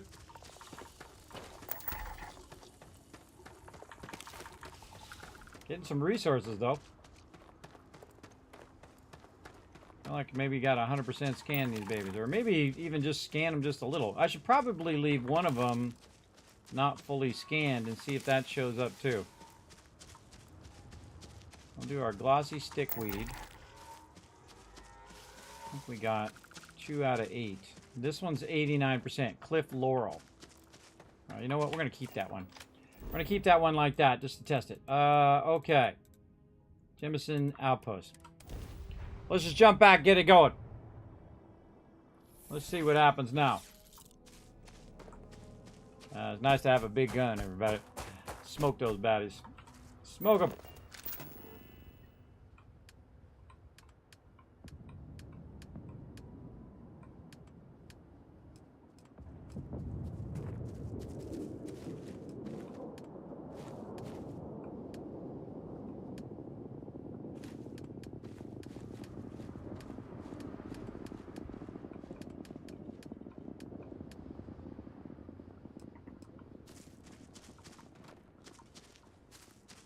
Don't have the lead and stuff for it.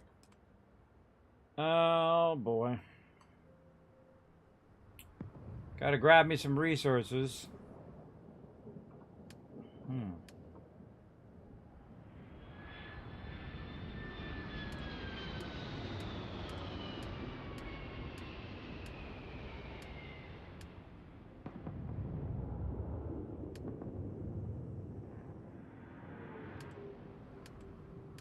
That is tricky.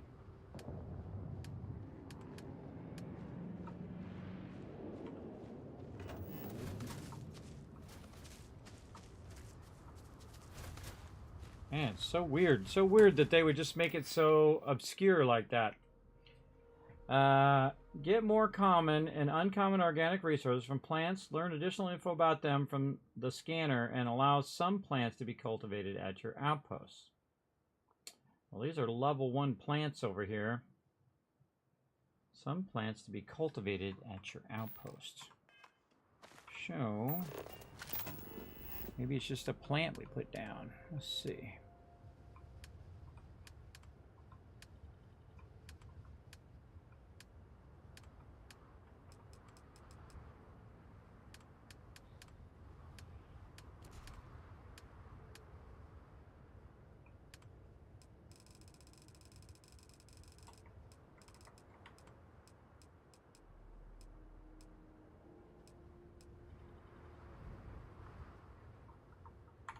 Making this place feel like home? Gotta find where I put that plant.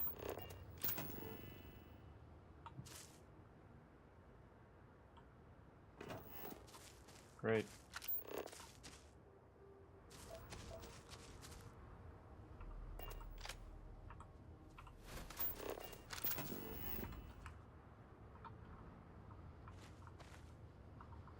That'll teach me not to put it in an easy place. Right there. Nope. I lost my plant.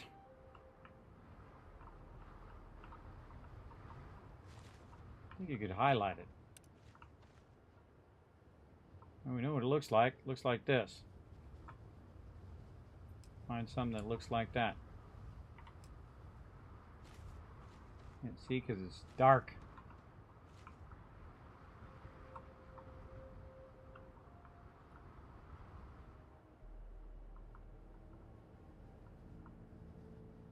Should have put it down right by my thing here. I think it's right here. Nope. I know a way to fix it.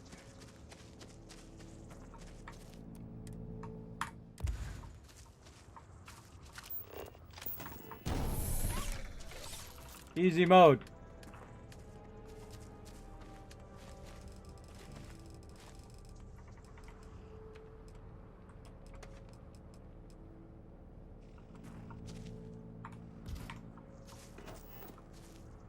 Modify the plant. No.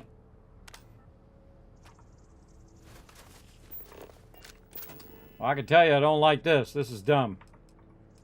This is dumb that you can't pick what you... it doesn't tell you any reason on how to do it.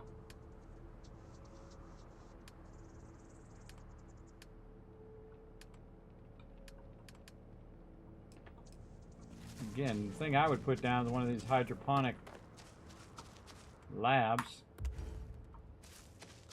Start to grow it in there.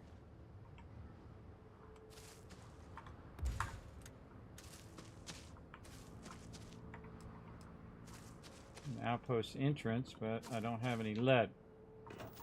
Alright, let's leave it for a second. We'll pop over here and go get our lead.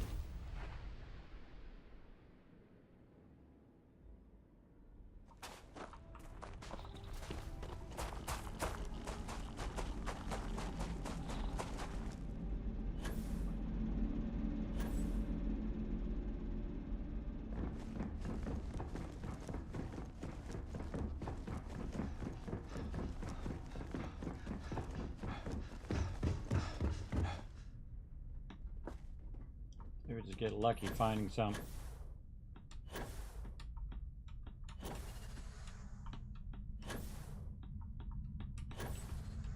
That's a big fat no.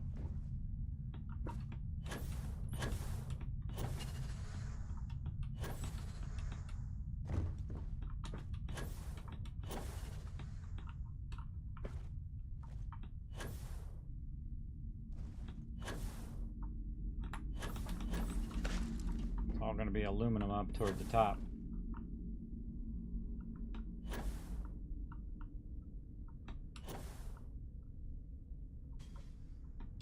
We could just go to our lead mine and get it there, but thought I'd just try to see if I get lucky here. Oh, I think there's some in my ship too.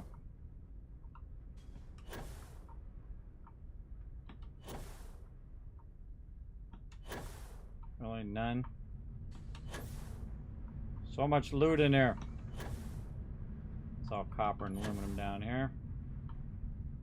Might be in there, and it just you got to scroll down. Oh, yep, right there. I was just straight up lucky there.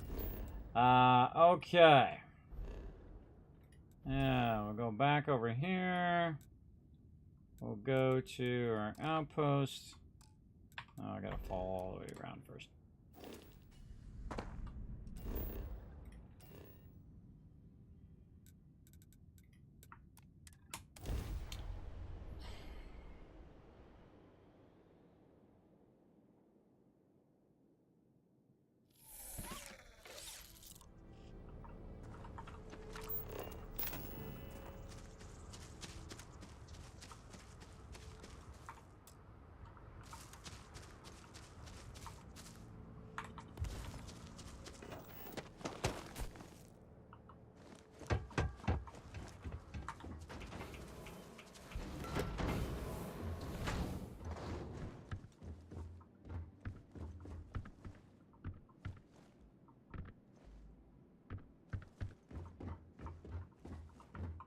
This is some sort of control panel. That is so weird that they just don't tell you how to do that.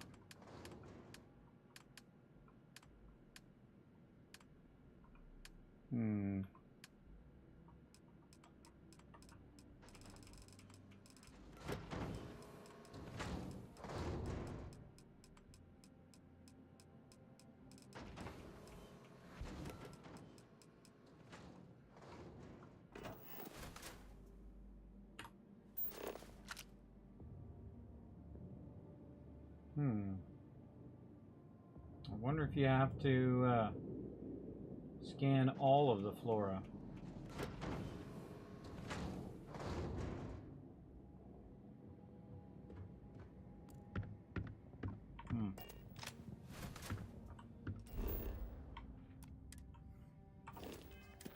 Seems like an odd thing to put in there and then have an actual model for it, and then you go in to try to do it and it doesn't show up.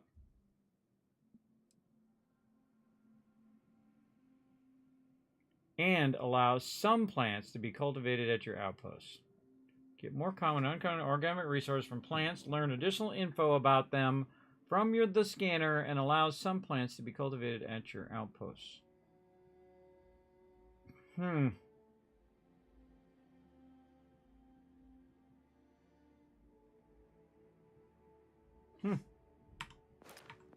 That is an interesting one. Let's put our research thing back down.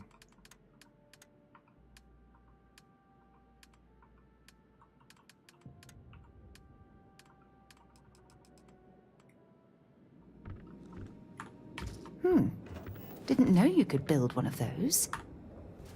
Sure could.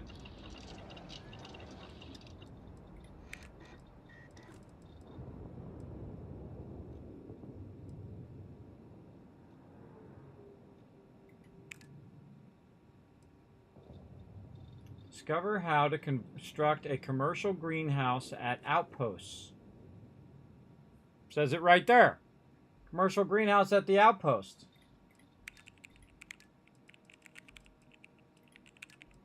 Discover how to construct an industrial greenhouse at outposts.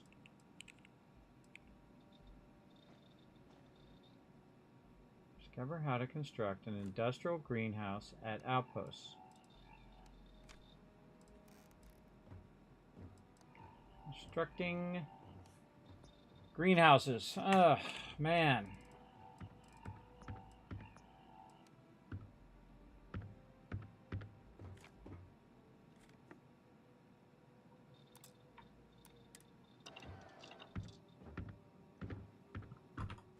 I don't know, it's got me stumped. Don't tell me. Do not tell me. Over all this again. I thought maybe it was something to do... Oh, advanced wind turbine works here. I thought it had something to do with the planet it's on. Like it's got to be on a planet that actually has flora and stuff.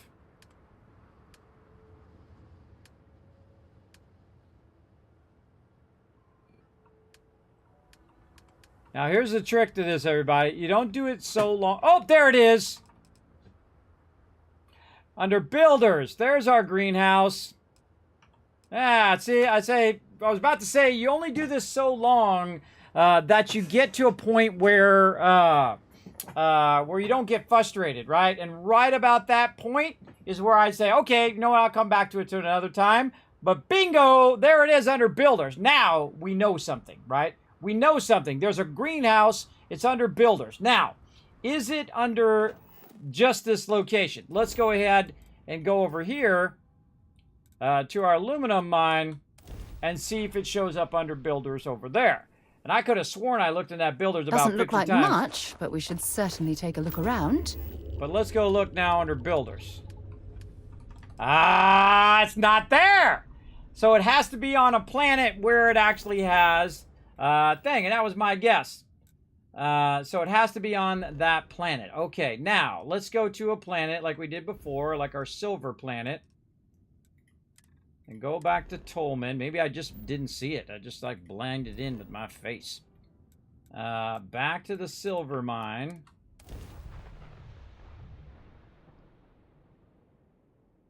Over here. And then we'll go look under builders. And it's not there. But if we went and explored some plants, maybe it'll show up under builders. Let's go check it out. It's a very dangerous planet too.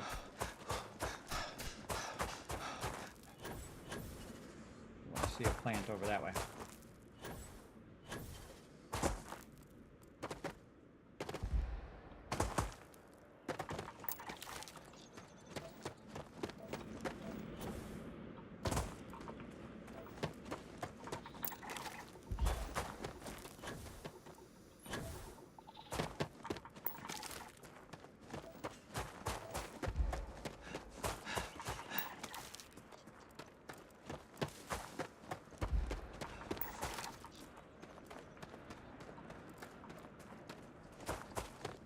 I told you I'd figure it out eventually, or I wouldn't. Right, again, figuring it out is part of the journey. That's what you paid for. That's what some people have paid for anyway. I know that's what I've paid for. Oh god, do I have no packs back? I think I don't have any packs left from all that building and injuring myself. I got med packs. I should use a trauma pack to get my health going.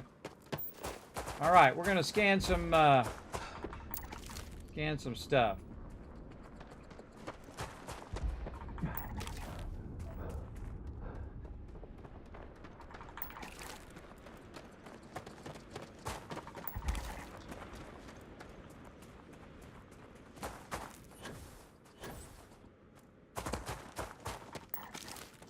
Kind of sucks that it's tied to the actual planet itself. You can't then do that somewhere else because, you know, now that you already know what the plant's all about. I'm gonna get a bunch of these in case the one that I pick is not the one that I can grow.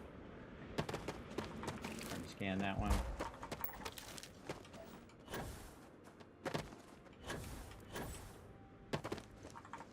Maybe any of the ones you scan is the ones you can grow. Alright, we'll get 3 of them.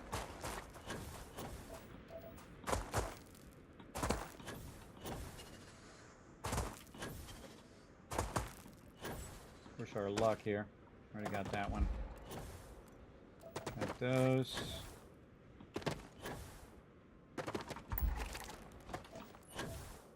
Got that one already.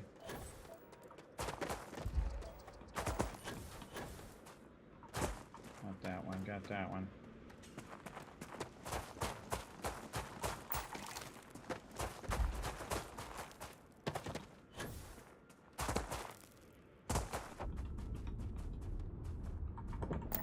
Bingo. All right. Back to our base.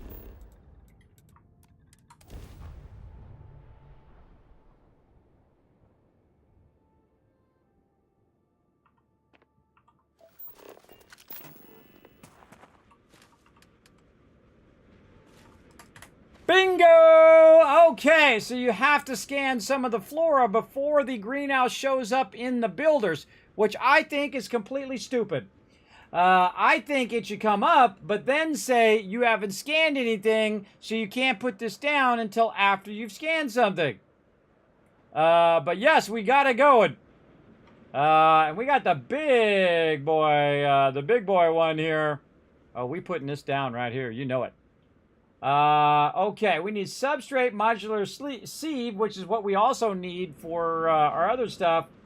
Maybe we'll just use our smallest one and just to get that going. Fluorine and reactive gauge. Okay, now what we do is we roll back the game.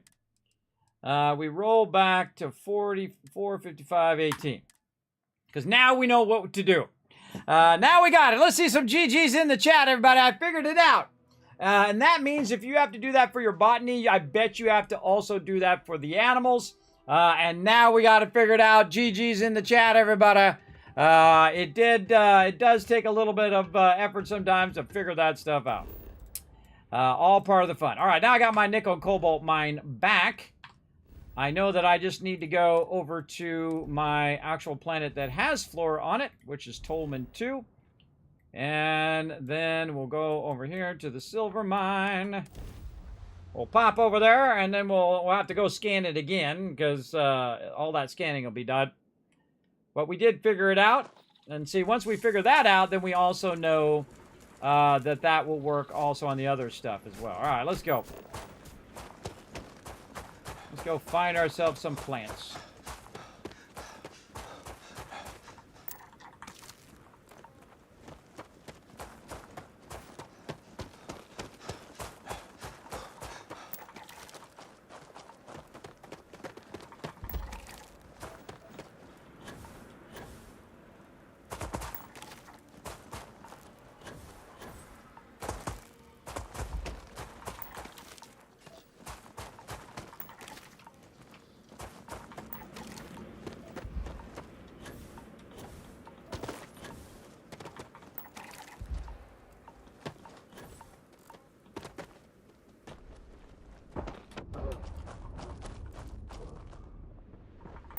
Hope you've calibrated that thing. Have not at all.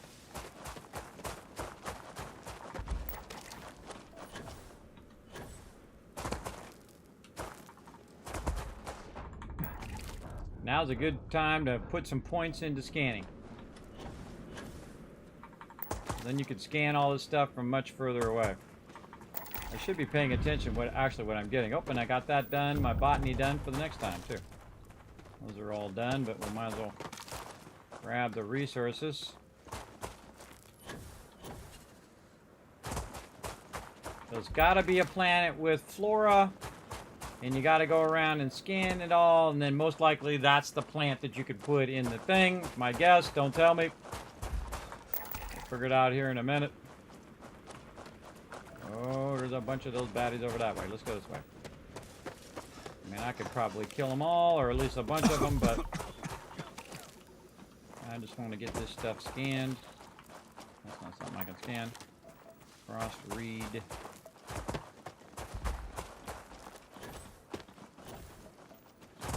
Scanned.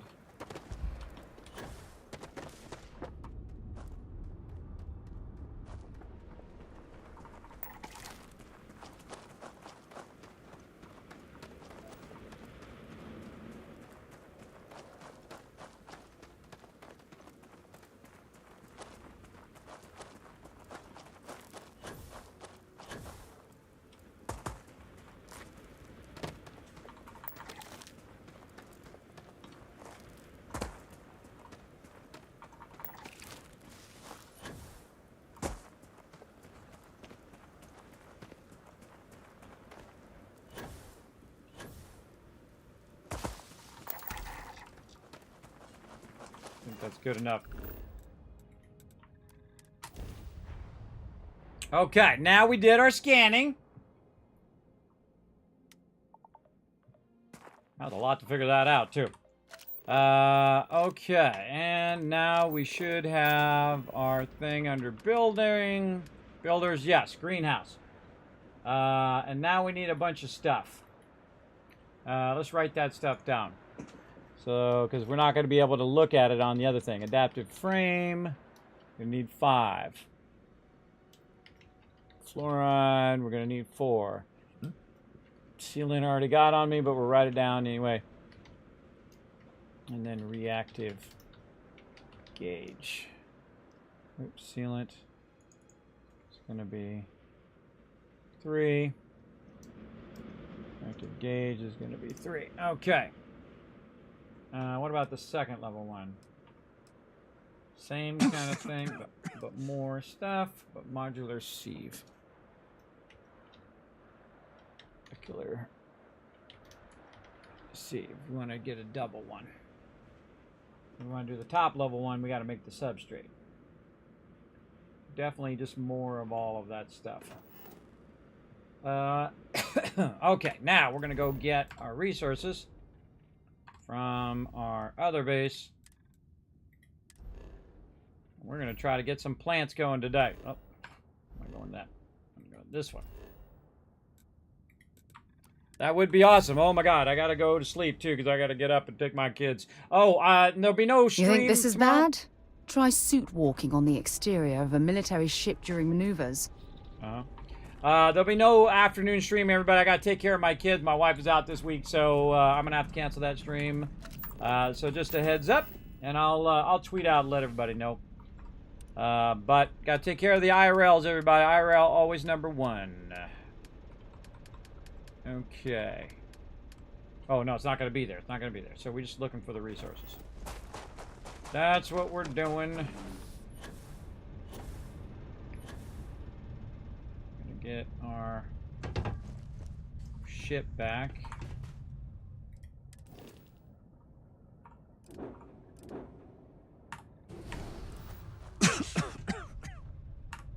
Sort of annoying cough going on. Cargo hold. What do we got? Not much. So we need adaptive frames. Those we probably got inside.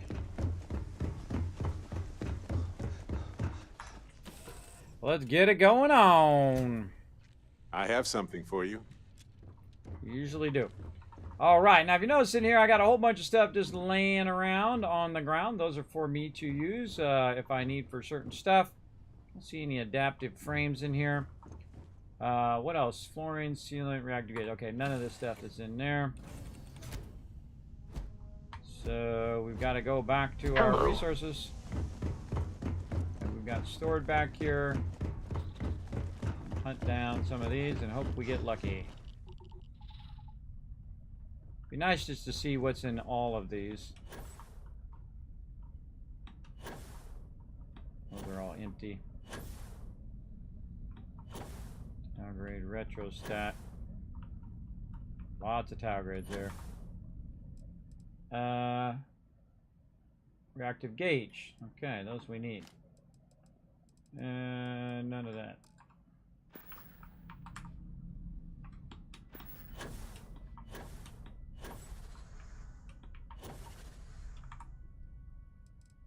More reactive gauges, but I think we have enough.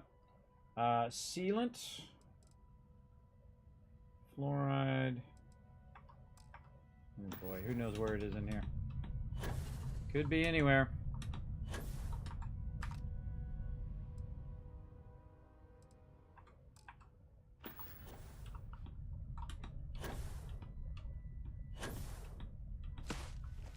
What we got over here? Oh, sealant is a fluid. Duh. Sealant, fluoride. Maybe that's over here as well.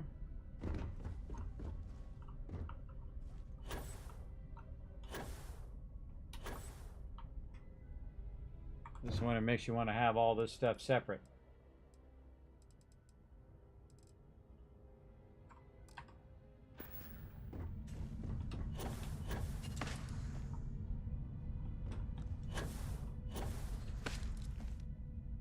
Chlorine.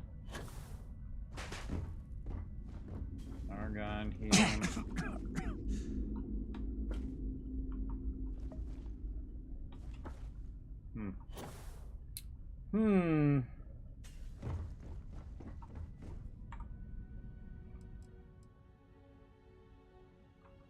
Oh, fluids. So we got, what do we got? Reactive gauges. We got the sealant. Reactive gauge. Go green on that one. Sealant. Adaptive frames, which we didn't grab, but we could just make at this point. Okay, adaptive frames are definitely in here somewhere. Unless I used them all up. That's a good question. Let's go see how many are actually here. Best way to find out is just to go make a thing. We have 100 adaptive frames somewhere.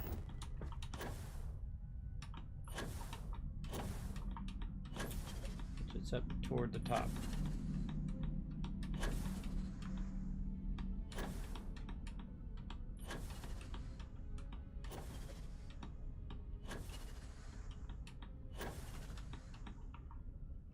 Doesn't look like we're going to be able to get up there. Okay.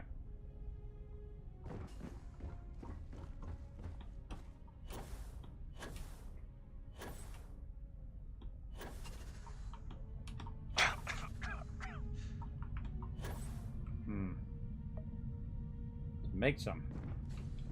Just make some.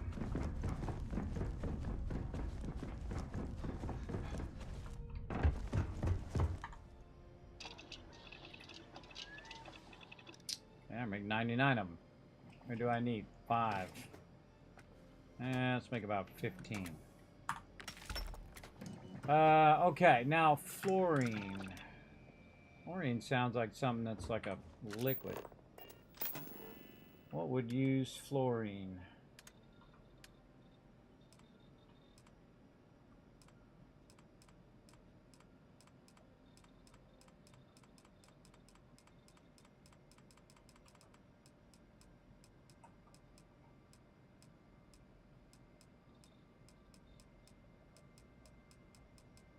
I might go looking for it and then I don't got any.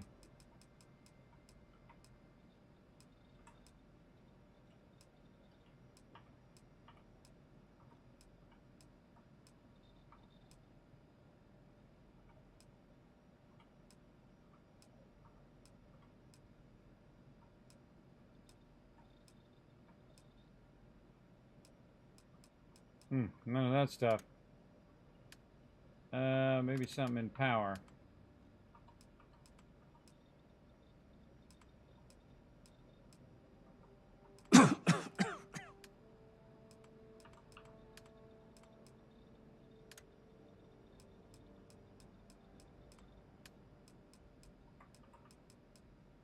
Trying to find something that actually makes it. Right there, fluorine. I have 100 of it. Okay. So I do have fluorine. If I put a turret down and I pick it up, does it give the fluorine back to me? Guess we're about to find out, aren't we? How much is in there now? 99. So if I then delete this, where does that fluorine go? I guess we're about to find out, aren't we? It didn't go in there. Maybe it went into my ship. It sure did. Okay, well, there's a tricky way to work around it. I don't have to track it down. I can just build it and then take it back out. Tick laser turret. There's one that has a lot of fluorine. 3. This one has 3. And there's 2. Alright.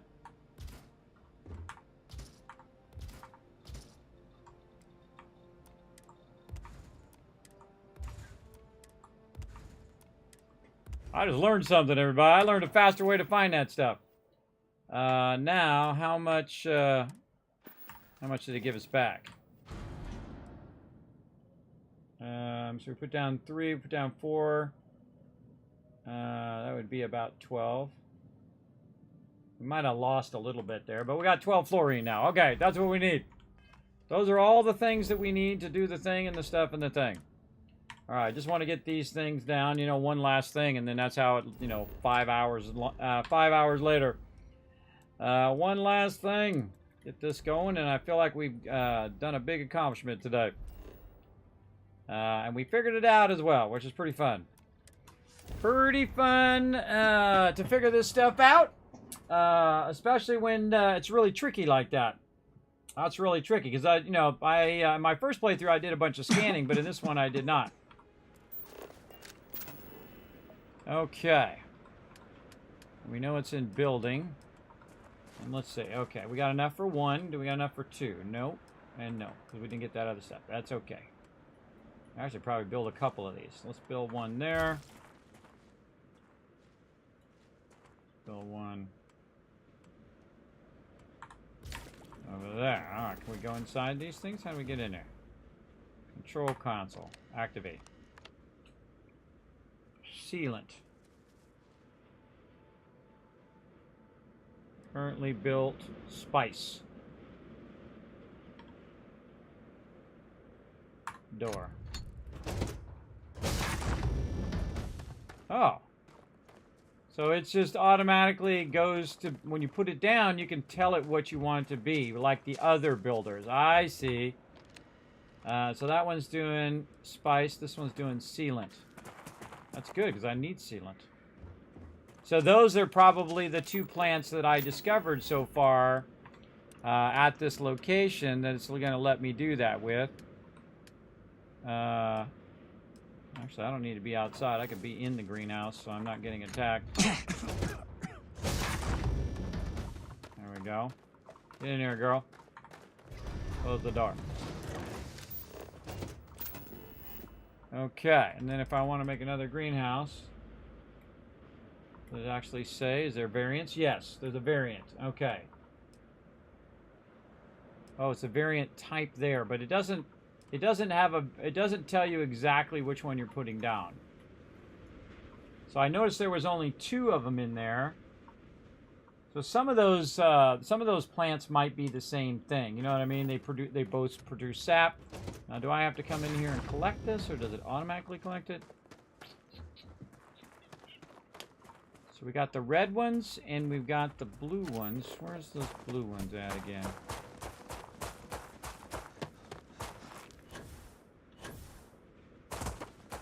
Over there is one.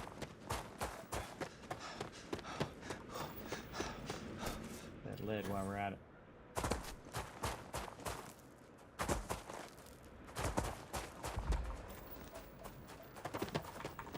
Scan any promising leads? Yeah, some silver there. Okay, this produces what? Resources sealant. Sealant. Nutrient. Sealant, nutrient.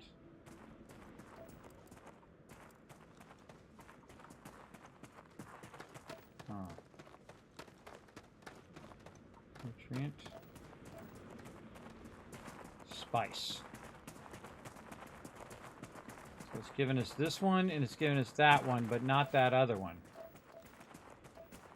I bet you there's some more plants we haven't even scanned around here somewhere.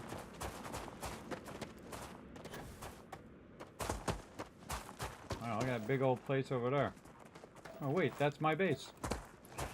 Scan some lead. Lead. See if we can find another plant we haven't seen yet. Frost reed. Willow. Wow, look at all the plants in here.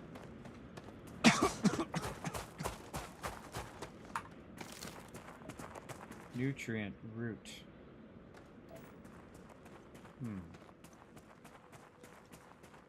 Sealant. It's going to give us sap. We should be writing all this down. I feel like getting back to our plant spreadsheet after this. Now that we're getting into botany.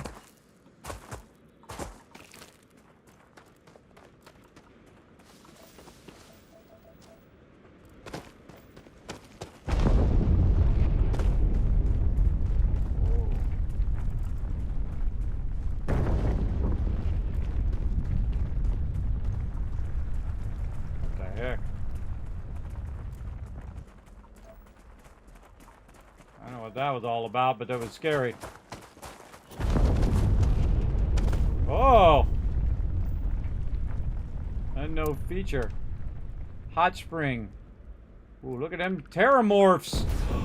Oh my god, there's terramorphs down there. Oh, that's why they told me to stay away from this planet. Now we know. And he's still doesn't discourage me from running over here. I should probably mark that area. Just to remind myself.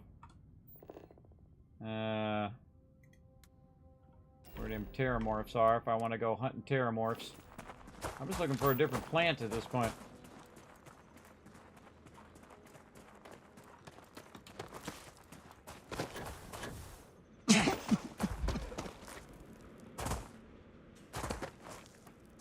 This darn cough.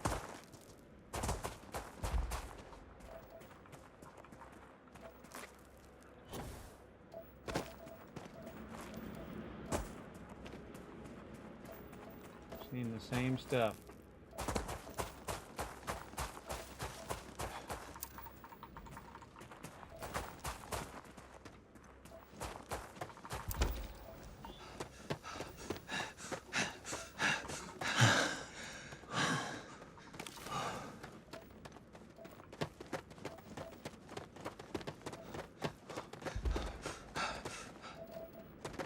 Might have to go to a different part of the planet or something. Seeing the same stuff over and over and over.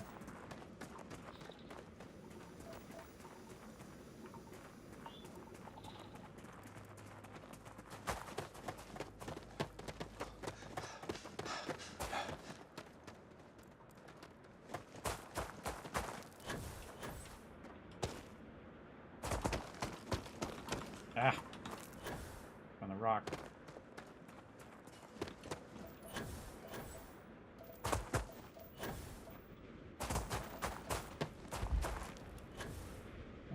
We know there's different types of flora here, but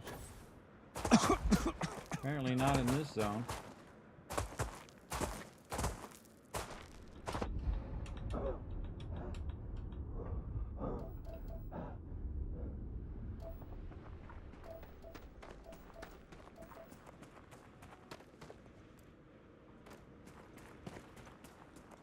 That definitely looks like Terramorph territory to me.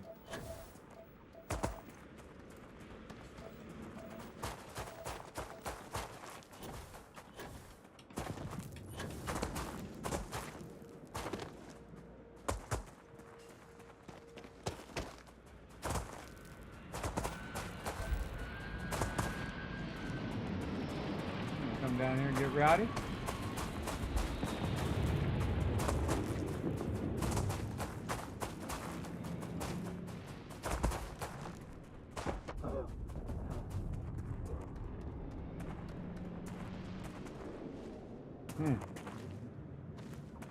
Tempt me to go up there and see what those people are doing up there.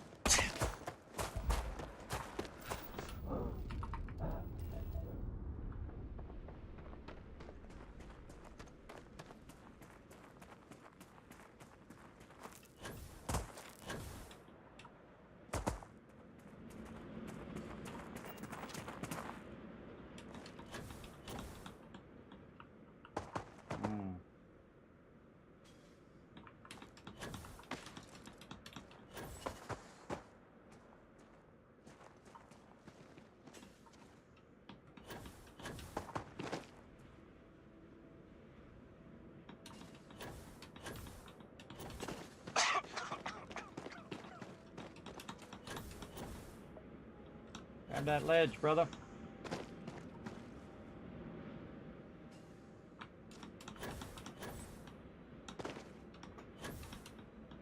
Oh, almost had it. Just jump off of there and use your jetpack. Fine, I'm gonna go this way.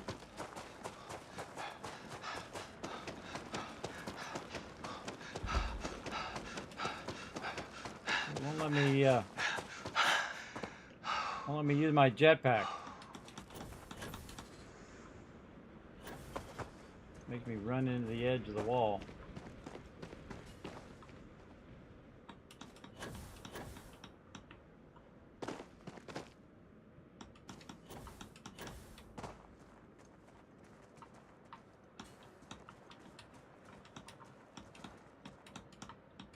Let me jump. All right, we'll go this way.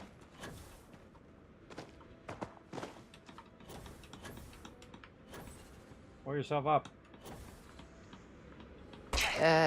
You okay? That was a hell of a jump.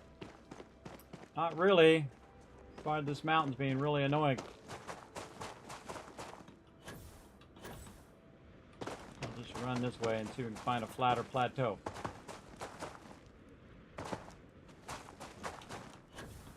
Not a big fan of the way they design these mountain edges, but they just slide down. Pull yourself up. Don't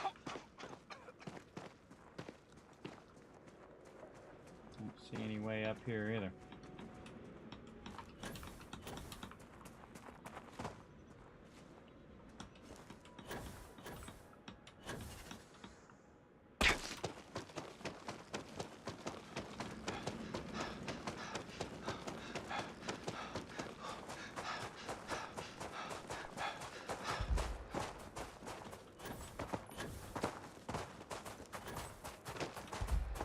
Weird how these edges work. How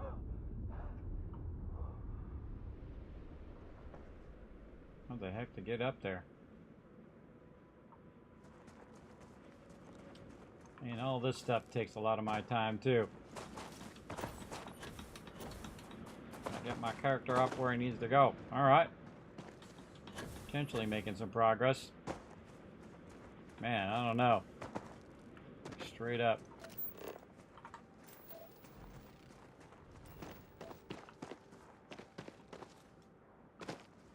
We did make it to the higher area at least.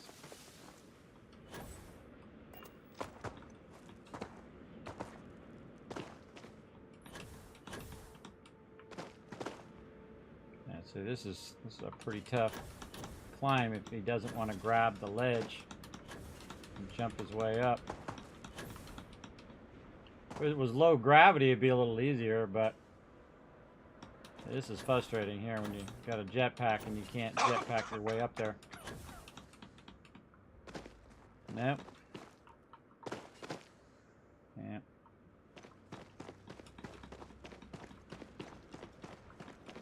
Sliding me back down. Maybe there's a road that goes up there. Oh, see, you knew the road the whole time? You didn't tell me? What's up? See some more plants, let me know. Trying to get up to where this ship was, but can't seem to find the way up there.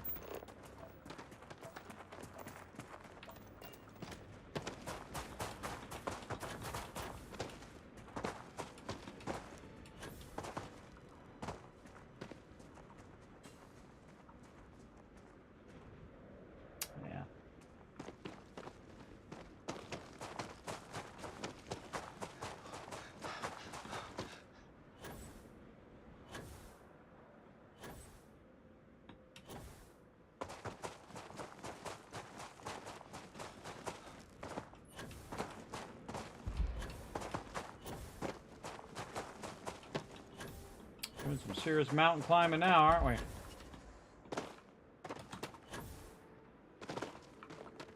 Yeah, it's not going to happen. That seems way too steep to me.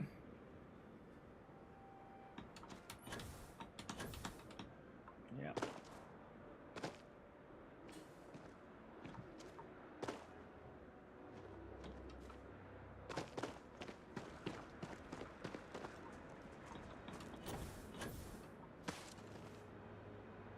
Huh.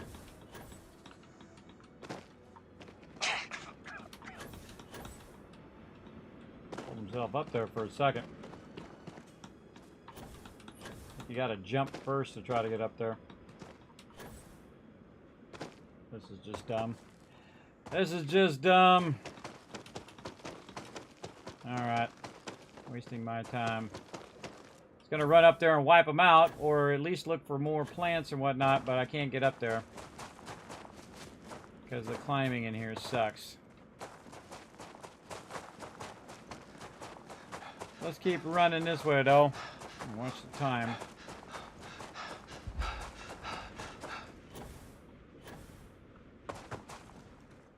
If I had a more powerful boost pack, maybe I could get up higher. I don't know. Or find the road up there. It might be like an actual road that you can follow.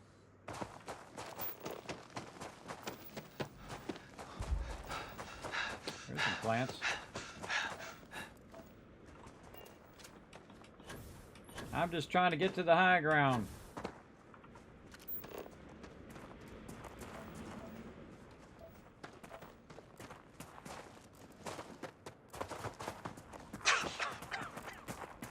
Sarah Morgan keeps popping up. Like, what was that?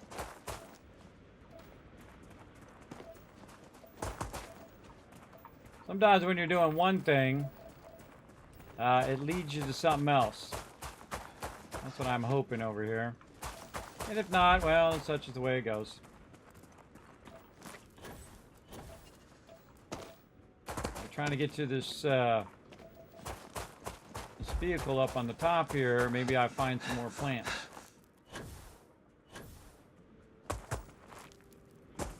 Plants all look the same. If there's any way up there from this side. Whoa, look at them all.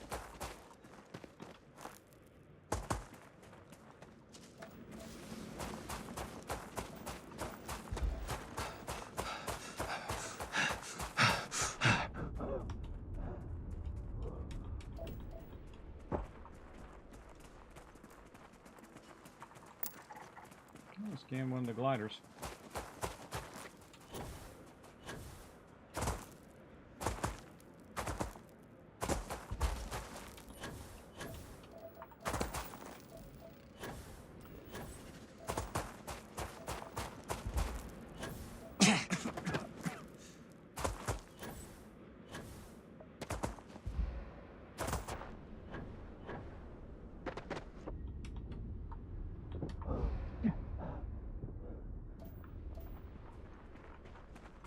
Anything yet, girl? Man, you keep getting ahead of me. You're like a magician. Maybe this is how we get in through this Anything over here? Hope we end up with something at the end of this great adventure here. A lot of lead here. I wonder what else is here with this lead. Oh, this looks like potential here.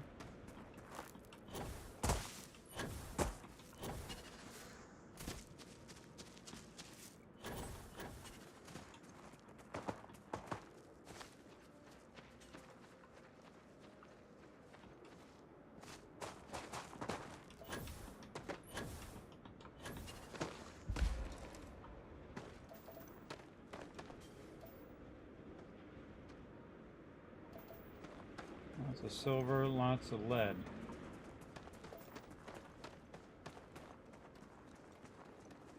I don't even know where that ship landed.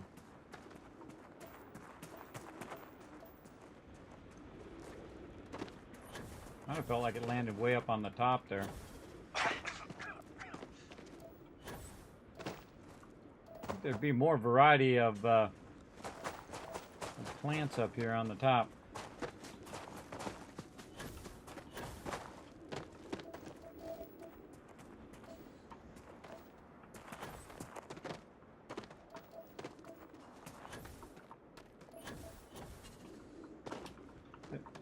Get up there.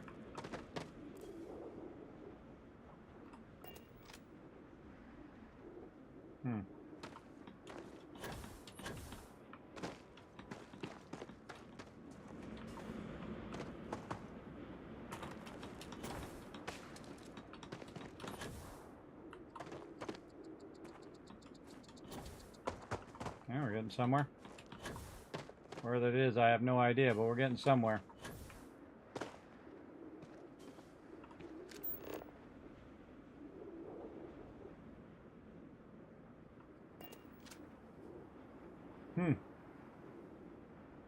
Yeah, it's like they landed up on top of that mountain. The base is back that way. I feel like we ran all the way through all that other part.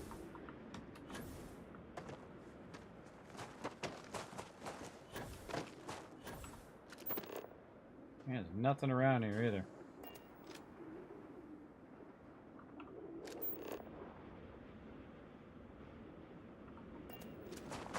A whole lot of nothing. I don't think we can get up any higher.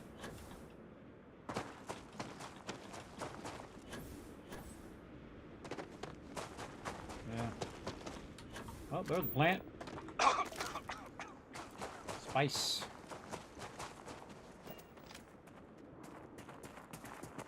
Well, doesn't look like we're going to find anything else. Bouncing back. I kind of feel like you might want to land on different parts of the planet to find more. So we found 3 different plants, but only 2 of them are the ones that we can actually grow. And I don't know if I have to manually come pick them up, let them grow for a while, or does it automatically put it into something somewhere? Something we'll have to find out, won't we? So does it have to go into a storage? That's a good question. Do we link with this? Oh, it does link. So it probably has an output, and it's probably going to need to go into a storage as well. What if we just look at that thing, or we go... Ah, it's got its own... It's got its own storage. It's going to hold 3 things in there. Ah, okay. So then we can output it and put it into other things. Okay. All right. We learned that. We learned a whole lot today. Holy mackerel. All right. So we'll come back and we'll check back in on that in a while. Let's go ahead and head back to my home base over here. Man, we did a ton today. We did a ton. And we got to get all of our manufacturing back up and running as well. We'll get into all of that. But for right now, let's go ahead and run this way. Now that I know that's not actually affected by the greenhouse, that I want to make my base like that, so it just has, it's like a glass base. right? That's all that really is. It's just a glass opening. So that when you're in your base, it's just like, you know, wide open and beautiful like this. Makes me want to just redo it. Let's see what else we were going to do. We're going to save. That's number 1 right there. Then we're going to pick that up again tomorrow, 10 p.m. Eastern Standard Time. Let's go.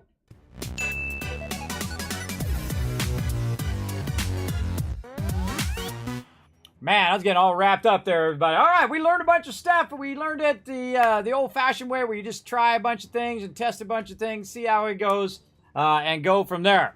Again, everybody, appreciate y'all hanging out here in the stream. I'm going to head on out of here because I got to take care of my kids today. Remember that I will not be here for the day stream. Sadly, I'm missing out on my 76 time, big time. I'm doing so much IRL stuff. Don't forget to go all these social media, show some love over there. If you're watching on Facebook or YouTube or wherever, make sure to hit that follow button or hit the subscribe button over on YouTube. Hit the like button down below on this YouTube video, as well as leave a comment, hit that bell. You know what to do over there on the YouTubes. Everybody else, make sure to hit that follow button. Check out all the other social medias here, Discord, the website, as well as the best way to support the stream, patreon.com/Kismet. You get your name like all these awesome people right down there, as long as you are a patron, and you'll be at the end of every stream and every video right there. Thanks to all these awesome people scrolling up here as well for getting on the Kismet love train tonight and showing so much love. I just want to keep going, everybody. I just want to keep going in Starfield. I tell you, get all wrapped up. Now, normally I do stream during the day on Tuesday, Wednesday, Thursday at 3 p.m. Eastern Standard Time. We do some Fallout, but a lot of IRL stuff going on. Trying to get that stuff resolved first. And then, of course, Tuesday, Wednesday, Thursday nights, 10 p.m. Eastern Standard Time for some Starfield. Lego stream on Friday at 10. And then Alpha 21, 7 Days to Die on Saturday at 10 p.m. Eastern Standard Time. You can always see this schedule on my Discord, on all my social media. It's pinned to the top of my Twitter as well, X-Twitter, as I like to call it. And I do stream live on all 4 platforms, Twitch, YouTube, the other one, Kick, and Facebook, each and every stream now.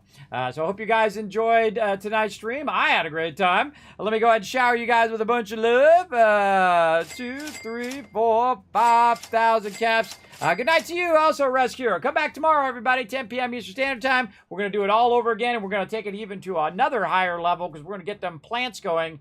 And then we're going to say, oh, wait a minute, we need to make a bunch of outposts on flora and fauna worlds where we can also scan a bunch of animals, put those animals in there, and see what happens with that, right? We're going to do that hopefully this week. We'll see. We'll see if we get to that. We're going to try to unlock all of our some more outposts as well. But now we know the trick. We know the trick is you got to go to a planet that has flora or animals, scan those animals, and then it will show up, which it should automatically show up the second you unlock that botany. It should show up there and say, oh, you need to scan stuff. That's why you have nothing in here.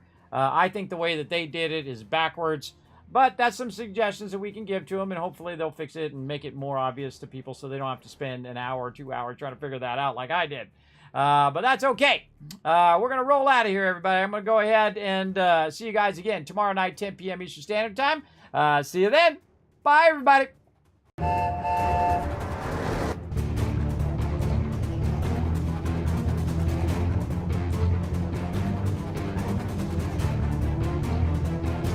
Hi, this is Norbert. Thanks for watching. Hit the subscribe.